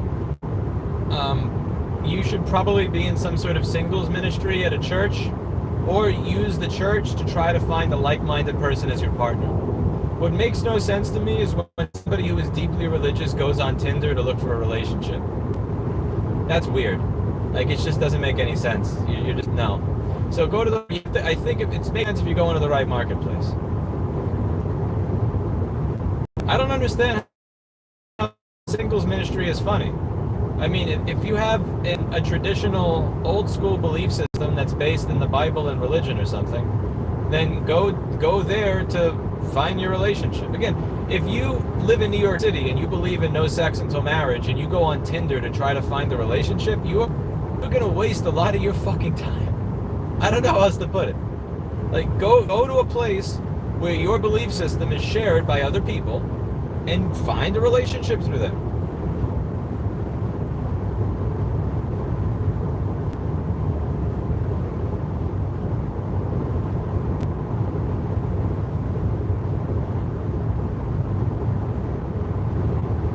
If somebody does the whole no sex until marriage, and because I've met women like that, you know, they're deeply religious, they're virgins at the age of 28.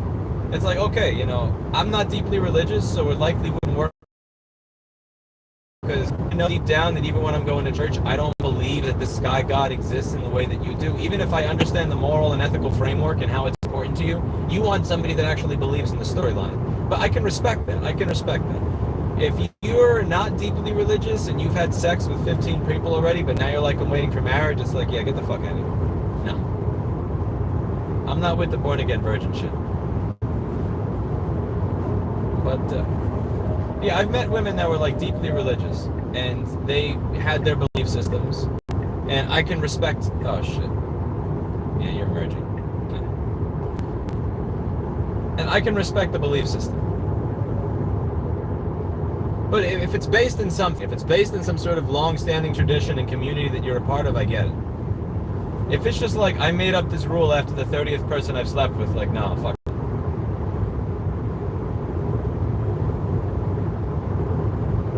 I tried to talk this ex of mine out of getting that hymen reconstructive surgery. She had had sex with over 30 people, and she wanted to be with, she wanted to do the, like, I'm gonna wait until marriage to have sex with the next person. So she thought having the surgery would do it. It's like, that's not. I just want to prevent you from spending money on having body modification done to you for no good reason. Like, just don't do it. It's not gonna make a difference. That exists, yeah. There's some sort of hymen reconstructive surgery, so where you can actually get your, but that's not. Just because I run a wire across a motherboard doesn't mean that it's new.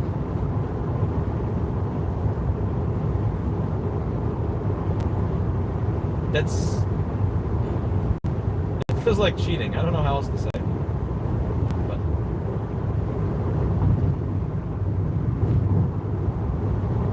yo, I'm liking West Virginia. There's no traffic here at all.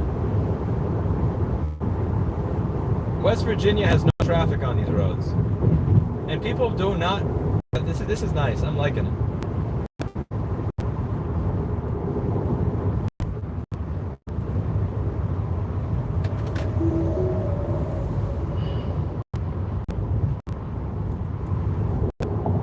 True, Carrie, they do tear for all different types of reasons. Hers tore because she had sex with 30 different men.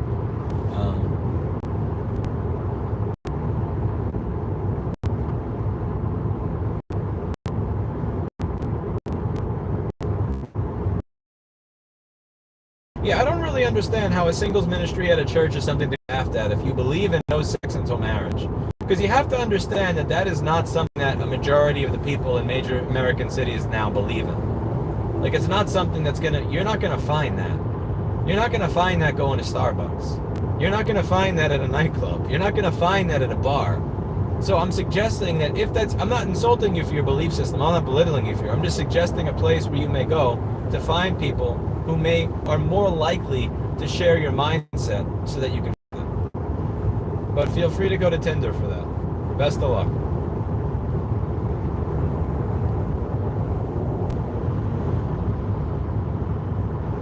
Thank you, Arm. Yeah, it's something else. Sometimes I take the earbud out and I don't talk for half an hour because I don't have you in my ear, just to kind of recharge my battery.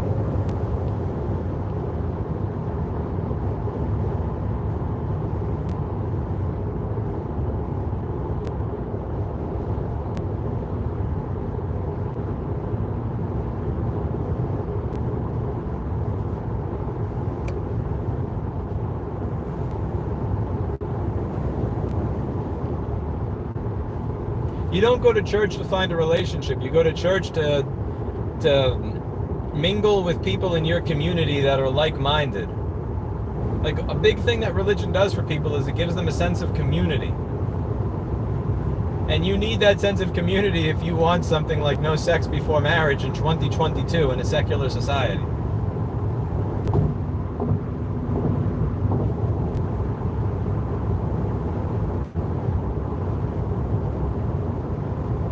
You don't go to Best Buy to find Super NES video games. You go to a niche vintage video game store. You don't go to Tinder and Bumble and OkCupid to find a woman in a major city that is open to or a man in a major city that's open to the idea of no sex until marriage. You go to your church singles ministry, bro. I can't do contacts. I'm not putting something in my eye. Thank God I have 2013 vision, but I would do glasses. I'm not putting a piece of glass in my eye. That's insane.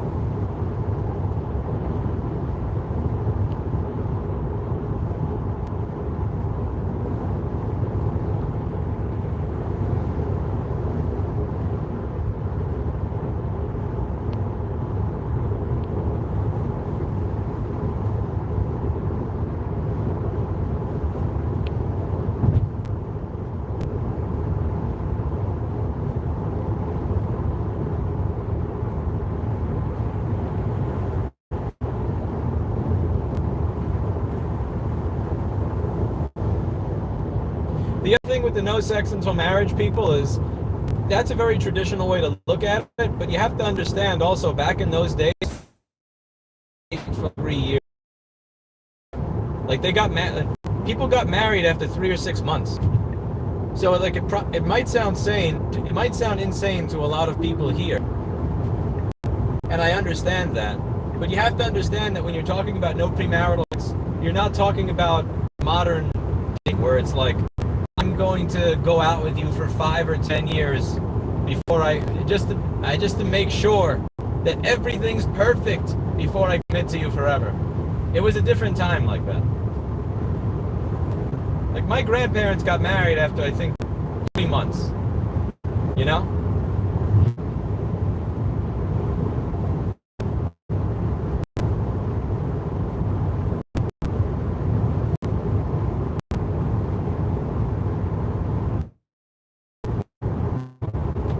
No sex before marriage being scary. I don't understand that whole scary thing. Like that's something you have to.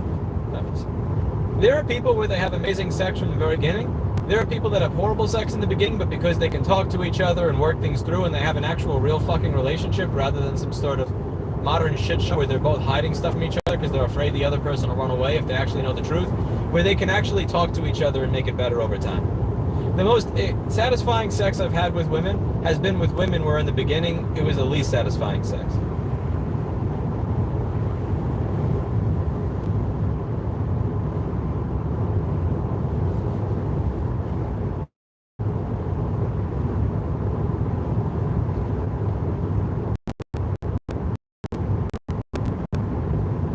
That's different, Paul Daniels. You're in Australia. People are weird there. Like, how much do you need to know before you marry somebody? Like, really, how much do you need to know? What are you going to figure out in month 18 that you didn't know in month 4? What are you going to know in year 6 that you didn't know in year 2?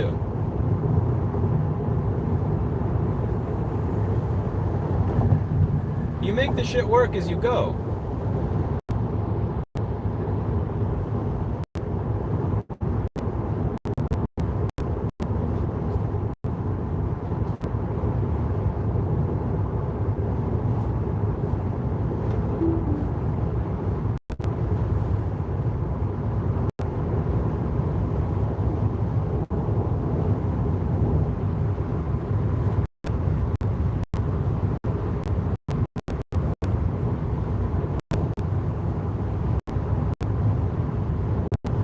I really should start a cult. I should have bots that invade other channels and link people to my cult.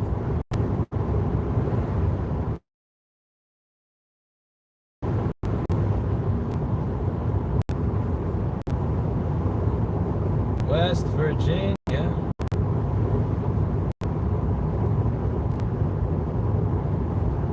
Is this coal country?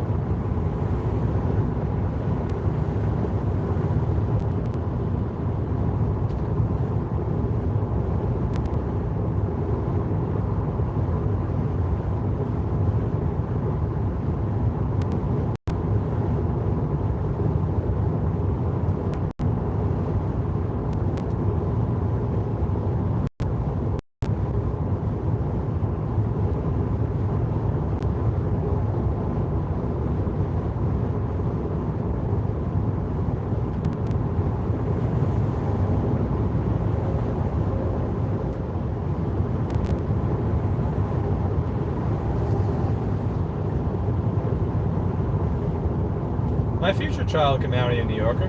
My future child will understand that there are patterns, but that there are always exceptions. And, you know, it's possible. There's also a radical difference in New Yorkers. Like when people think of the blue-haired social justice being a New Yorker, you have to understand that Archie Bunker was a New Yorker. You know, the quintessential New Yorker, we used to be, you know, Ralph Cramden, Ed Norton, Archie Bunker.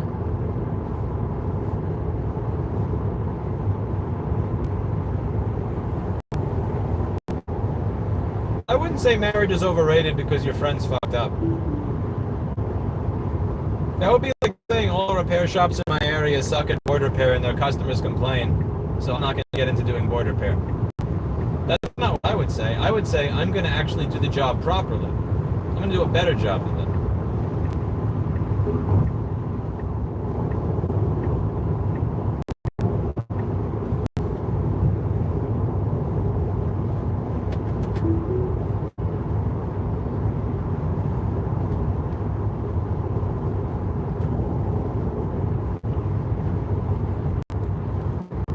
Would you discourage your future child from dating a single parent? Yes. I don't think I would start by discouraging it. I think I would just ask questions. I would ask a bunch of questions that hopefully lead them to their own answer. That's what my dad did. He wouldn't try to tell me shit up front. He would just ask a bunch of really open-ended questions that would lead me to where he was coming around to. Because my dad knew if he told me, like, don't do this, I'm going to do it. But if he asked me 5 or 10 different questions, he could lead me down the path to where I realized myself, oh, that's a really stupid thing to do. See, I would never tell my kid, don't you dare date a single dad or a single mom. Because that just doesn't work. But I think I would ask a long series of questions.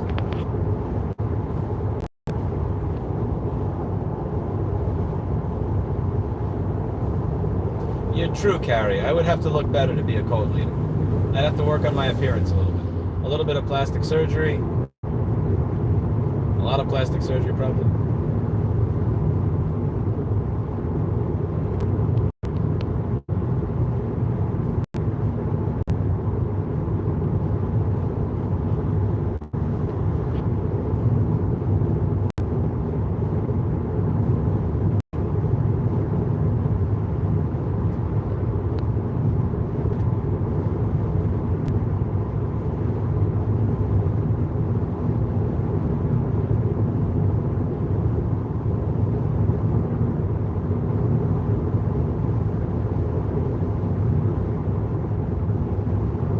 This is a really empty part of the country.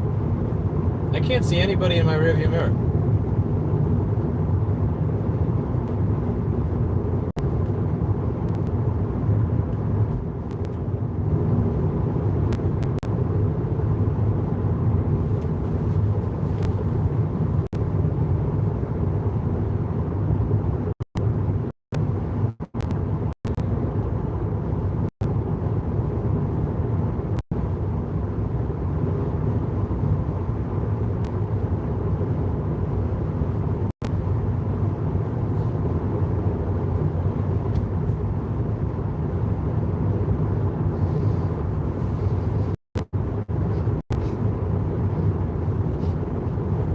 Carrie, you're in East Virginia, right?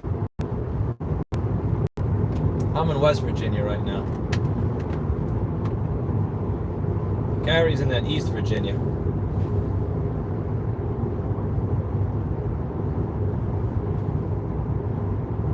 So, Paul, why did you decide not to have rats and teach them how to code buggy software?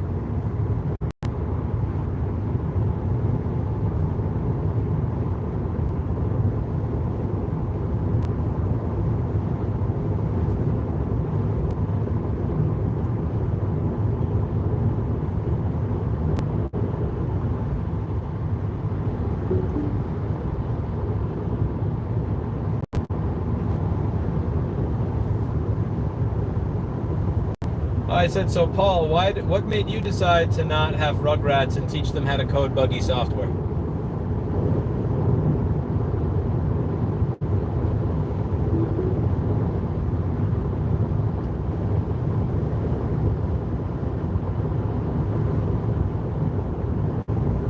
East Virginia is Virginia Beach.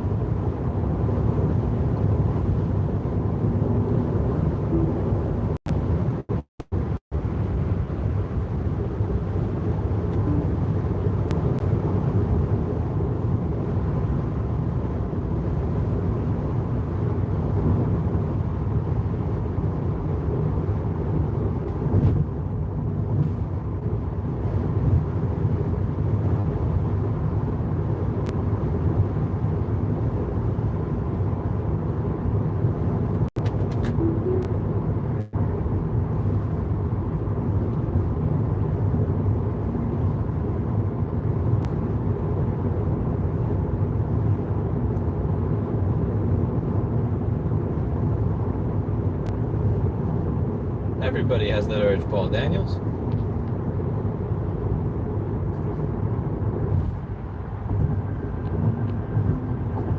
You're a unique guy. Oh, your uniqueness should live throughout the ages.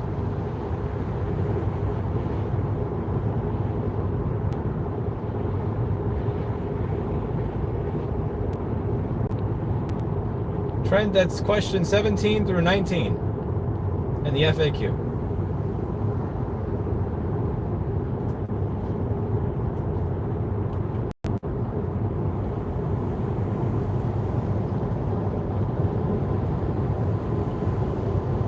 I had a 5-year relationship that broke up because girlfriend wanted to be a corporate drone and was mad I didn't want to be one. Yeah. So here's my, you know what my question is going to be for you, Jason. How'd you get to 5 years? What made you not either get married or realize, wait, this woman values were, doing paperwork for Walmart over a relationship with me on year 1, year 2, year 3, or year 4? How did it get that far?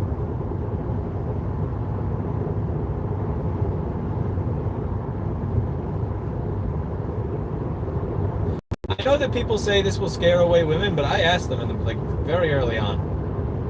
I used to ask on date 2, but now I'm thinking I'm actually going to start asking on date 1. What is your timeline for having kids? And if I see that her eyes just open up really wide and get scared, it's like, all right, waiter. But really, why waste time? So you have a partner for when you are old and going through life and all of its challenges, Ziamora, rather than being by yourself for it. First date, damn straight. First and last date. There.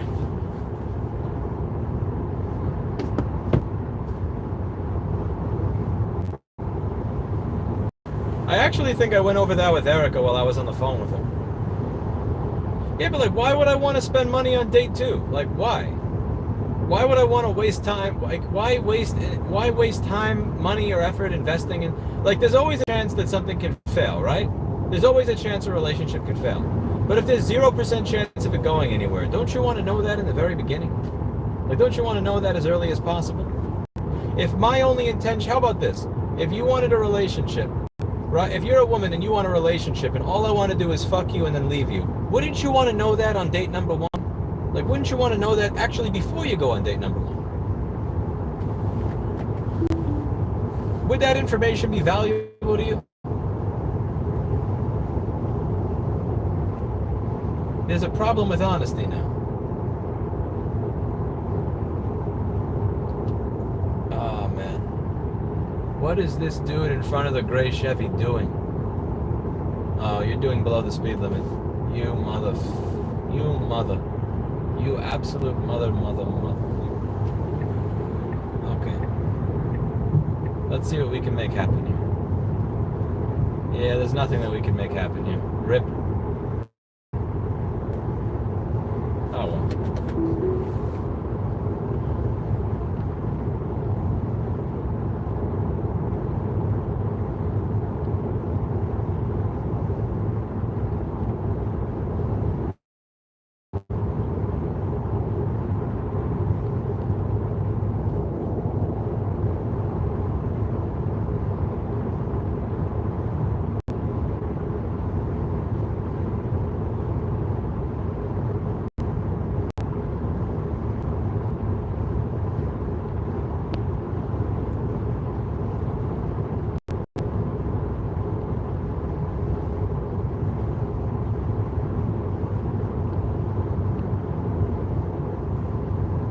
She was a hippie, which she's very nice, but she went to college and she became a corporate drone, and I was happy putting things in boxes for 19 hours. And at the end of the day, forget work. So what do you do and what does she do? So you say you put things in boxes. What does that mean? Give me a little bit of a description of what her job is and what your job is.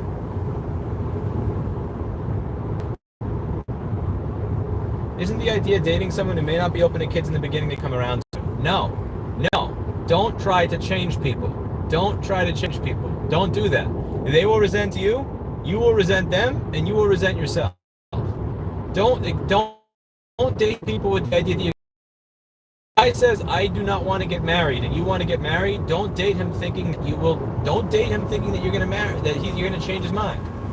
Conversely, if a woman says, I do not want children, don't date her thinking that 6 months in or 18 months in, I'll be able to convince her otherwise. That's dangerous shit. There's too many people out there to do that. Don't. The interior of a Mercedes S580.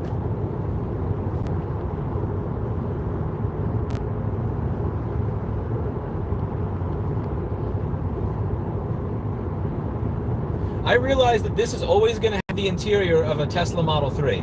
Plastic, cheap, tacky, IKEA with an iPad. I know that. Every time I accepted what I accepted when I got this car. I wanted something that was electric, I wanted something with a good drivetrain, and I wanted something that had a good charging network across the country. And I wanted something with autopilot. And I got what I got. I go into this car knowing what it is that I chose to pay for. I do not expect that when I get inside this car that a software update is going to make the interior of it look like a Mercedes S580 or even a Mercedes E350. I know exactly what I bought, and I made the decision. But you're not going to change it. Do some people change their mind? Yes. Don't bet on your case being the exception. People do not change like that. She's a department head at a hospital. I work at a warehouse shipping things. Before the hospital, she mostly worked jobs like me, but after college, okay. Now you know what my next question is going to be, right? Let's see if you know my next. So, how much more money was she making than you? Or how much more money was she on track to making than you, Jason? So let's see if this microphone works after fucking up yesterday.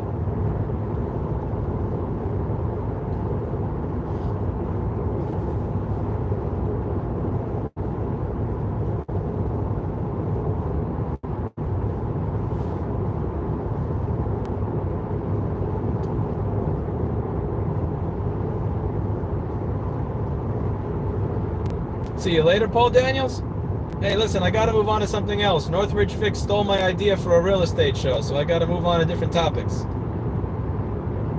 Once he's done with real estate and he moves on to dating, I think at that point I'll turn this into a farming channel.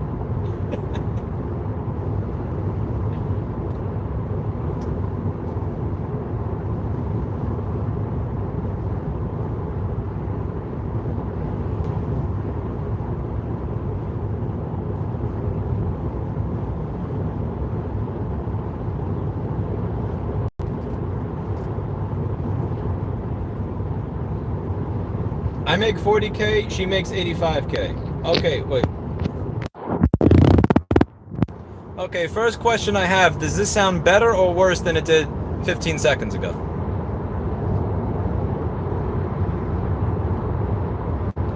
Okay, so she makes over double what you make, so that's not really about her wanting to be a corporate drone.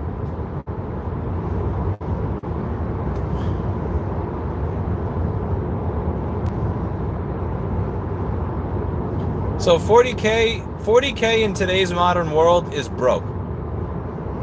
That's broke. So I think her issue, yeah, this is the shotgun microphone. Okay, beautiful. I'm glad this sounds better. So,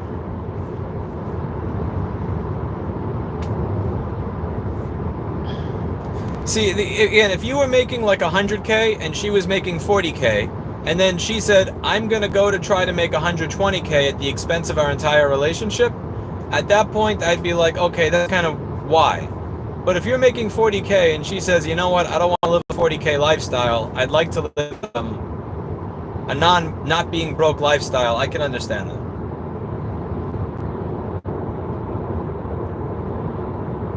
It sounds clerical. What's clerical? Is that like clavicle? I've heard women say this before. It's that it's not even the money, it's the ambition or lack of ambition that sometimes women will find unattractive.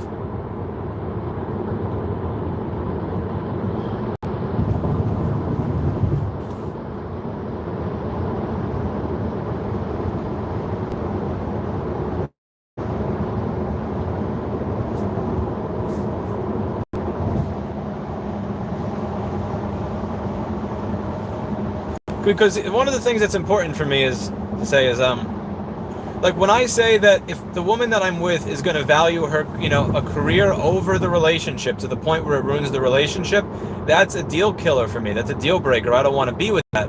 But that also comes with the responsibility and accountability on my part to provide enough money to be able to provide a decent lifestyle.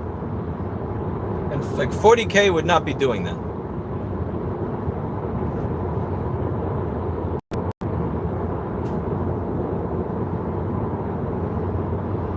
I imagine, Anne, and you could correct me if I'm wrong, that at that point in your life, your combined salary was high enough between you and your husband, and your savings was high enough that that wasn't something you really had to worry about. I'm undecided on that require pen. I would like to be able to homeschool, but I don't know how good I'd be at it because I wasn't good at school myself. I'd probably say I would send them to a private school, but as long as it wasn't just a copy and paste. I would want to send my kids to a private school, but only if it's like a real school. I don't want it to just be like public school with more expensive desks and chairs.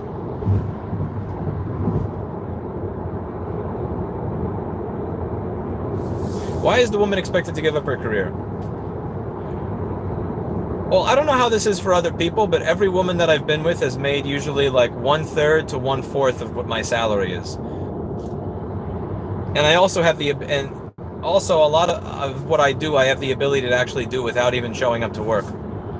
So like if I'm dating somebody that makes like 30,000 a year and they have to spend 10 to 15 hours a day at work to make it, and I'm making many times more than that and I don't have to show up to the office, like the logistics of it don't work out in favor of me giving up my work. Does that make any sense?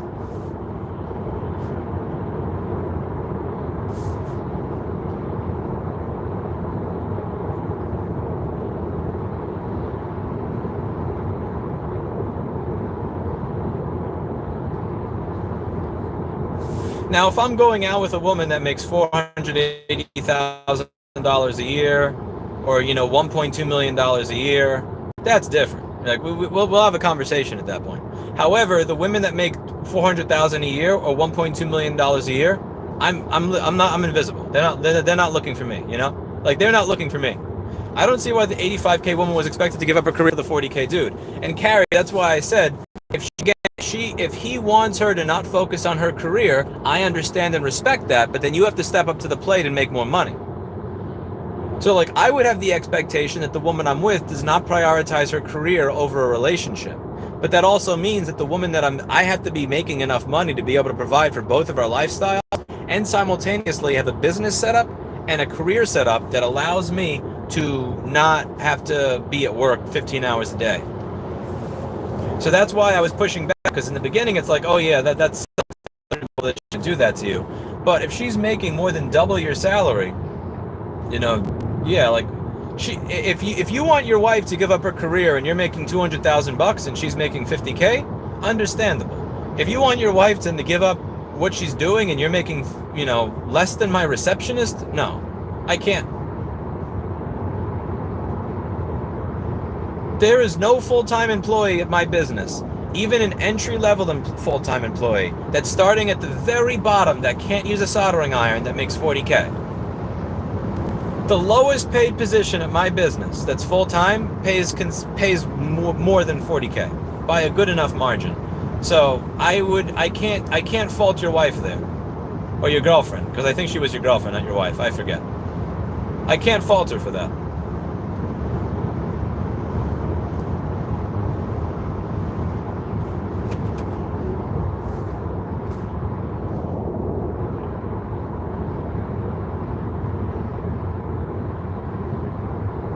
Yeah, and again, if you want to have kids, you're going to have to make enough money that you can afford to do that.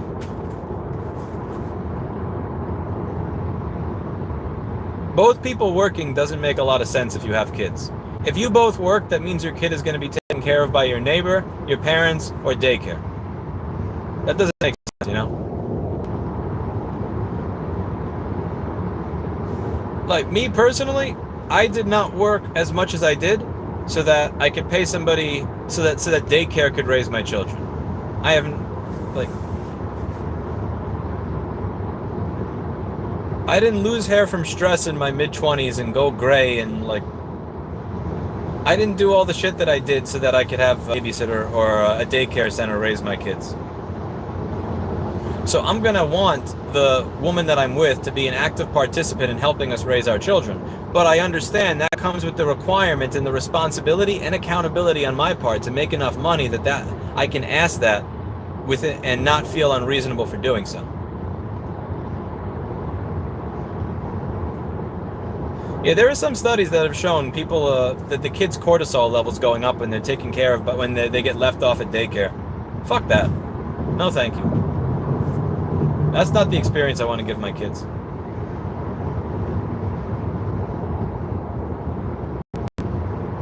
I remember one time my dad went to leave me off at a daycare, ever. And he saw the reaction of what he had to do, and he never brought me there again. But the thing is, I have a visceral memory of that experience. And that was 29 years ago. 29 years ago. I remember it like it was yesterday. Never gonna forget where it was either. Tanglewood instead. I think it was Tanglewood Avenue or Tanglewood Street or something like that on Staten Island. I forget if that's a neighborhood, a street, and I don't know if that's a neighborhood, street, or an avenue. I don't remember, but I know that it was Tanglewood something.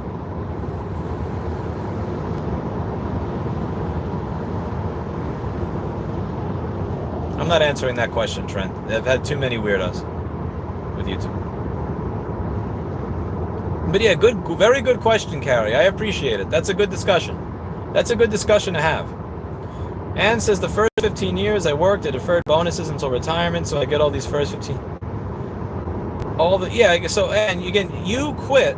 You stopped doing that work, but you also set yourself up early on to be able to do that, which is different.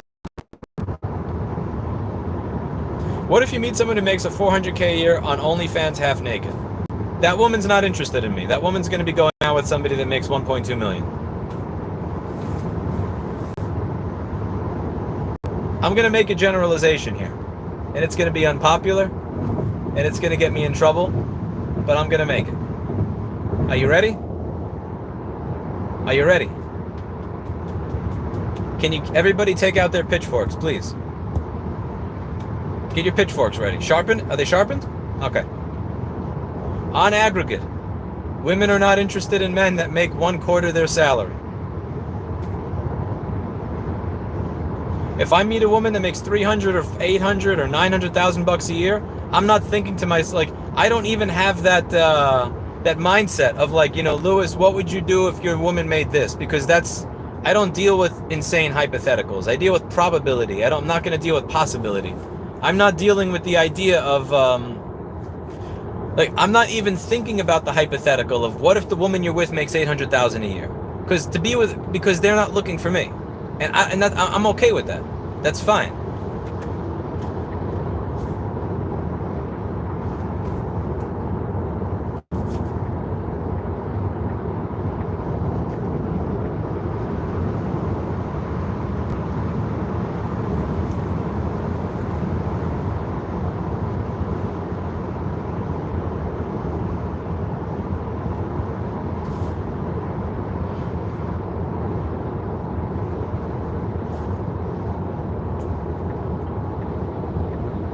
Slide it into the left lane, like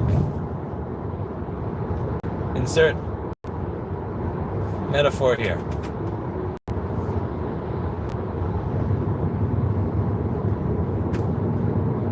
And how is this turning out, Kinto? You spend 5 years with somebody that you want to. It doesn't work. I would have no interest in dating an OnlyFans star. Less than zero. It's awful and stereotypical, but I think a woman making that much and all I see are those housewives, show types, and people. No. I like how Carrie raised an eyebrow from my statement. No, but I'll read this stuff all the time where people like I read this on Bloomberg. I read this article back in January or February. It was something like, women who have careers are limited in their choices because men are intimidated by their money. That is the biggest cope I've ever heard in my life. That's the female version of I'm a nice guy, so women don't like him too nice. That because men cope. There are a lot of things men say to cope. There's lots of copium in the male world, but the thing is, the ultimate female cope is this: men are intimidated by my money. No, we're not. No, trust me, I assure you. If a woman came along and said, hey, if your New York State audit doesn't go very well, don't worry about it because I make 1.2 million a year, trust me, that's not intimidating. I'll take that. Thank you very much. I have no problem with that. That would be great. Hey, Lewis, instead of a Model 3, would you like a Model S? Yeah, you know what? Trust me, listen, I'll take a sugar mama. No shame. No shame and no intimidation. But there's two realities here. A, they're not interested in us. And B, it doesn't even matter if they were because they're not going to spend the money on me anyway.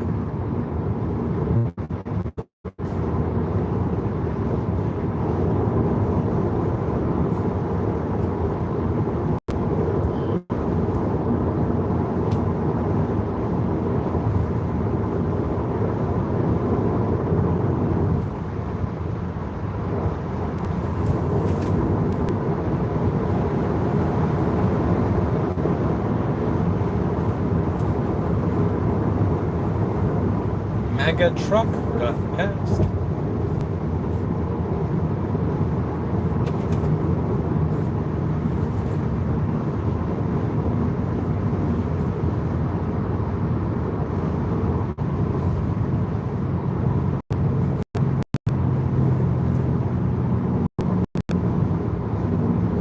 I don't get the question about being handy, Ghetto Wagon. That's confusing. Anne says if she was single and younger, I'd be on her radar. Thank you. I'll take that as a compliment. I think it depends on just what stage of life you meet them. Like when you were starting out, it's possible a woman with a professional job would have made more. Yeah, but when I was just starting out, women that made $60,000 to $80,000, I was invisible because I was making $400 a month.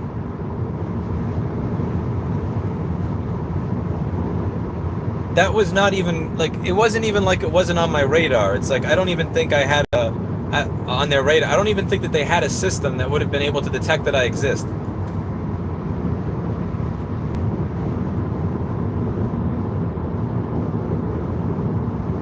Honestly, I didn't really date much when I was just starting out.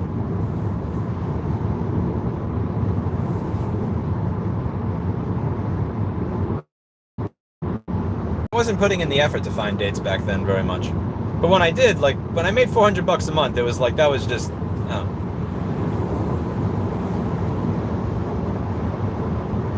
I wasn't putting forth my most. I don't have that like superficial sociopathic charm to get people to be into me while I'm broke and a bum.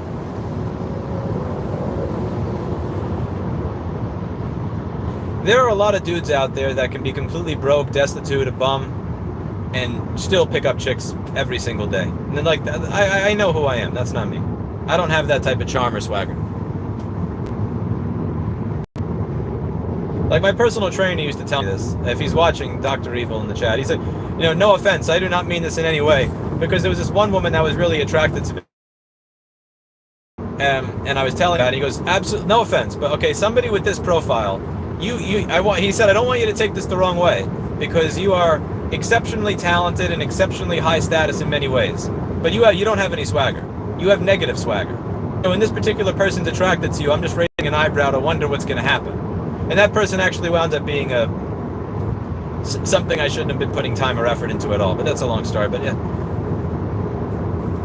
when I was broke, it wasn't really, it wasn't like there were a bunch of professional people making 60 to 80K a year lining up.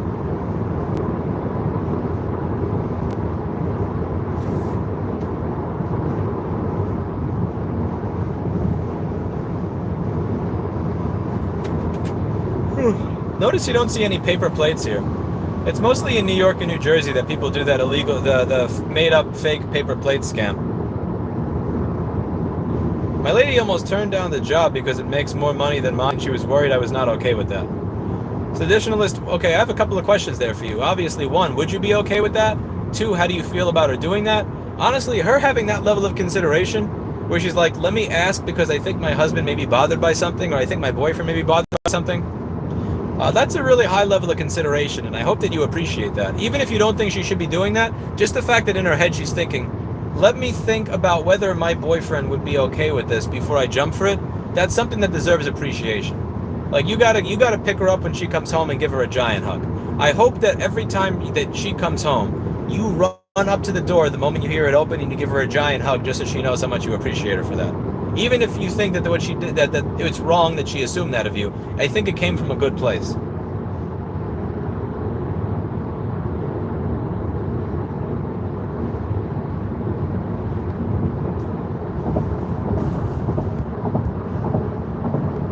You believe sex work is real work?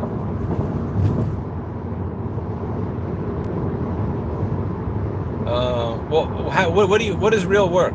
How do you define real versus fake?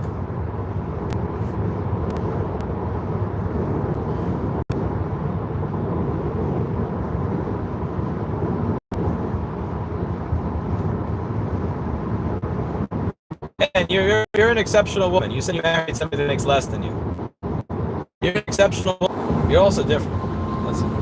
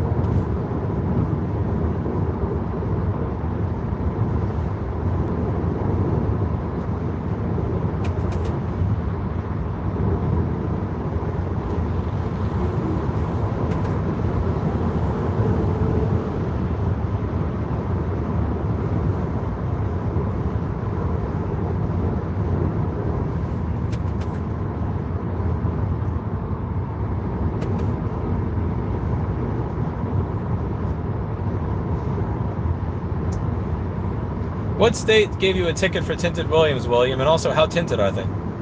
I had to get rid of my front tints to pass inspection in New Hampshire. That pissed me off. Live free or die unless you want your window to be tinted.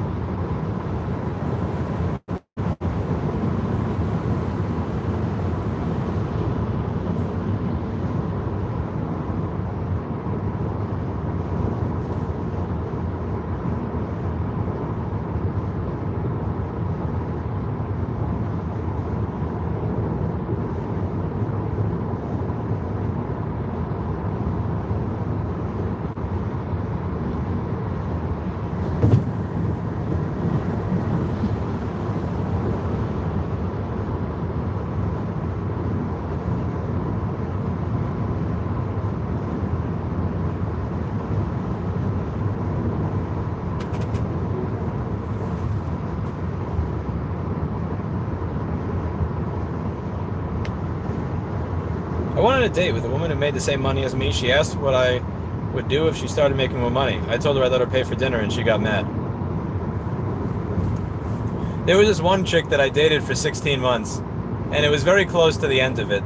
I remember she said, like, it would be weird, like, if you had me pay for your food at this... I'm not going to say the name of the restaurant because it'll reveal who it was. But... And I said, okay, so hypothetically speaking, let's say that I lost my job and you were making $600K a year. Would you pay for dinner at this place? And she said no. And there was something about it that just kind of gutturally felt... I don't know what it was. It was just this disgusting feeling in the pit of my stomach when I heard that. How would they know what you're making unless you go on a date and you tell them? If I'm wearing really cheap garbage clothes and let's see. Well, I mean, I think, like, you have an idea of what I do for a living if we've had a small conversation. So if I say I'm an intern at this recording studio, you don't have to, it's not like you know exactly what I make. But if I ask you what you do and you say, I don't. You're a resident at a what should I say? I own a hotel chain, and I say I'm an intern at a recording studio. We kind of have an idea of what the income gap is there, Carrie.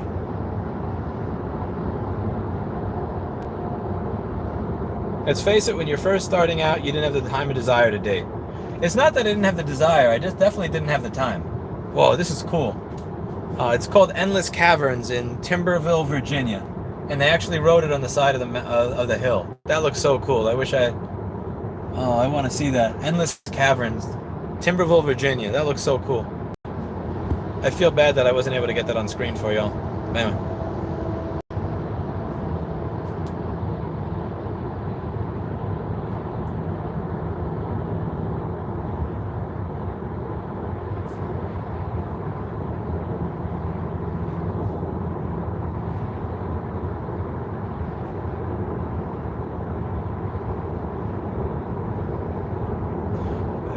Hannah, I would beg to disagree. So if I'm living in a house that's filled with termites because I can't afford to live someplace better, and I'm dressed in clothes that are bummy, I don't know, and I'm skipping meals because I'm broke, that's kind of bummy. I'm honest about it. I know where I was. I know who I was in 2008 and early 2009. If you have to take the train to your friend's place to take a shower because you got the gas turned off because you used your gas money to buy screens in the middle of winter, like that's a bum.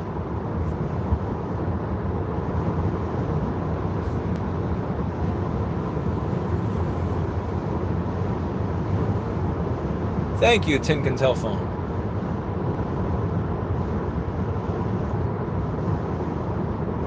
Turning.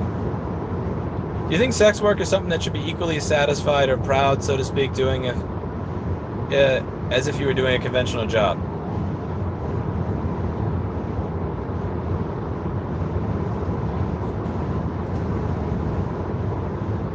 Probably no.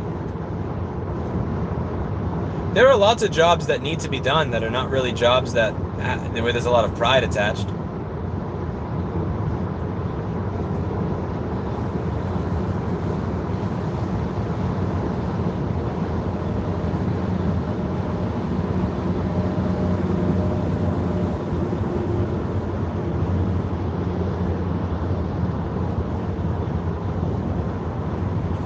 I don't think that it should be illegal. Sex work should not be illegal. But yeah, it's just not something that I want my daughter to do. Or my son, to be real.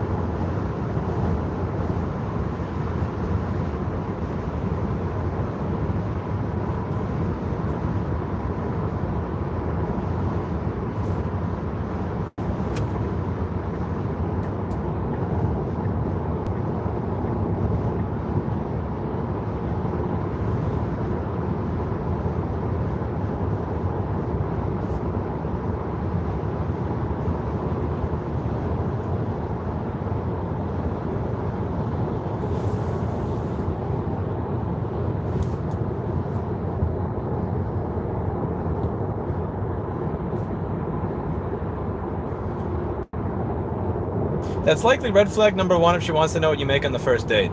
I'd be open with that on date number one. I'm an open book. Like, when you go to buy a car, JP, do you show up and not talk about the mileage on it and not talk about the service history and comment on how good the plant looks in the lobby? Yeah, you want to know the service history. How many miles? How many miles a gallon does it get? What's the warranty? Can I bring this thing back if it doesn't work? What are the reviews of your dealership? What kind of financing options do you have? You don't go there and talk about the weather.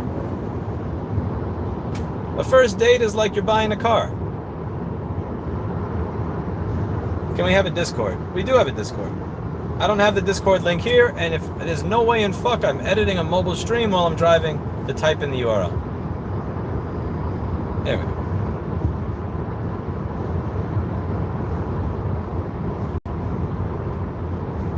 Yeah, Kinto. I didn't have, nobody was willing to give me a loan. Nobody was willing to loan me money, so I would just not pay my gas bill for 5 months at a time.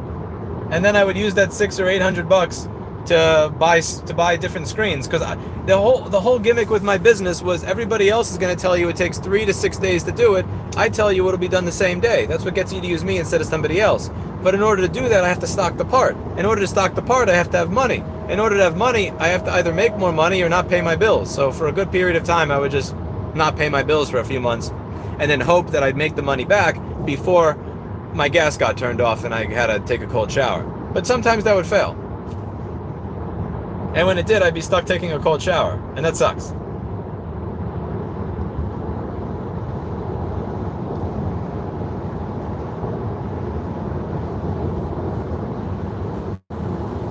Matthew, you're breaking the rule of no Karening. There is nobody behind me over here. Since there is nobody behind me in this lane, and there's only trucks on my right, there is no problem with what I'm doing. That's your first and last warning. The next Karening gets you booted. No Karening there's no Karens in my chat. If you could hand your wife their dreams and probably, yeah, I would. I'd want to.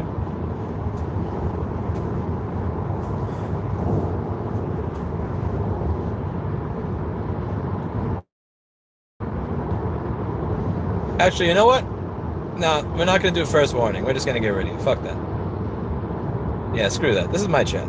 I own my chat. I'm the dictator of my land. GTFO. Anyway, what was I? What was I just saying? Oh, wait. Yeah, there was this one woman I went out with that said, I think, she was talking about love languages, and she said, I think your love language is taking care of people. Like, that's not a love language.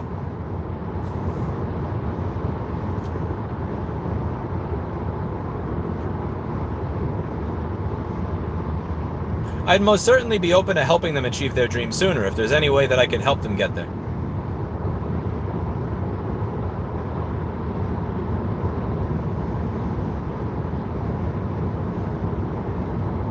I think my exit's coming up soon.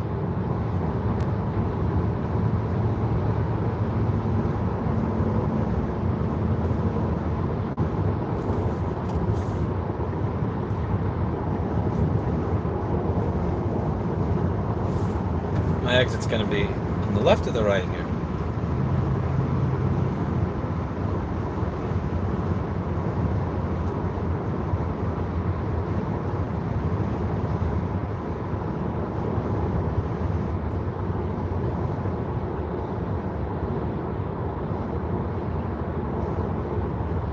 Shit, my battery's almost dead, isn't it? Oh well. I went a little further than it suggested I go. The batteries charge faster. There's a less electronic resistance when you're at a lower charge, so it charges faster when it's closer to dead. So I like to get it closer to dead. But that's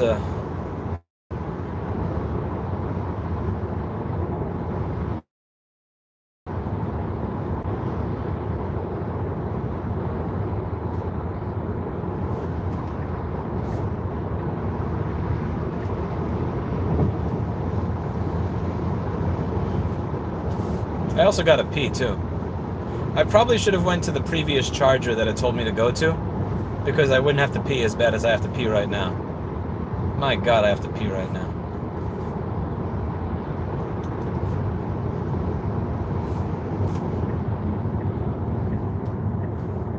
Actually, I'll wait a little bit before I switch. Damn, I gotta piss. I wish I could piss out my window.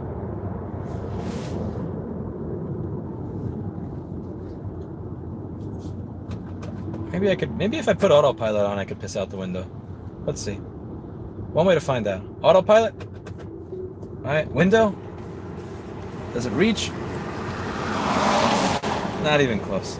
Not even close. I don't know what possessed me to try that.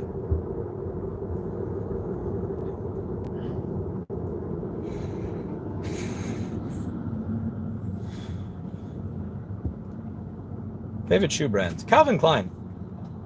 On clearance, you can spend $27.99 on a set of shoes that look really professional and are very comfortable and don't require much breaking in.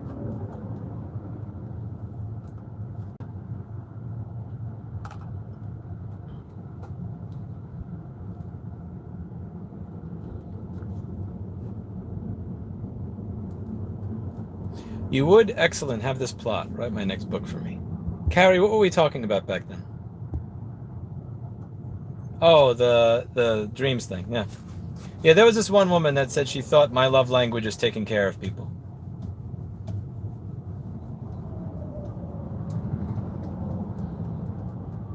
I don't know if that's a good thing. I don't know if she meant it in a good way or a bad way. I took it as a good thing, but it could have been a bad thing.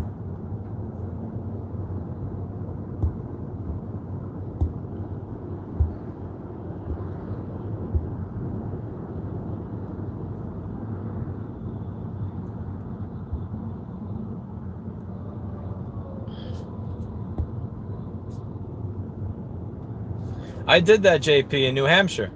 I streamed the stream on the side of the highway. New Hampshire 101.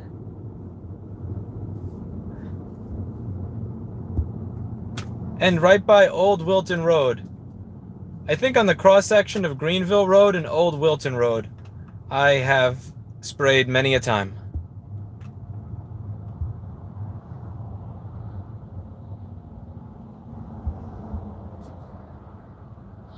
I don't pee in a bottle because it's gonna splatter around everywhere, and that's just I don't approve of that.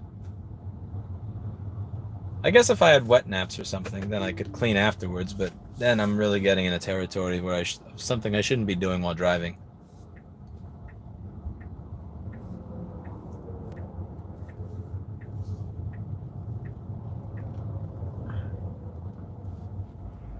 Oh yeah, yeah.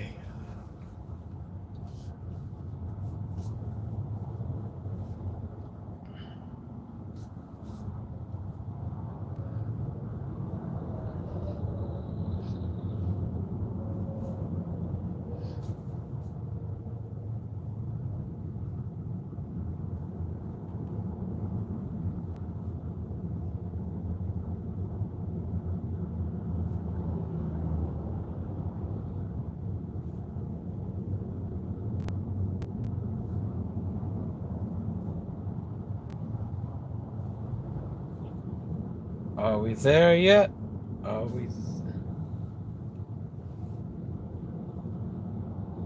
I hope so soon. Let's see. What's my battery looking like?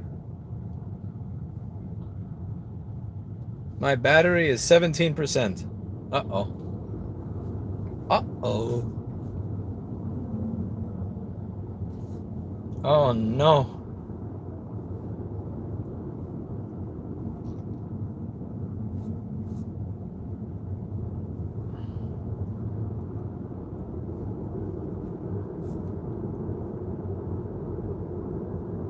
Little meme car? No, my phone is always charging. My phone's at 94. Actually, it's not. It's 94% because this. I got a knockoff battery for my Samsung S10e because there were no original in stock from the vendors I wanted to buy from, and this battery sucks. Like the last 5%, it takes 3 or 5 hours to charge to. It's insane. It is what it is. I got what I paid for.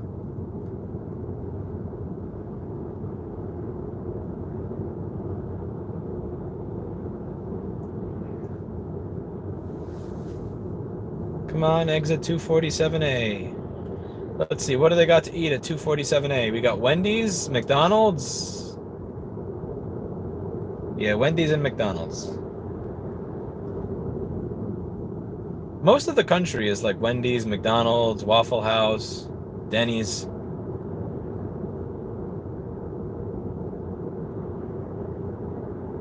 Is this the best that America has to offer?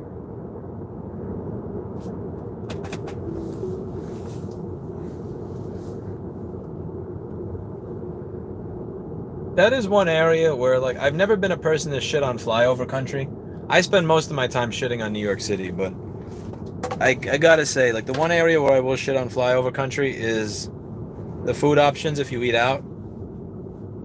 Like, all the shit along the highway, it's just For a first world country with the world's biggest economy, that's kind of trash.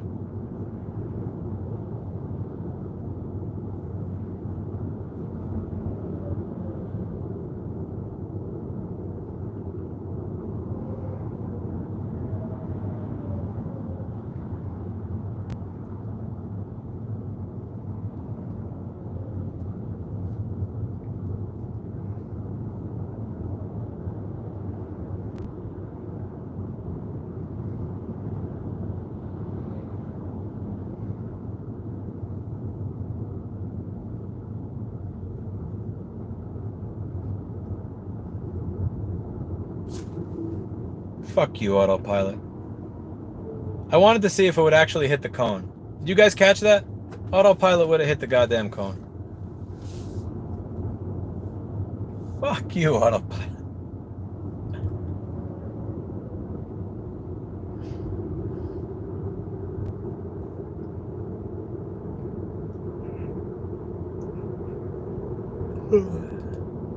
You could hear the beep, so you could hear when it turned off.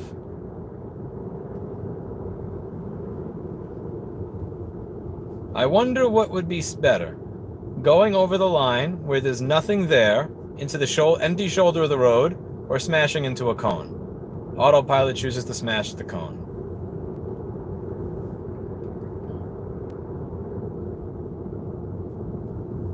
Have you guys noticed that you never see Ford trucks on a work site? It's always Dodge or GMC. Like, I never see F-150, F-250, F-350 at a work site. Ever.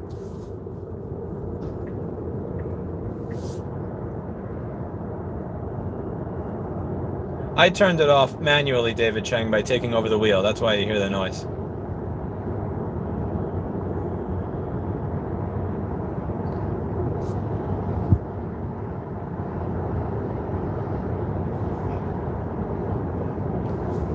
Yeah, all the police cars appear to be Ford, but all the construction that I see done anywhere is always Dodge and GMC. Paul was telling me that the Ford trucks rust easier than other trucks. I don't know if that's true or not. But that the Ford trucks rust a lot easier, and that's why they use General Motors trucks.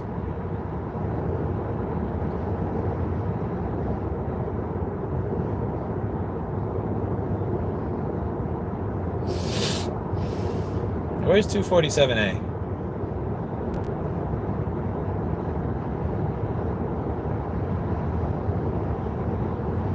Why do they rust like that?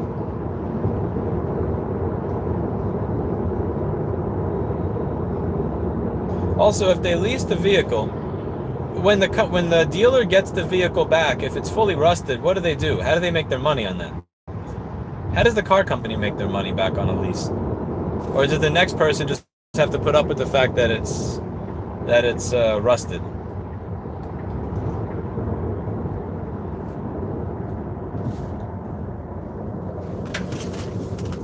That was a nice turn right there.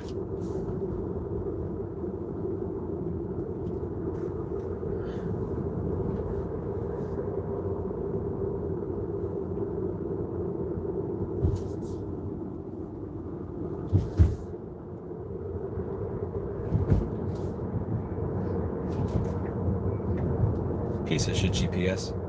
Telling me to stay in the right lane and go into a fucking highway. Alright, come on.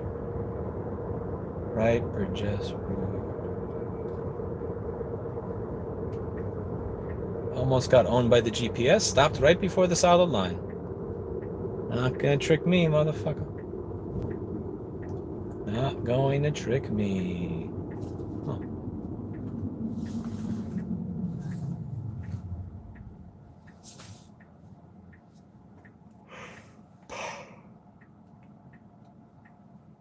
Huh. Oh, wait a second. I'm dumb. This is a Rent-A-Center and a Dollar Tree. This can't possibly be a great neighborhood.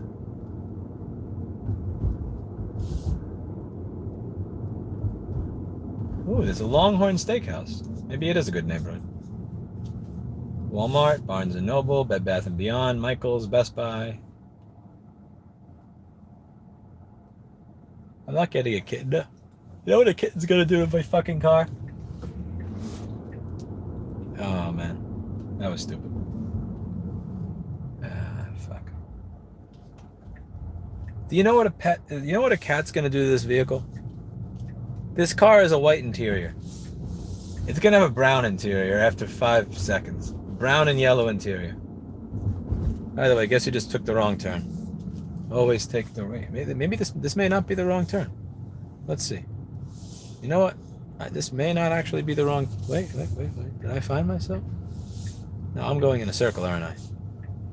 Yeah, this is what happens when you. Yeah, I'm going in a circle, aren't I? Yeah, this is not smart. This is not smart. Not very smart, Lewis.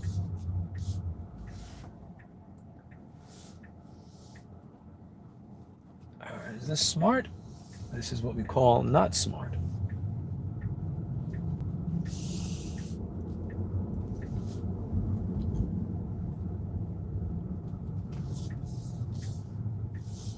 Yes, correct. Not smart. Right on. Oh, I can do right on red. I'm not in New York anymore.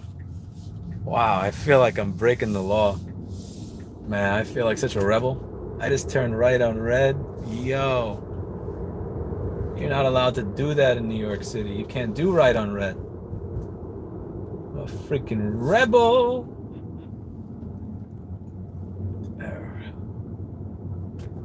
I'm gonna do it again. What a rush. What a rush.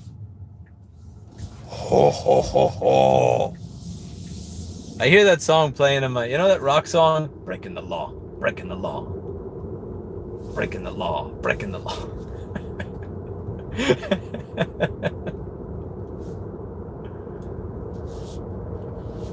Breaking the law, breaking the law.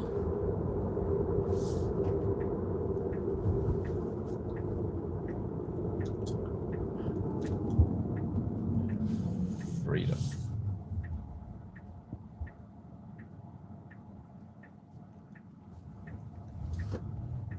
I'm at 15% battery.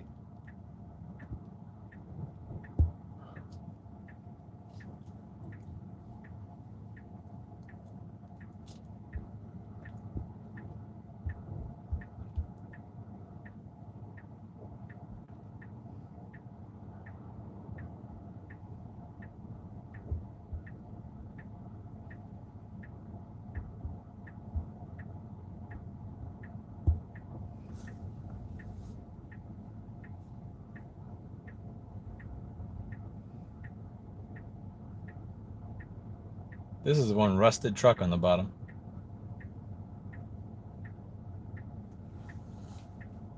All these people with trucks are probably really salty at the gas prices right now.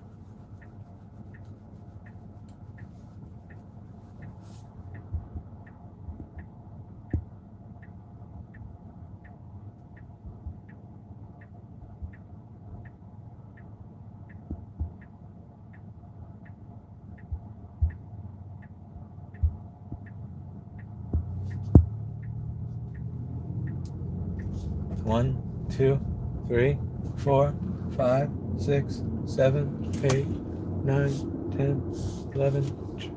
No, stay here.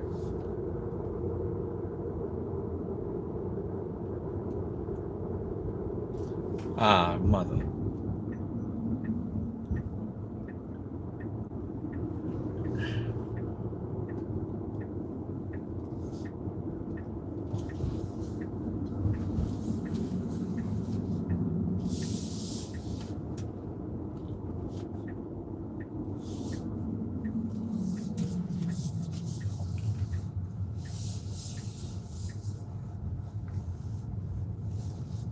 Oh, there's a dentist nearby.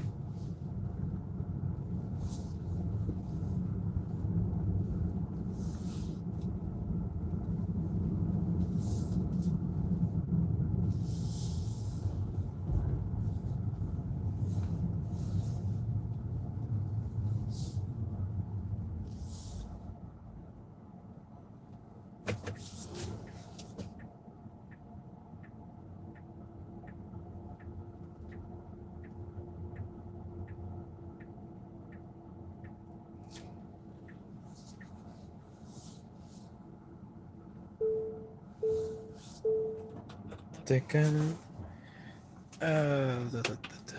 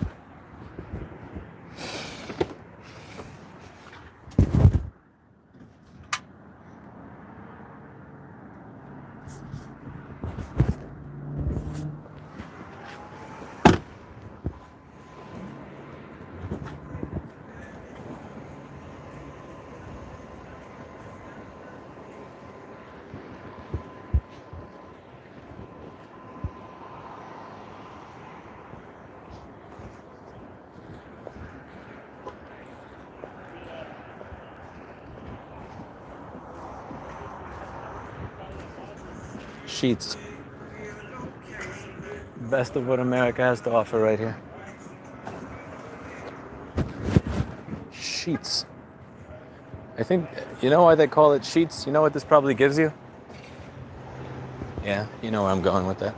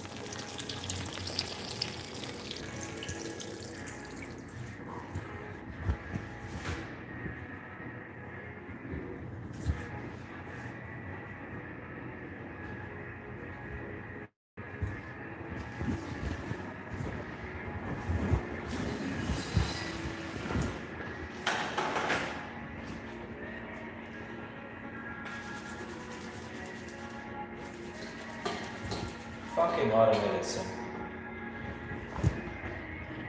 I hate these sinks that try to detect your hand. It takes 15 seconds to get these things to turn on. It drives me nuts.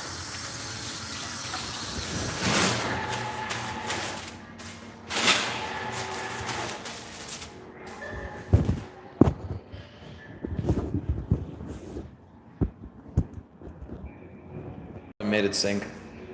Now it's gonna work because I have a camera. Look at this shit. Look at this. Fuck these things, seriously. Piece of shit. Where's the sensor? I always try to find the sensor. It's hiding on this thing. Look at this. How do you turn this thing on? It's like, piece of fuck. Like, why?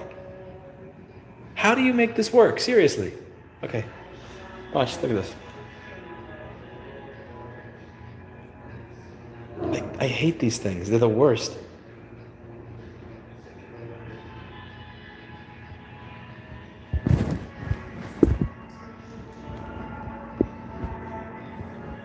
I can't point the camera. Use this to point and hold the camera.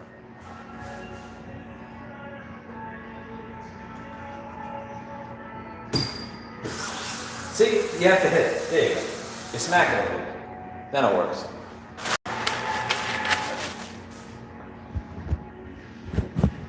That's me in the mirror.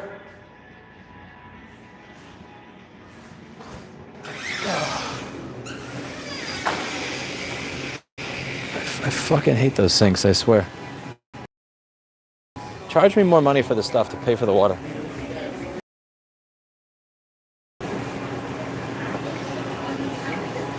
You know what? I'm gonna see if there's someplace across the street to eat.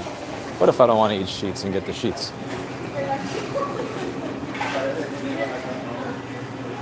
No one buy a Nissan. The antenna broke when I washed it.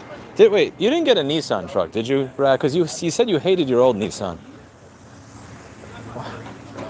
So what do we got to eat here? We have a wood grill buffet, Mexi Deli, a Taste of India. Taste of India. You know, I'll try some Indian food. Why not? That'll give me the sheets, but at least with some quality to it. Smack the sheet out of it. Yeah, true. Right through a pair of taps. I fucking hate those things, man. This dude's been live for 7 hours. Indeed I have. And I've made $8 so far.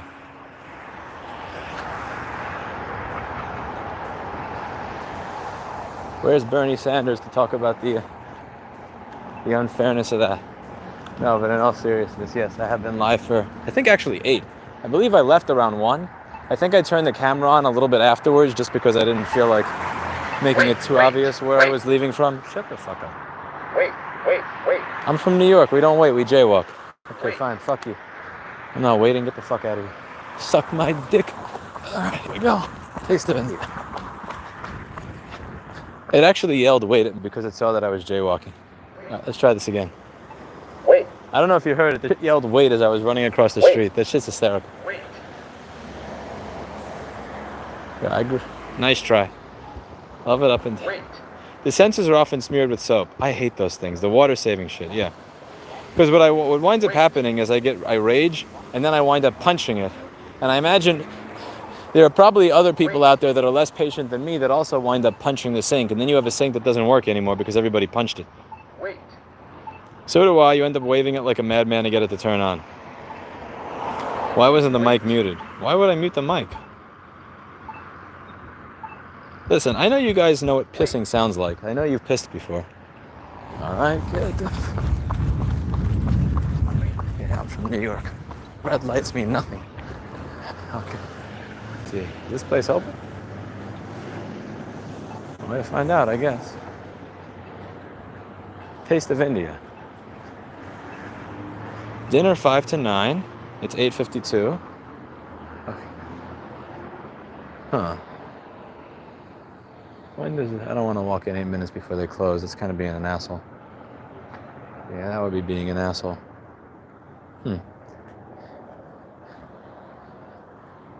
Let's see what that other food place is talking about.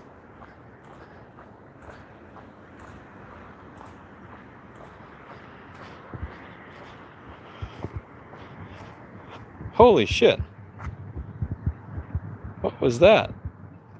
Tin Cantelli phone gave 45 Canadian dollars. I don't deserve $45. Thank you. Okay, let's see. I may wind up just getting food at Sheetz. The salad, like the steak salad, is not horrible. It's just a portion of steak they give you. It's $8, but you really don't get any steak for your $8. What is Wood Grill Buffet? Does anybody know if this place is any good? I left phone number 2 in my car, so I can't take a look at it.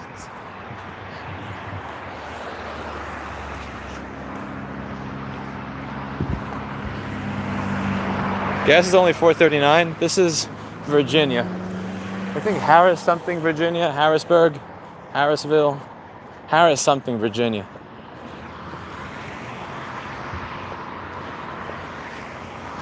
And this phone's been plugged in for 2 hours and it only made its way to 94%. And right now it's sitting at 87. Let's see, is Wood Grill Buffet open? We got the rest of the world you know, if you spend enough time in New York City, even just a few days, it's easy to forget that the rest of the world closes at 7:30 p.m. Let's see. Might just wind up getting a salad at Sheetz. See if there's a way to ask for extra steak in it.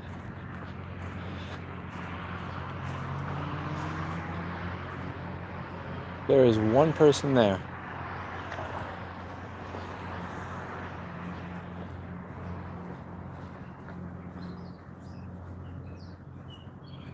Oh yeah, they close at 8:30. Never mind. Okay, we go to Sheetz. Let's get some Sheetz. Our destiny is to get food from a gas station.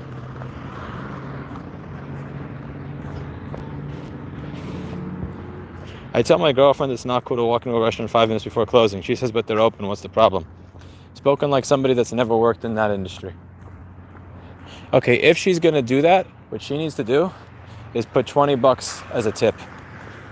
If it's a party of 1 or 2. Leave a tip. Wait, to walk over there, I'm supposed to walk all the way there. Oh, get the fuck out of here. No. Are you nuts? Like, I'm supposed to walk all the way over there, to walk that way, to then walk this way. No.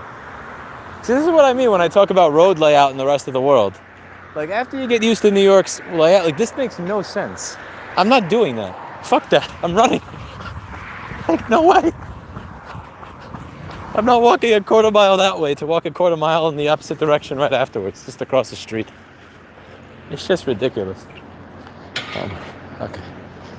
Let's get a shit salad. Time to get a sheet salad. Strode life. True. Strodes.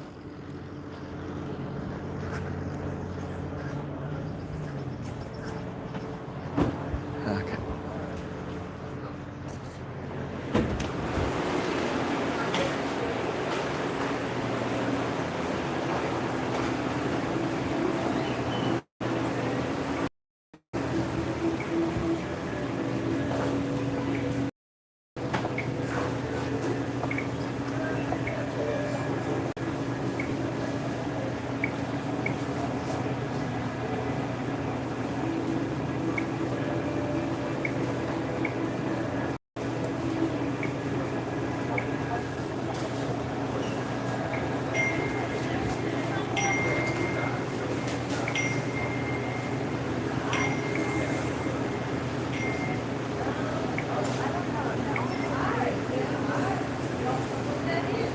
That's not guacamole, that's paste.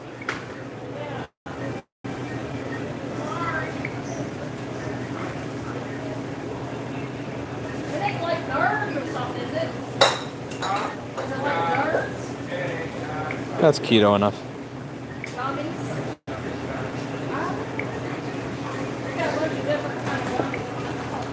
That should be keto enough. I came up with a genius solution to your avoidance of DMCA. Run chat audio through your car and tunes to your earbuds. Yeah, but then you guys wouldn't be able to hear the music.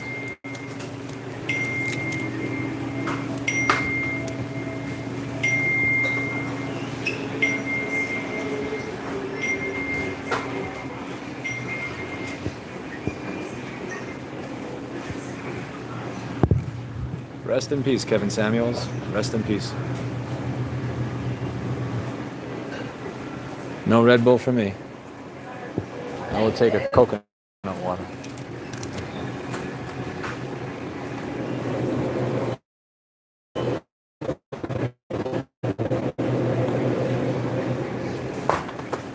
There's a lot of carbs, but I have to have some carbs in over the course of the day.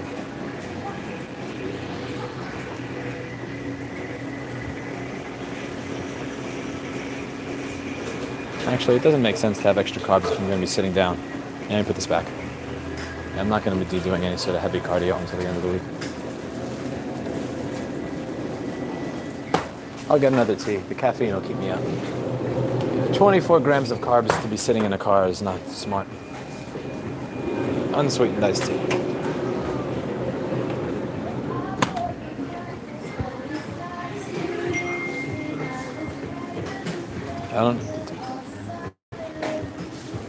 That's like saying how much does a meal cost, David Chang? I don't know. Depends what you're charging. This place is expensive, actually. Energy went up a lot recently, so it's 44 cents a kilowatt hour.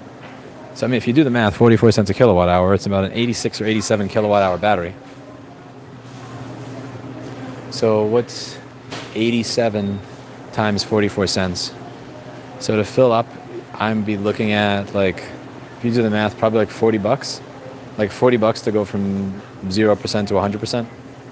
It's way cheaper if you charge at home at night. If you're on the road, it's different. Like some are 25 cents, some are 45 cents, some are 55 cents per kilowatt hour. So it really depends.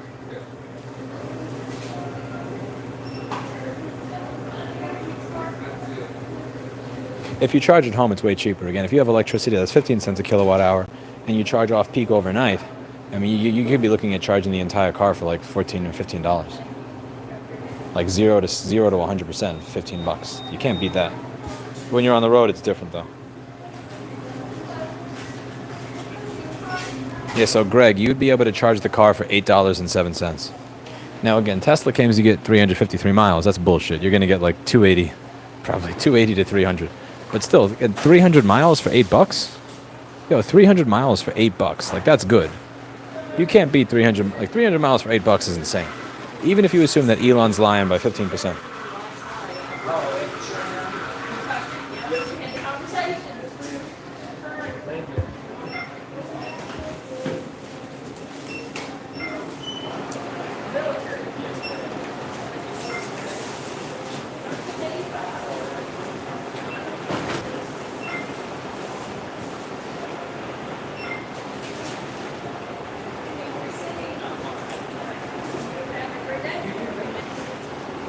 Hey, how are you? Is this all for you? Yes, ma'am. That and this was. Okay, and this? Yep. All right. Just find my Sheets card. See if I can find my credit card. I got every card besides that.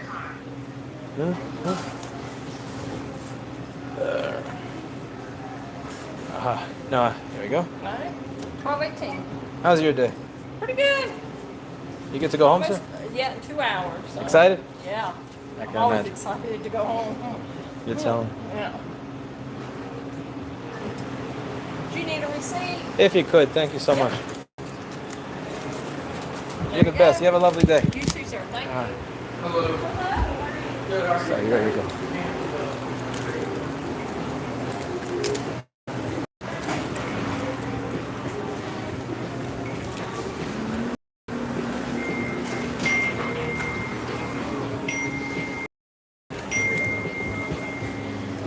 The people in my village don't like Tesla cars. Yeah, they're probably some culture war bullshit. Hello. No, thanks. You have a good day.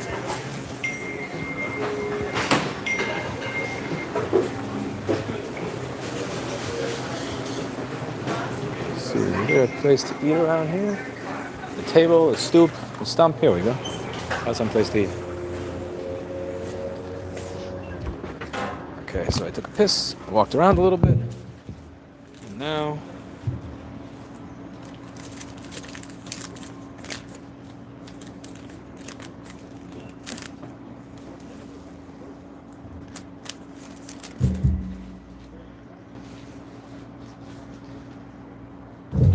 well, it depends where you do most of your charging. Again, if you're traveling, you're not really saving a bunch of money.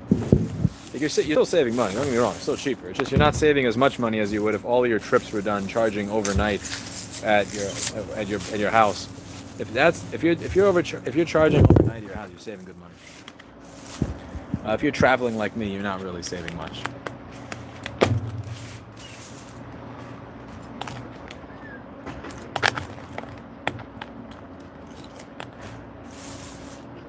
That's some trashy gas station lettuce right there.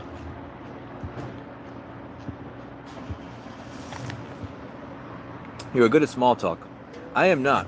I'm actually horrible at small talk. I realized that on that date that I went on. That was the first date that I went on since I stopped seeing Erica. I forgot how to date. I completely forgot how to talk, how to do small talk. I'm horrible at small talk. So is she.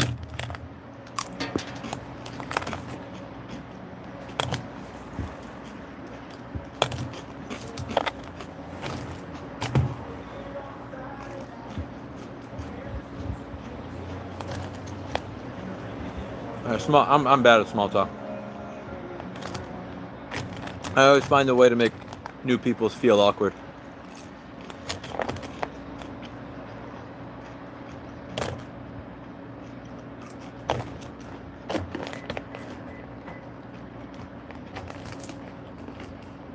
Well, Tesla can charge more for electricity at those stations they have because they know everybody else is broken. And I know that the U.S. is never going to put together a proper infrastructure plan to build electric car chargers. So, like all the Electrify America and EVgo stations that I've tried, they're always broken.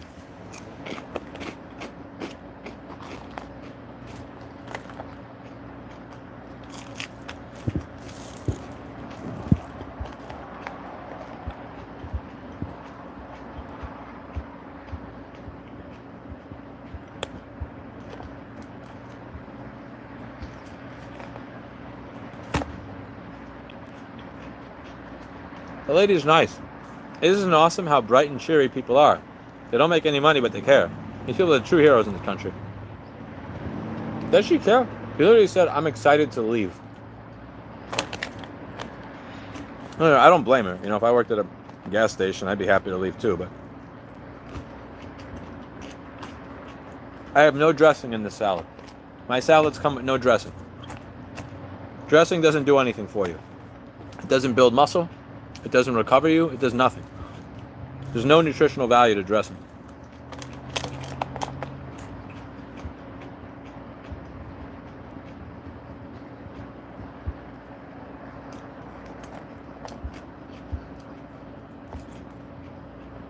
My sister and her family live in Virginia. What are you doing? What are you doing around in Washington Heights then, David Hunter? How'd you find your way here? I mean there, because technically I'm in Virginia right now.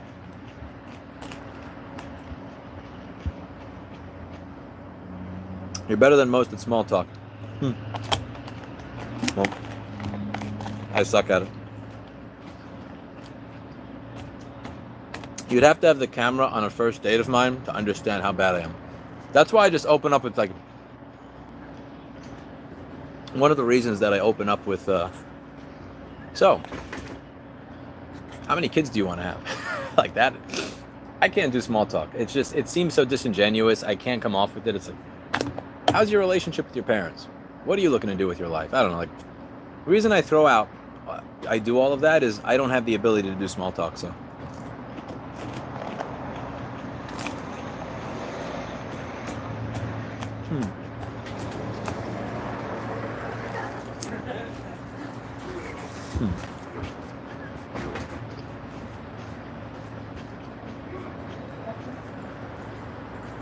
Longhorn is too far away.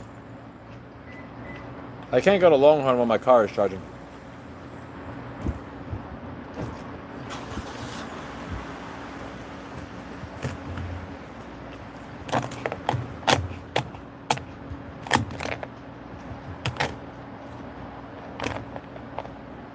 The non-Tesla EVs charge at Tesla charge stations. Only at select locations in the Netherlands right now, I think.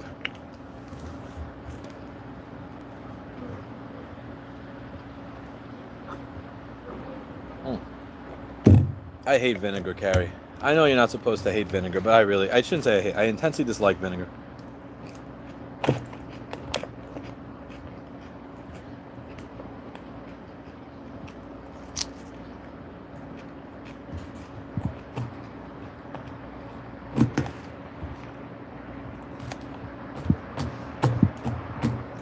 Like one woman I recently went out with was an actress, so I think I started the conversation with, so how did it feel to be called non-essential for 18 months? I don't know. Like, I'll tell, you know, are you the type of person I could have a real conversation with, or are you the type of person where I really do have to talk about the fucking weather and football and some stupid, you know, whatever the fuck happened on Days of Our Lives or something? I want to get into the fun parts of life.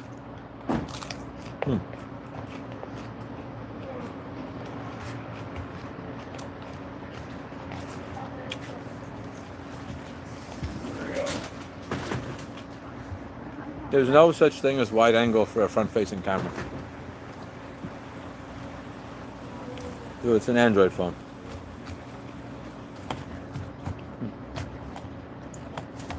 Okay, this lettuce is so bad. I'm just gonna eat the other stuff myself.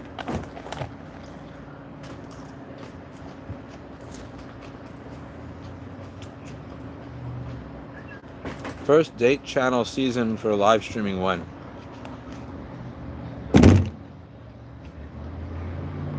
That may do well.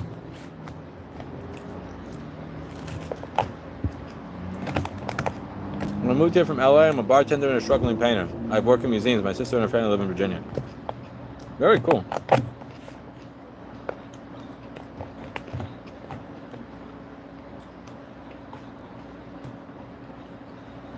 Is it the kind of shit where, like, MoMA gives you $250,000 to hang your painting? Or is it the kind of thing where your painting is in a museum for exposure?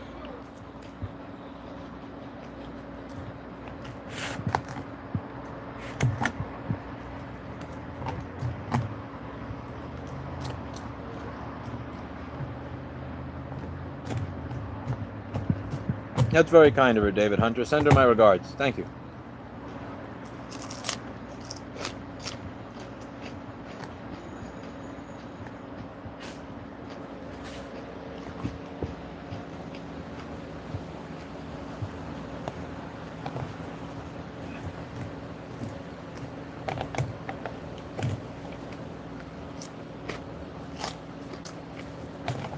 That's what I call a goddamn sound. It's not bad for a gas station.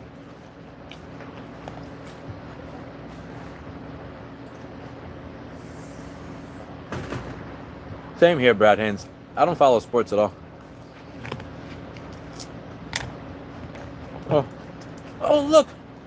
That guy's about to make another $4 million. Yes, he did it. He's gonna be able to trade to a team and make $8 million. Yes. I just can't get excited over it, you know.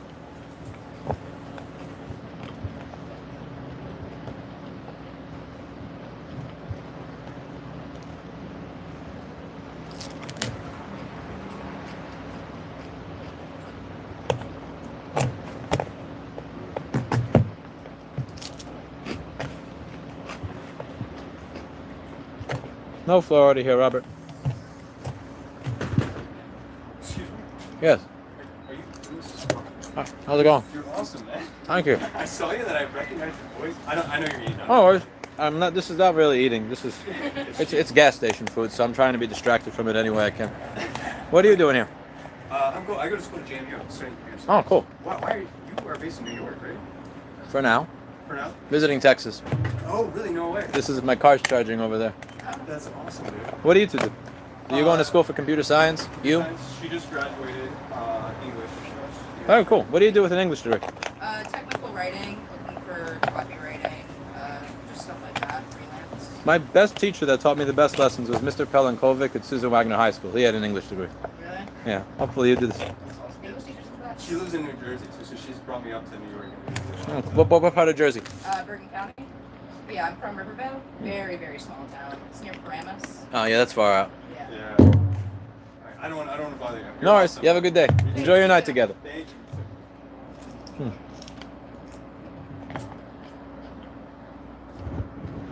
That was a cute couple.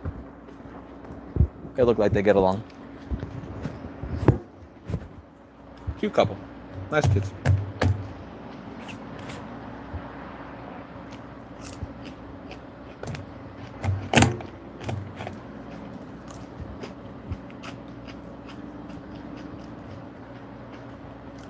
Yeah, I'm in the middle of bumfuck nowhere. It's completely dead town and somebody recognized me at a gas station.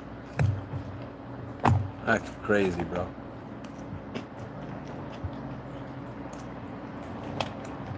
Maybe I'm not as bad at small talk as I thought. Maybe the women I choose to go out with are just really, really boring. That could be it. No, I think I'm going to reframe this in my head. I don't think I'm that bad at small talk. I think I choose to go out with horribly boring women that have nothing to say or contribute to a conversation. So I think I'm bad at small talk when in reality, I'm not. That's always possible. As I said, I always try to assume that it's not me. I mean that it's me, not somebody else. Because if it's me, I can change it.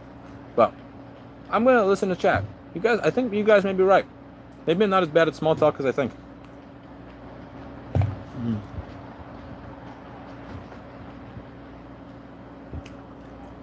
Why would you want to be Atlanta? Do you want to die? Is Atlanta really that bad? I don't know. You guys tell me every single day that I'm crazy for walking through New York. I walk through New York drunk and then I wind up walking home and I'm just fine.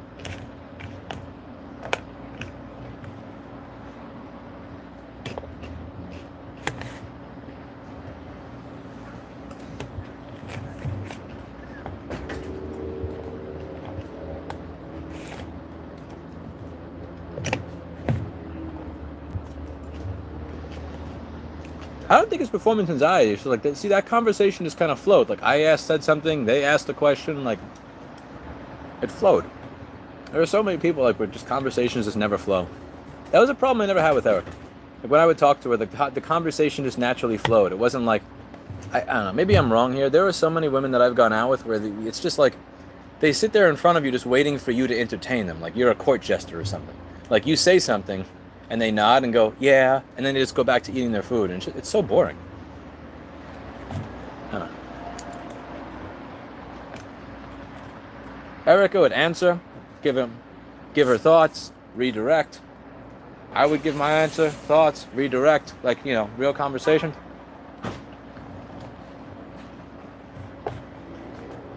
Erin was good at that too before she moved away to another country.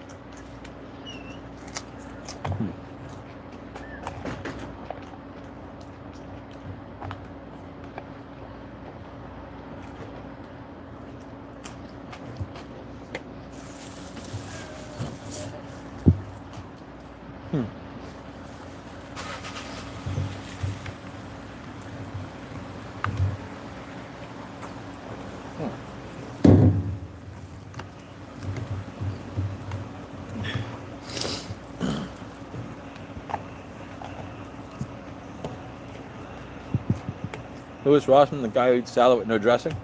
No dressing, baby. Going in raw. I got...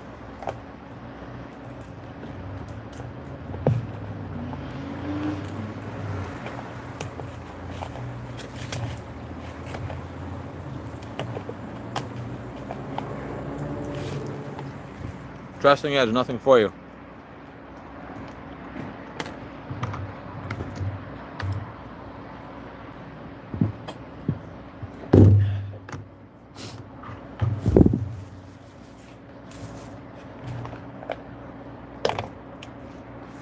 True, Ray Ford. I appreciated that. Yeah, if people show up and they talk to me and they're not freak shows, I'm happy to have a conversation with them about their life. I'm not bothered by that. I'm bothered when somebody acts like a freak show. Then I want the conversation to end as soon as humanly possible.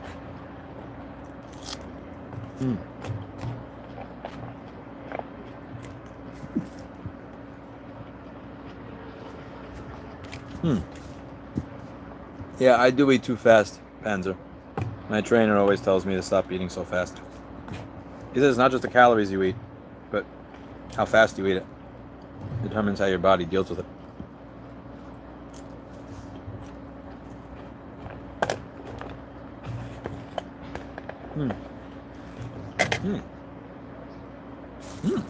Very good.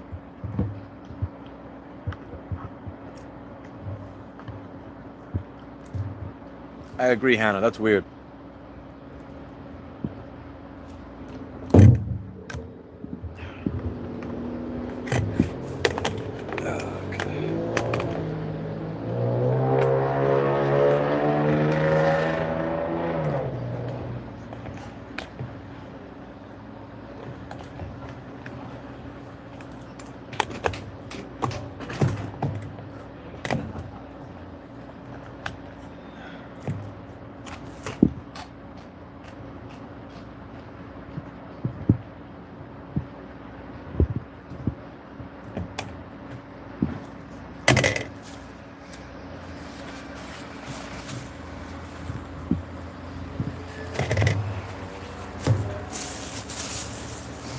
The best salad dressing is a lemon squeezed over your salad. I wouldn't disagree.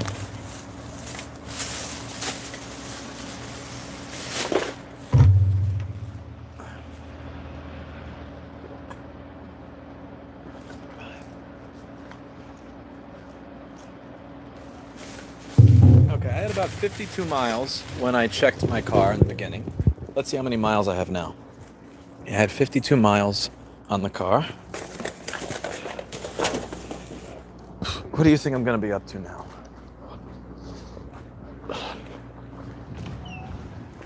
Let's take a look. And we'll see how much it cost. Oh, cool. I can just walk around here.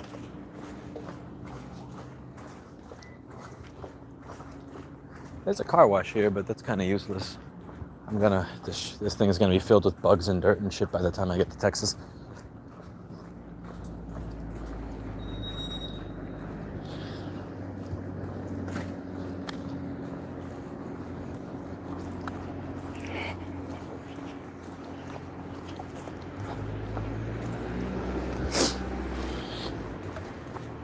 That's my meme. Okay, I ate, I drank, I pissed, I washed my hands. What am I at? All right. 84%. Not bad. What is 84%?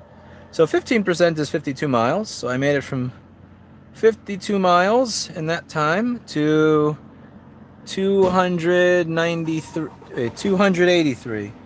No, 293. That's 293. So I added about 240 miles. Yeah, I added 240 miles during that time period. And let's see what I paid. 21 bucks. Yeah, so I almost filled up. I think I filled up like 3/4 of the way. Yeah, that's. Wait, no, that's more than that. That's like 4/5, from 15% to 84%. Maybe like 5/6 of the way, and it cost 21 bucks. You can't beat it. You really can't.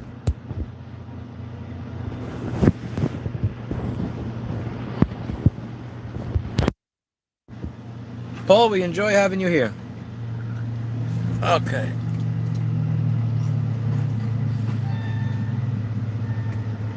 Thank you for being here with us, sir. Okay, let's turn the AC on. I usually turn the AC on and get it running while the car's plugged in, so that I don't waste battery life getting the compressor cooled up.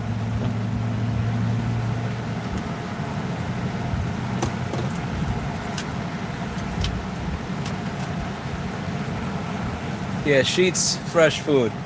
That's one way to put it.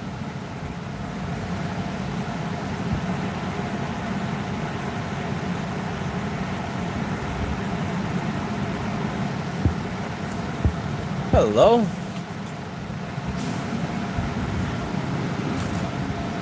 Interesting. Okay, I may have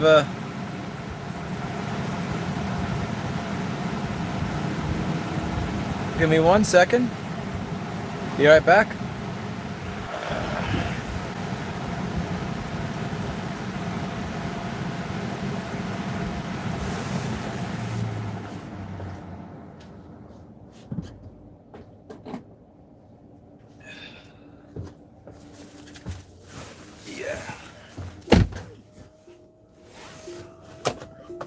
That was a big Sheetz truck. Sheetz. Okay.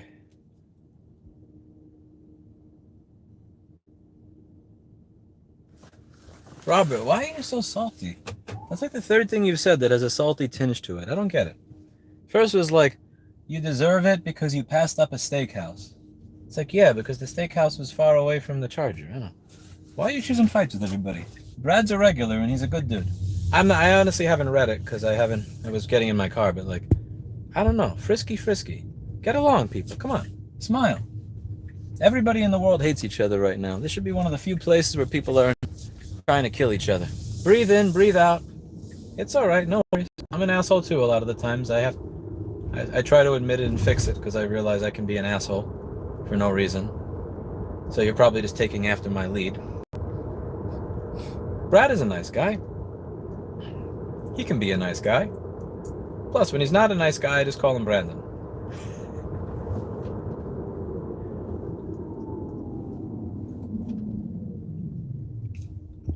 It's all right. All right. It's all right. No worries, Rob. No worries. No worries. I ate Sheetz salad twice today, so I'm gonna wind up bombing whatever motel I stay at. The video you did about bad dating advice, it related to me. I experienced rejection for the first time, but I didn't care and moved on. It's a great video.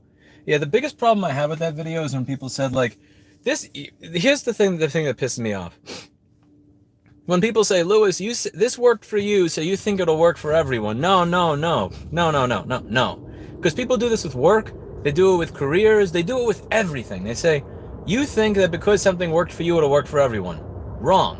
What I'm saying is that if you do something, if you try something, you have a higher probability of succeeding than if you don't do a fucking thing at all.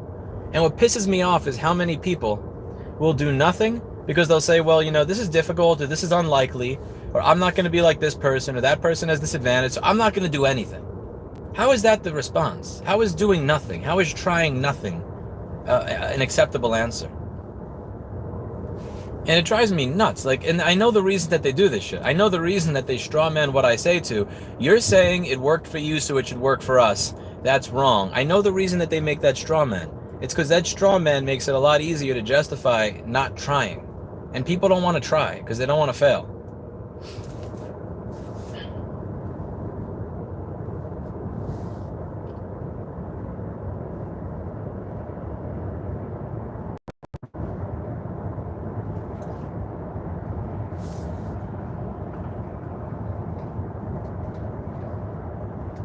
Oh man, where is this? Like, failing sucks. Trying and failing sucks. It's humiliating, it's embarrassing, it's, but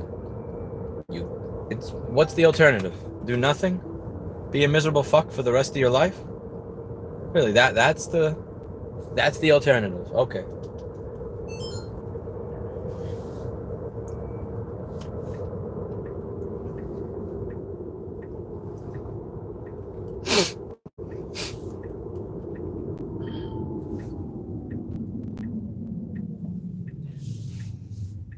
Yeah, my dad got rejected a lot when he published his first book, Anne.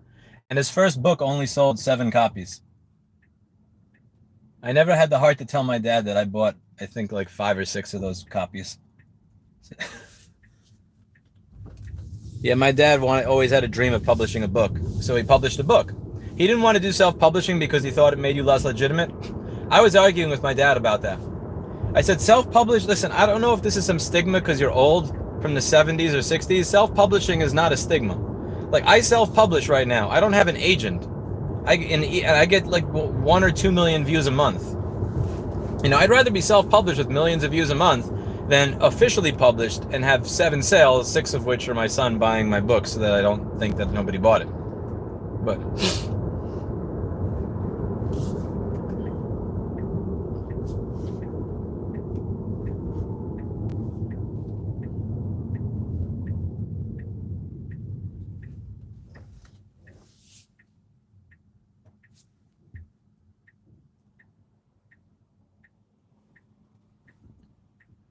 Catherine, how far are you from Sweden? Because Nasera, she shows up in here from now on. Chill dude, she fucked up soldering the DCN cable on an A1465, and she hasn't fixed it yet. And I still give her shit over it. His book was Another Time, Another Place, Baseball Reflections by Stuart Rossman. Another Time, Another Place by Stuart Rossman, Baseball Reflections. You end up selling like 6 or 7 copies or something.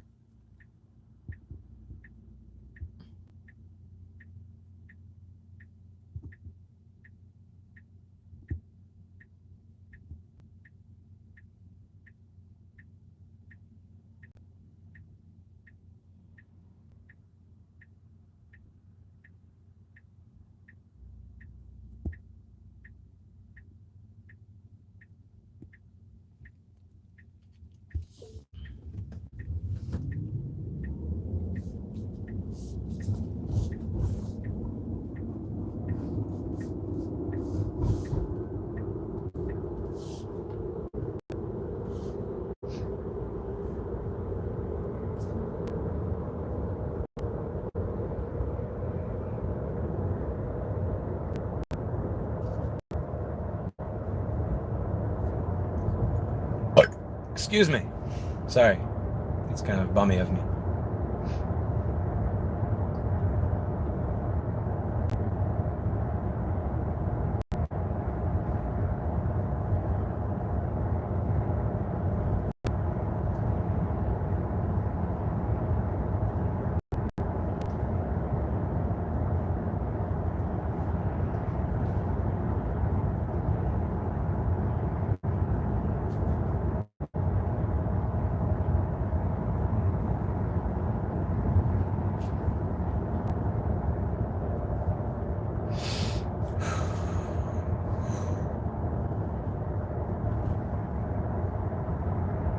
Shit, deer. That sign says there are deer here.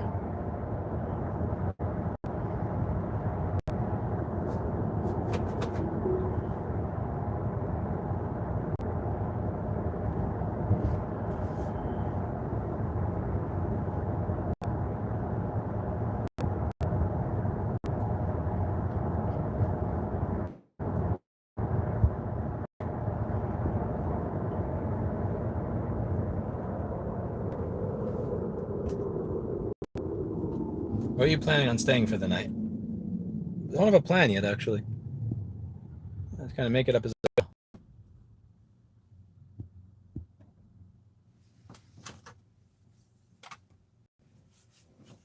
I actually have to install Booking.com and Priceline on my second phone. I haven't done that yet. Next charging stop, I'll install Priceline on my phone. How the hell is my next stop still in Virginia? So I traveled all the way through Pennsylvania already. I got to the end of Pennsylvania. I traveled to Virginia, and I already went from one charge stop, and now the next charging stop is in the same state. You gotta be shitting me. How long does it take to get through this freaking state?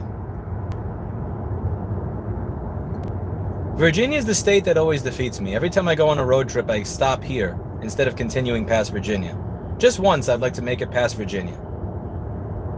Just once.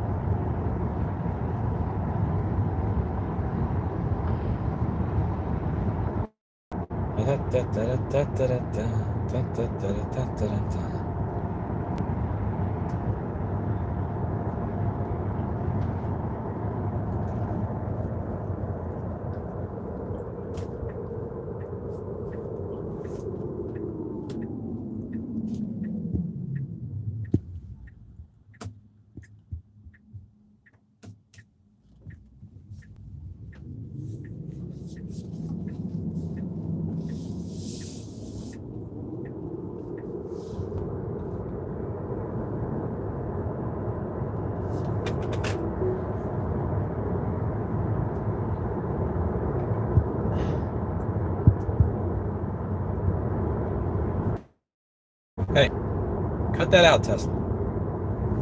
No auto high beams, you piece of shit. The two-way road, that's not nice. I thought I had auto high beams off on this.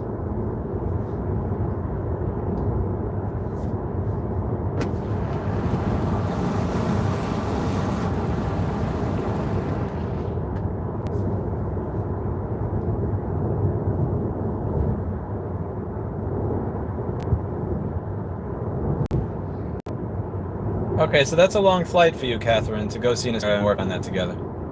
Maybe.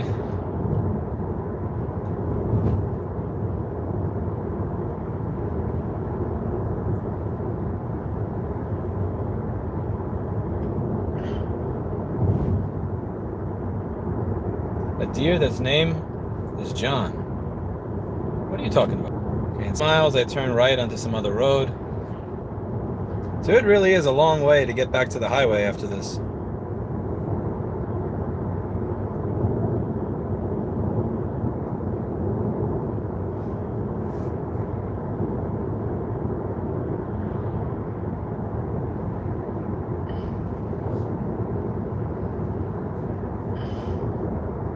Discord works. I thought that was a deer. Somebody had a mailbox with a dog around the body of the mailbox, and I thought that was a deer. Yeah. That scared me for a moment. What's a hoe phone?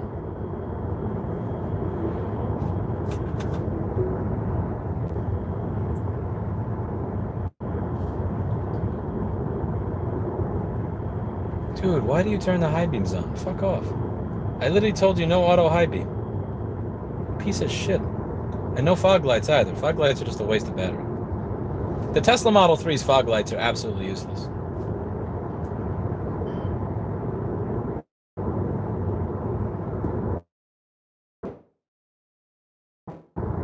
I actually went through West Virginia already, David Chang, but it routed me to here for some reason.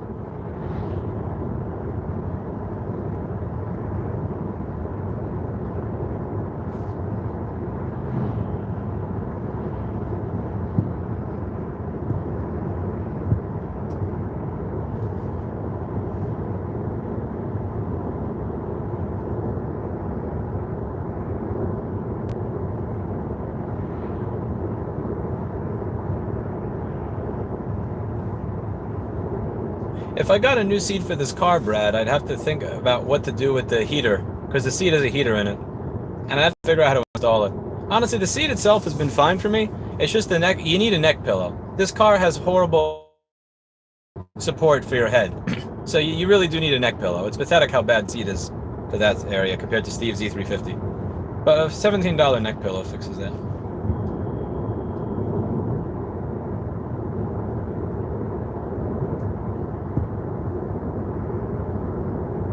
I wonder if you could take an e-bike through that stretch of it, Carrie. So it doesn't take you an hour to go a few miles. An hour to go 5 miles sounds like New York City traffic. How is Virginia Beach traffic as bad as New York City traffic? It's kind of strange.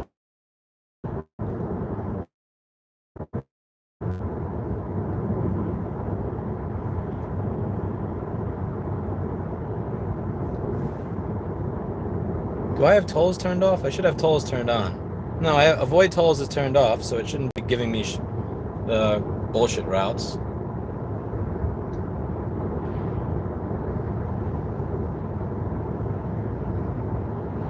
Your driving alert, how many people put autopilot and don't pay attention?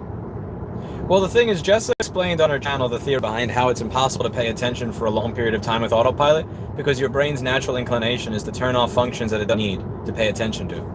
So autopilot trains your brain. It's not something you can avoid.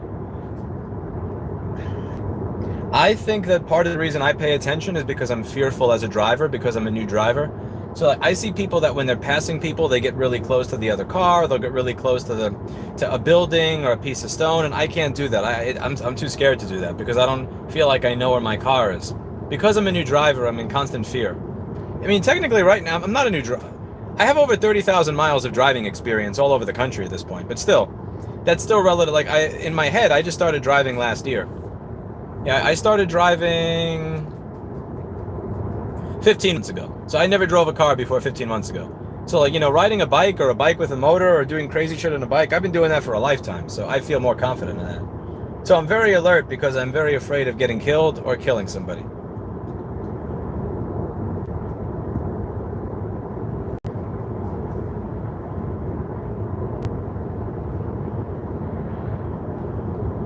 I'm intimately aware of how easily I could kill somebody if I do something stupid.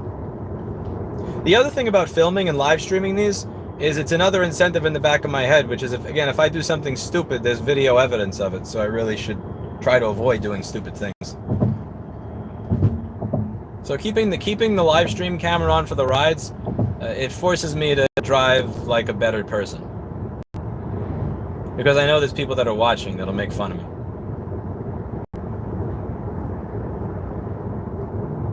A hoe phone is a phone for your hoes. If your girlfriend looks through your phone, there are unexplainable hoe numbers. I actually, yeah, so I have this for streaming, and I have a second phone that I brought along so I can listen to a podcast while I'm streaming, or music, without having to worry. I activated Verizon on it today just so that I could use that second phone, like if I want to use Google Maps while I'm in the middle of a stream or something.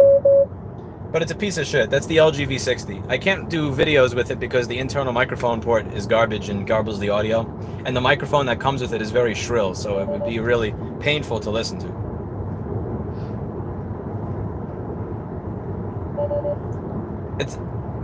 The really strange thing is that as Brad messaged me about a hoe phone, I got a message from this chick that I was going to take out on a date this weekend while I was in Austin. I can't read it because I'd have to scroll down to read it, but I'm kind of curious what that says. But the timing of it was actually that was very, very strange timing.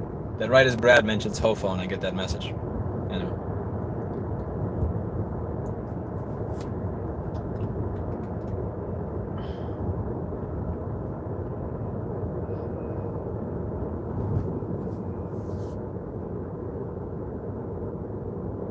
What car do you have, JP? When we went to that place to get food last year, was your car the one with the bumper sticker that said stolen election 2020? Was yours the black GMC Sierra?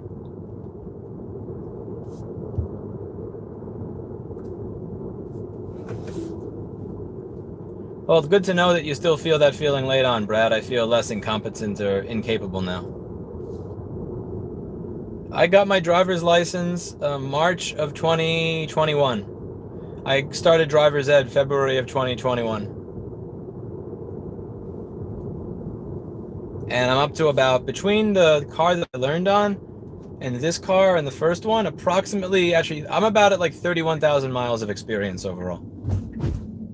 Like that 31,000 miles includes rural roads, middle of nowhere, New Hampshire, Florida, flooding in Florida, snow in New Hampshire, traffic in New York City. So it's varied experience from all over. It's a lot of varied experience from all around the country. But yeah, I started driving 15 months ago. About 10 months ago. So it still feels new. Because like when I get on my bike, I have the confidence that comes from, like, I started riding a bike when I was 5. You know, I put a motor on my bike. I put a motor on my bike about 5 years ago. But even though the motor to the bike was new, I still, like, I was used to using it as a form of transportation, and I also did crazy shit on my bicycle when I was a kid. Like stupid shit that nobody should ever do. So there was a level of comfort that I had with it. And that was something that, yeah, I didn't have when I got in the car. I was constantly afraid. The first time I got in a highway, because when you get your license and when you're taking all the tests, they never take you on a highway. I was scared to death. The entire process of merging onto a highway, what do you do when somebody's merging on and I'm in the lane and there's somebody behind me that's going 60 miles an hour? Like, how do I let them in? If I stop, will the person behind me hit me? Or if I don't stop, will this person smash into my car? Like, I was fucking terrified. The first time that I got on a highway, I almost had a panic attack. That was scary. Because, you know, in New York City, to give you a license, you drive around the block in a slow, dead area once or twice, and you park, and then they give you a piece of paper that you trade in for your license. Like, you don't have to have any skill to be a driver in New York City. But, let me take that back. You don't have to have any skill to get a license in New York City. However, you need a massive amount of skill to drive and deal with all the people that are constantly close to sideswiping you, cutting in front of you, cutting you off, all this other shit. Yeah, the highway was a very scary experience for me.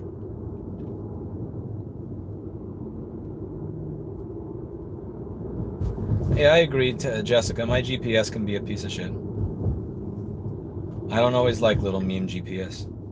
You know, when I want to go to Nashua, it actually routes me through Massachusetts, and I go out of my way to route myself through New Hampshire because I don't want, when I'm exploring, I want to see, if I was thinking of moving to New Hampshire, my thought process was I don't want to see Massachusetts.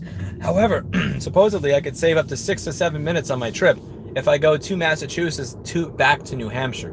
But my mind won't let me do it. I just feel to myself, I should not have to go to Massachusetts to go back to New Hampshire to have a faster route. I should be able to I shouldn't have to leave the state, go back to the state to get to my gym faster. But technically, that's what's necessary.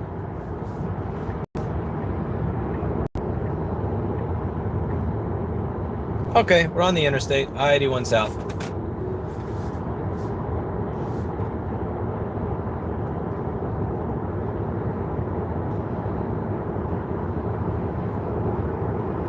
Paul says, I've driven over 250,000 miles.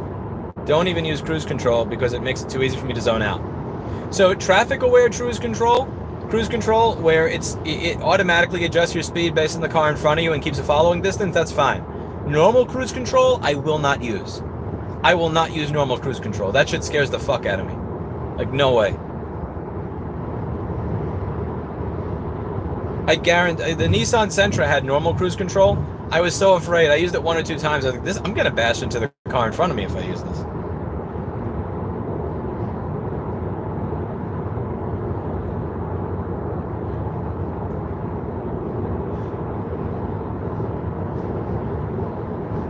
Yeah, there was one person that was walking down the road. I don't know if you saw him with a black shirt on and a black cap. Yeah, like people will walk on the side of the road here with all black as slowly as possible. And the other thing is, there's no sidewalks in this area, so I don't blame them for doing that. I know they're going to do that, but they have to be very careful to make sure I don't smash into them because the speed limit on that other road is 55 miles an hour. So 55 miles an hour, there's really not a lot of space for me to stop. That Verizon bill is strange math. Yes, it is. Texas girls are hot. True. You met someone in Austin. Maybe I did. Maybe.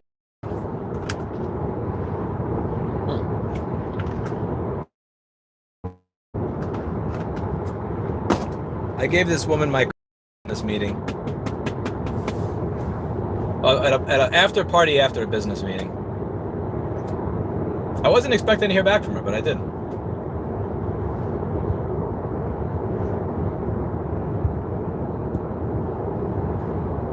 I heard the hidden fee is supposed to be visible. It's Verizon, man. The U.S. government has no teeth when it comes to enforcing fines for stuff like, you know, like not making it obvious what your bill is going to be. Don't shame him. History will tell that he was right. Who's him? Tinkentel phone. Who's him? Who are we talking about?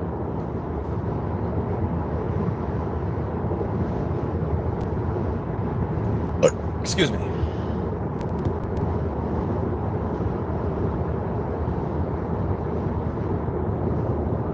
I don't know, Hannah. I may visit Nashville on the way back. I'm not going to visit Nashville on the way there, but I would love to spend some time in Nashville on the way back. Because that was another prospective place to move to. But it's also insanely expensive now for what you get, and insane with traffic. Are you near Nashville, Hannah?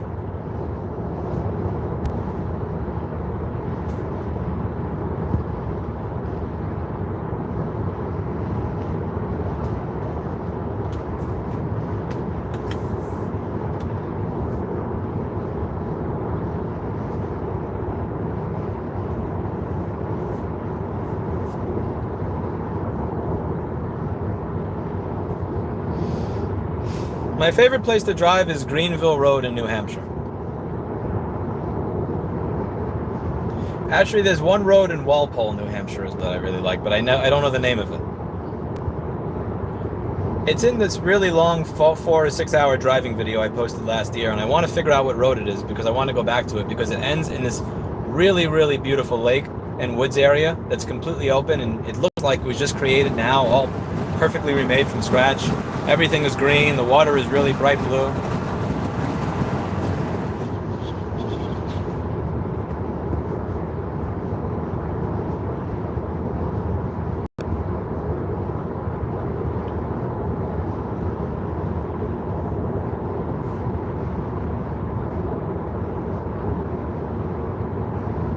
Yeah, normal cruise control sucks, Brad.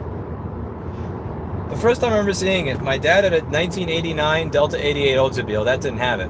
My mom had a 1992 Pontiac Grand Prix, and that came with cruise control.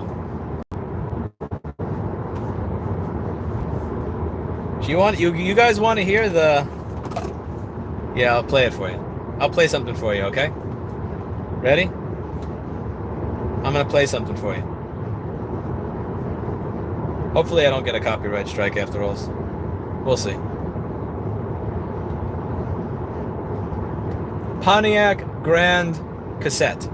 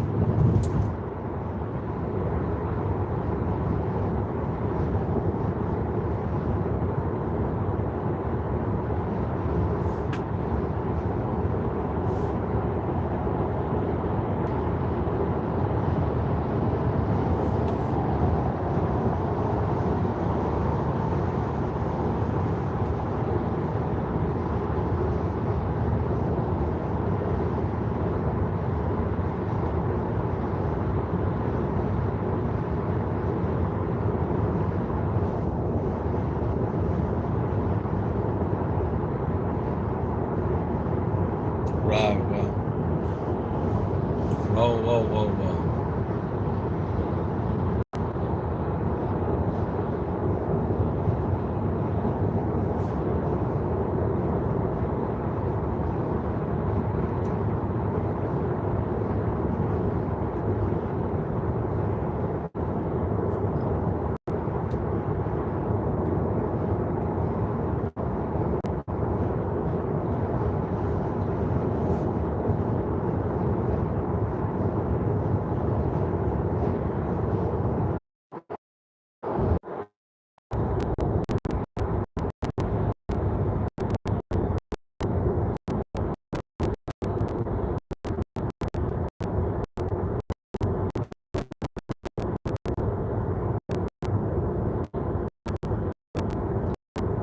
So here's a favor I have for you guys. So there was this video somebody uploaded to YouTube a while ago, and it was a video of a Pontiac Grand Am cassette, and it was playing all the cheesy music. It's like it's the promotional cassette that you used to get with the car, and it would tell you playing in the background, and I can't find it. It was a tape player. I think it had like a blue lit background on the tape player, and the video is just watching the tape